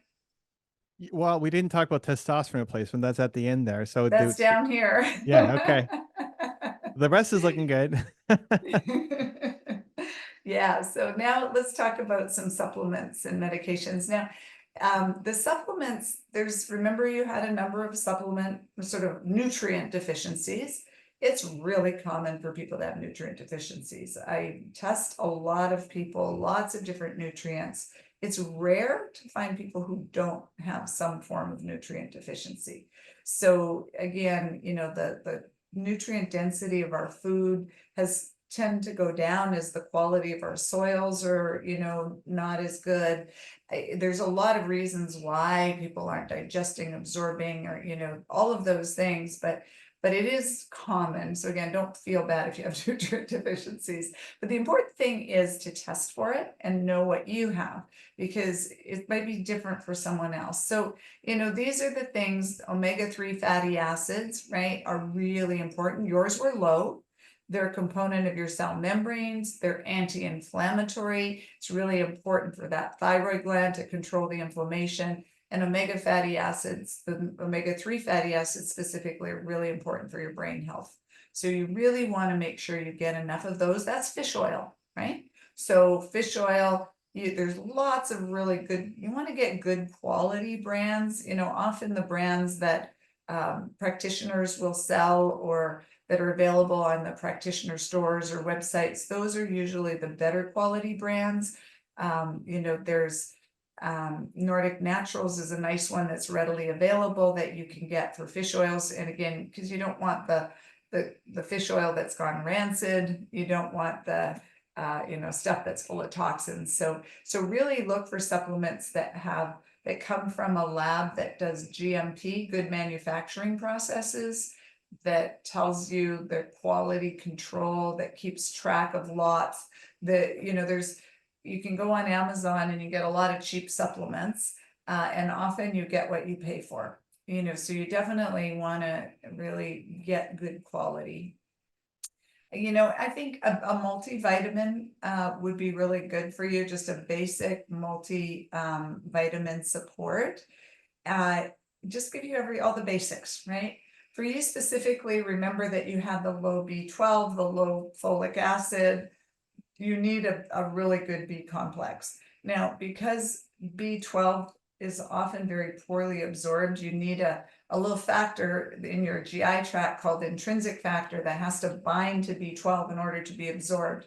You need that stomach acid to do that as well. So a lot of people don't absorb B12 very well even when they get it and they swallow it, they don't absorb it very well. So the best way to get it directly into your bloodstream is by putting it under your tongue. That's what sublingual means. So sublingual is just, putting it under your tongue. And when it's under there, you got all those blood vessels under your tongue, and it just gets absorbed directly into your blood vessels. So it's a really good way of getting some nutrients in. And there's some really good sublingual B12 or B complexes. So don't just take B12 by itself, but take it with the rest of it. Quicksilver's got a really nice one. Designs for Health have a really nice sublingual B12. You want some coenzyme Q10. That's really important because you had low CoQ10. CoQ10 is really important for making energy.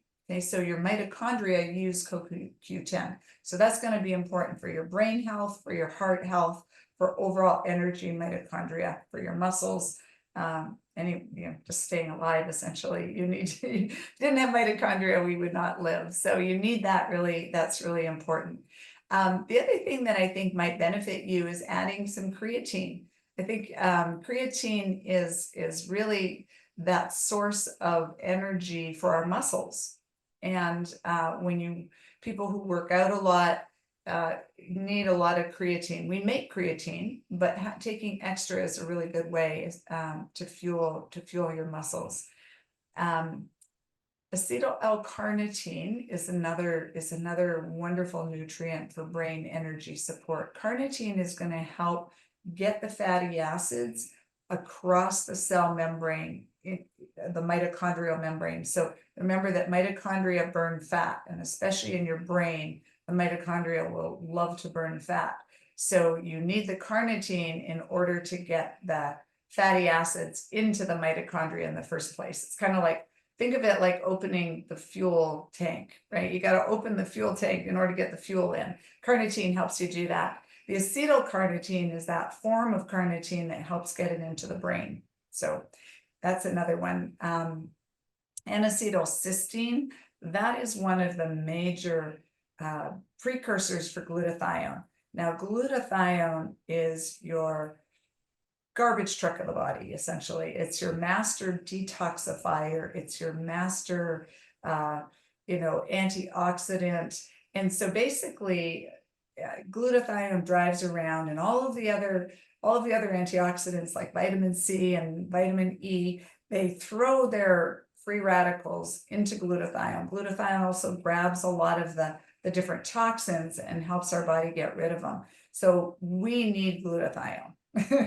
And you need it. You need it to help prevent any exposure to any toxins. If you have alcohol, you need glutathione in order to detoxify it. If all of those things. So I think most people don't done a lot of testing for people looking at their glutathione levels, and a lot of people are low.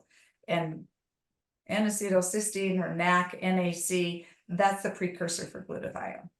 Okay, so that's a really important one. I think everybody should take that. And I think specifically for you to protect your brain, Evan, you're going to want to take that one. And then there's a couple others like the phosphatidylserine and the CDB choline. Those are really nice support for brain function. Not everybody needs them. Stress, phosphatidylserine is really nice one to take at night to really help mitigate that stress response. I found really wonderful effects with that for most people. And the choline can help. It builds the membranes of your nerve cells and the neurotransmitters. It supports that, so it helps you keep a really healthy brain. There's a couple of things like the 2-alpha lipoic acid is really important for mitochondrial function. That's going to help your mitochondria. It's also going to help your blood sugar. Alpha lipoic acid is also a really good thing to take if you're flying. So if you are, exposed to radiation, which all of us are, and especially when we're flying, we're exposed to a lot of radiation. There's been some really nice studies to show that alpha lipoic acid actually helps mitigate and protects your cells from radiation damage. So that's a nice one that you can have in your pocket and really can help with your blood sugar. The berberine is that bitter, one of those bitters we talked about, that can also help with blood sugar. That sort of mimics the effect of metformin even. And then curcumin is one of the best kind of anti-inflammatories. It's found in turmeric. You can take turmeric and add it to your shake, or you can take a curcumin supplement. And again, there's probably hundreds of different companies that make these different supplements ingredients. So as long as you choose a good quality company, you're not going to go wrong with any of them. Magnesium, we want to make sure magnesium is great. Make sure your bowels move. We saw a lot of stool when we were looking at that, but also magnesium is a cofactor for hundreds and hundreds of different biochemical reactions in your body. Really important for your mitochondria. Again, think of brain health as equivalent to mitochondria health, really. And so you want to really give it that. Magnesium threonate is a form that gets into your brain really nicely. Magnesium glycinate is a form that the rest of your body uses. If you use other forms of magnesium, we all know about milk of magnesia, or that can actually cause diarrhea, right? So you definitely, the forms that get absorbed better are better. Sometimes you can use that to tell you how much magnesium you need. So if you take one of these good forms, a chelated type of magnesium, glycinate, threonate, that will, if you take enough of it, you're going to get loose bowel movements, right? Because magnesium is going to stay in the bowel and really pull the water in and give you loose bowel movements. If your body needs a lot of magnesium, it tends to absorb it. And your body's like, I want that, and it's going to absorb it. Then you're not going to get those loose bowel movements. So I tend to tell people to take as much magnesium as up to bowel tolerance. So for example, I take about 8 capsules of magnesium every single day.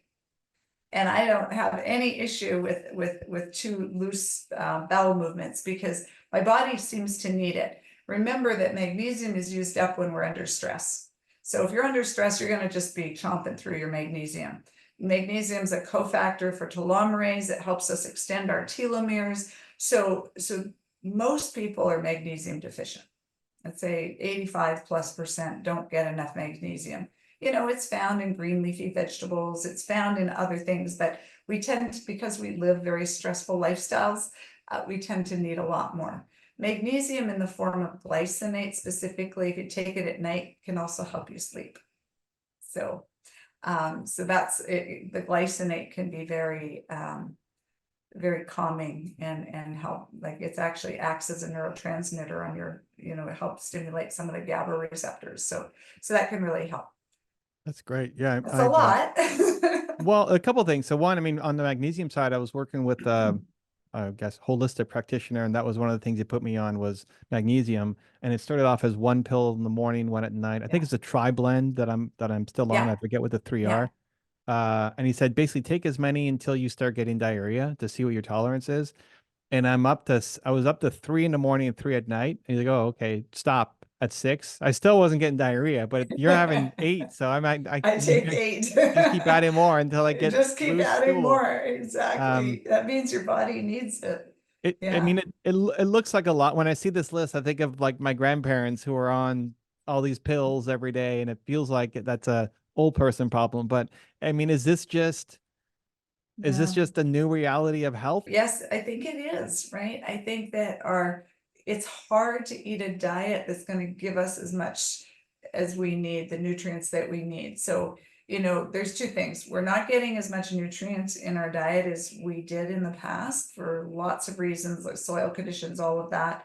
And we also have a lot more stresses on our body in our modern environment, right? With just stress from daily living, with exposure to all of the different toxins that are in our environment, with exposure to electromagnetic frequencies, with exposure to, there's just so many more exposures that we have, you know, radiation, flying. Our ancestors never flew, right? So it seems we need to get that much more. Now, you don't have to take all of these every single day. I'm not a big fan of saying, okay, this is what you take every day for the rest of your life. No, this is what you need now. It's important to retest. It's important to see if you still need it. And then it's also good to take breaks. Like I tend to, oftentimes I'll go for a week. I take my supplements. I'll just show you here. That's my supplements that I have to take this morning. And those are my personal ones that I'm doing for me. You can see the little fish oil capsule here. I've got the, I think the berberine here. So you take them, and then I take a week or two off, and then I take them again. And then sometimes I'll tell people to take them 5 days a week and then don't take them on weekends. So it's not like, okay, your grandparents where you got to do all these pill bottles every day. You should change it up, and you should retest and know exactly what you need. Got it. So yeah. Before moving on to the testosterone conversation, what I don't see on this list is metformin or rapamycin. Yeah. So the metformin and the rapamycin metformin is great for blood sugar control, but the berberine can work really well. I mean, your blood sugar wasn't so much that I felt you would need metformin, so you can get it with I didn't put CaloCurb in there, but that's another one that you could do, the hops extract that I talked about. Sometimes I would probably start with the GLP-1 rather than the metformin even. I know there's a lot of talk in the past again about metformin for longevity. I think that jury's still out on that, whether it really does help with longevity. Obviously, if you're a diabetic, it's great. So, and then the rapamycin, I wouldn't do that first. Rapamycin comes after. Rapamycin, it can be a powerful longevity. Again, the jury is not fully, and it's still out completely on the rapamycin, but it does look really promising. I'm a big believer, get the foundation done first, correct all your nutrient deficiencies, dial in the lifestyle. That's really important. Then you can add in these really cutting edge therapeutics, and they're going to work really well. That's when we can do the therapeutic plasma exchange, right? That's when we can do the, some of the cutting edge cellular therapies and other things, if you get that foundation dialed in first. because I've seen a lot of times if you now start throwing some of these treatments at a body that's inflamed or that doesn't have those things optimized, it can sometimes cause more harm than good. So definitely it's important to really get a solid foundation. So rapamycin, again, you know, from longevity perspective, that's where you take it kind of once a week, right? I do like to take breaks now because I think we talked a lot about this last time with the metformin and the rapamycin and the mTOR inhibitor to actually, again, because rapamycin, if you think about it, is an mTOR inhibitor. You need mTOR to build muscle. Okay, so and again, I don't have any proof of this, but I think it's going to work best if we use it for a certain time of the year and then not the rest of the year, right? So yes, we're using it once a week, not every day. And that I think is important, but I think we want to kind of use it on the days when you're not trying to build muscle, when you're not working out, when you're not like that. I think we have to look at how do you balance that. So, you know, if we worked on this as we kept going over the year, we would start talking about the rapamycin and those other things and how to do it really well. Got it. Okay. Testosterone. Yeah. And then testosterone, you know, you're still really young, Evan, right? But we are noticing that a lot of even young men are getting low testosterone. Lots of different reasons. So yours it wasn't crazy low, if you recall, it was on the lower side. So it's something with muscle mass and brain health that's kind of a no-brainer. You know, testosterone is definitely going to help with that.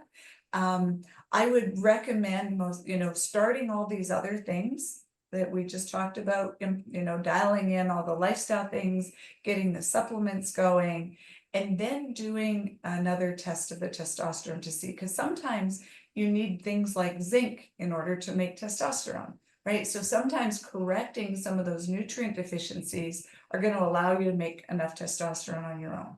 And that's the ideal situation.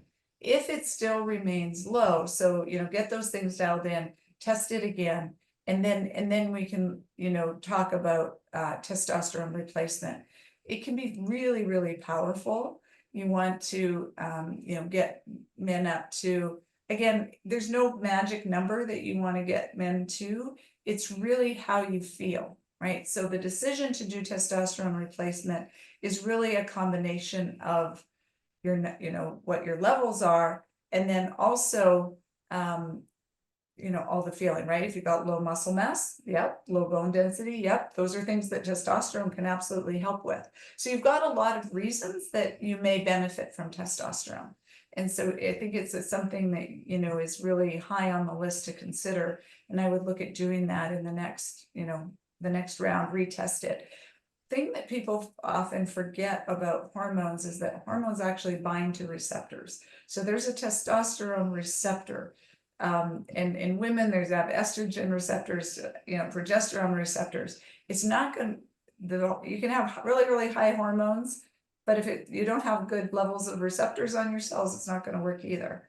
And then we have to also take into account how you metabolize hormones. So once you start that, then doing a urine test to look in how you metabolize the hormones, I think is also going to be important. And so everybody's very individual when you do that. It's not just like, you know, everyone gets this much testosterone, we want your levels this high. We really have to look at how do you feel, you know, what are your levels, how are you metabolizing it, and then dial it in. Okay. Well, so far, this whole thing is a lot less scary than I thought, but this is great. You went through the SNAP testing at Fountain Life, so that's kind of just the entry level testing. We didn't get as deep as we could have in looking at stool testing and some of the other things that are included in the Apex testing, for example. But as you can see, the idea is that there is benefit to working with someone that can take all this information and then really put a plan for you, follow it through, right? You can take all of this to your family doctor, which is, you know, great too. But definitely it's helpful to to do ongoing testing, helpful to really at least do that MRI once a year for you, do that follow-up testing. So, what we like to think of is like, we want to be your trusted, like your financial advisor or your trusted accountant, right? That you can trust us with your health. So you want to find that one person or group of people that you really can count on that work with you. And you said, you've worked with other people in the past, that could work with you to take all this information and really apply it to what you need to do. So Peter Diamandis likes to say, don't die, because there's so many new things coming out that your job is basically just don't die, because we're going to be able to extend their life so much more if you're just around. So the magic Exactly. question is, will Fountain Life help me live forever, Helen? So that's the exact thing. If you can stay alive long enough for the technologies to be developed that are going to help you live forever, right? That's the key. So you want to get that. And I think, I don't know if we're going to live forever. I don't know if I even want to live forever, but I think we can drastically extend our really healthy lifespan in general, and our healthy lifespan far more than it is now. There's some amazing technologies that are becoming available now. And, over the next 10, 20, 15 years, I think the whole landscape of longevity is going to look very different. So yeah, don't die of something stupid now. Use all the tools we have now to optimize your health so you can be around to take advantage of those breakthroughs. For my audience that's curious about maybe taking the next step with you guys, what are the different levels and what do you get with it? So I did the SNAP, I guess, diagnostics, but then most people who do SNAP won't be spending all this time with you to get all the personal breakdown as well. So what do you guys offer right now in Fountain Life? What are the different packages, and what do people get with each one? Yeah, so you went through SNAP, so you saw the list of testing that you get with SNAP. It is still pretty comprehensive. You'll have a physician that will review it with you, but you're not going to get the detailed recommendations or, that kind of level. But he'll review all the results with you, and then you can take those results back to your family physician, do whatever you want with those results.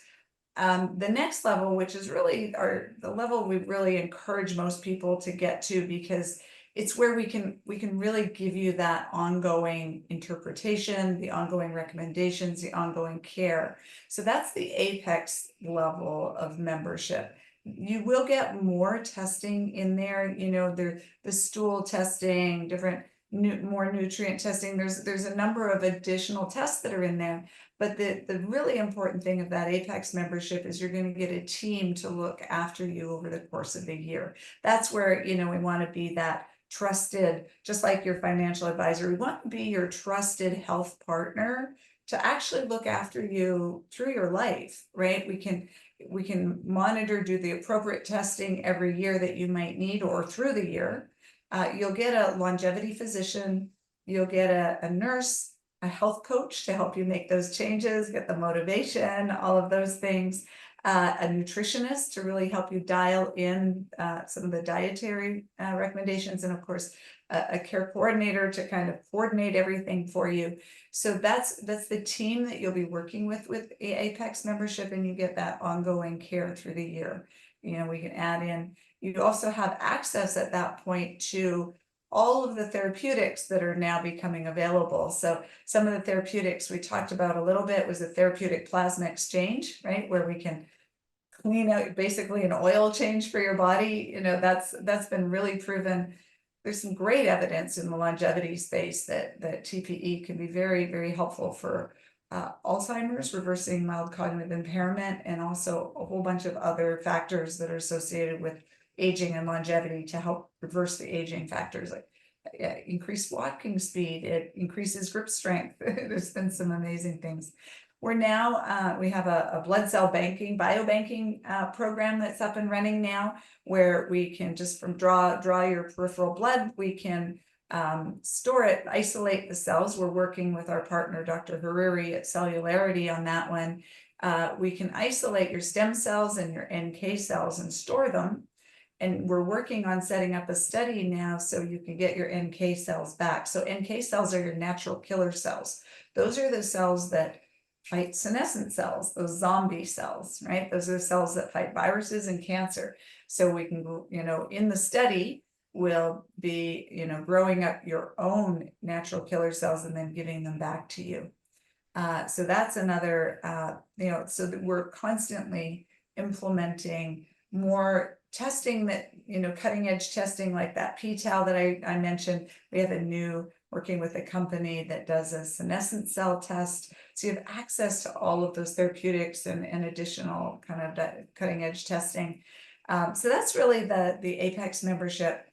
Those are the two sort of that come through the center. We've just launched a brand new core membership, which is really our freshman class, so to speak, for those that can't make it to a center or can't afford necessarily all of the testing. The core membership is all through our app. It's blood work. They'll send you to the local lab, Quest at this point, and you'll have a review with your physician. You have a health coach. You do blood testing and those visits with your physician and health coach 4 times a year.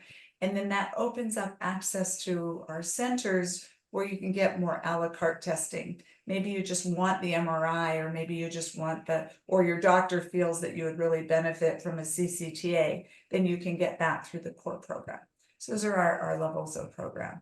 I love it. And I mean, my experience was pretty easy to go through. I mean, I'm based in Toronto, Canada, and it was just one flight out to Florida. Got to spend a couple days in Orlando. We did the testing, and then that's it. So it's not like I have to fly every week to come back for another test and another test and another test. So even from someone out of country, it's still easy to get down and do the day. Amazing. Well, I've learned a lot. I appreciate how much you care and take the time to break things down. A lot of times in this world, it's complex. It goes over my head. It's like, I don't really understand what you're talking about. You kind of nod along politely, but you take the time to pause and make sure I'm getting it. And you could tell you're really passionate about doing this and help people. And thank you for spending the time. And for everybody watching, we will link up Fountain Life and all the information in the description below. So go check that out. Helen, super appreciate you. It's been fun, Evan. Thank you for letting me do this with you. If you want to see my one-on-one with Tony Robbins, where he first told me about Fountain Life, check the video right there next to me. I think you'll love it. Continue to believe, and I'll see you there. There is a regenerative revolution that's happening in medicine right now, in precision medicine. Billionaires know about it, but the average person doesn't. What pushed me over the edge recently is I had some experiences that really hit me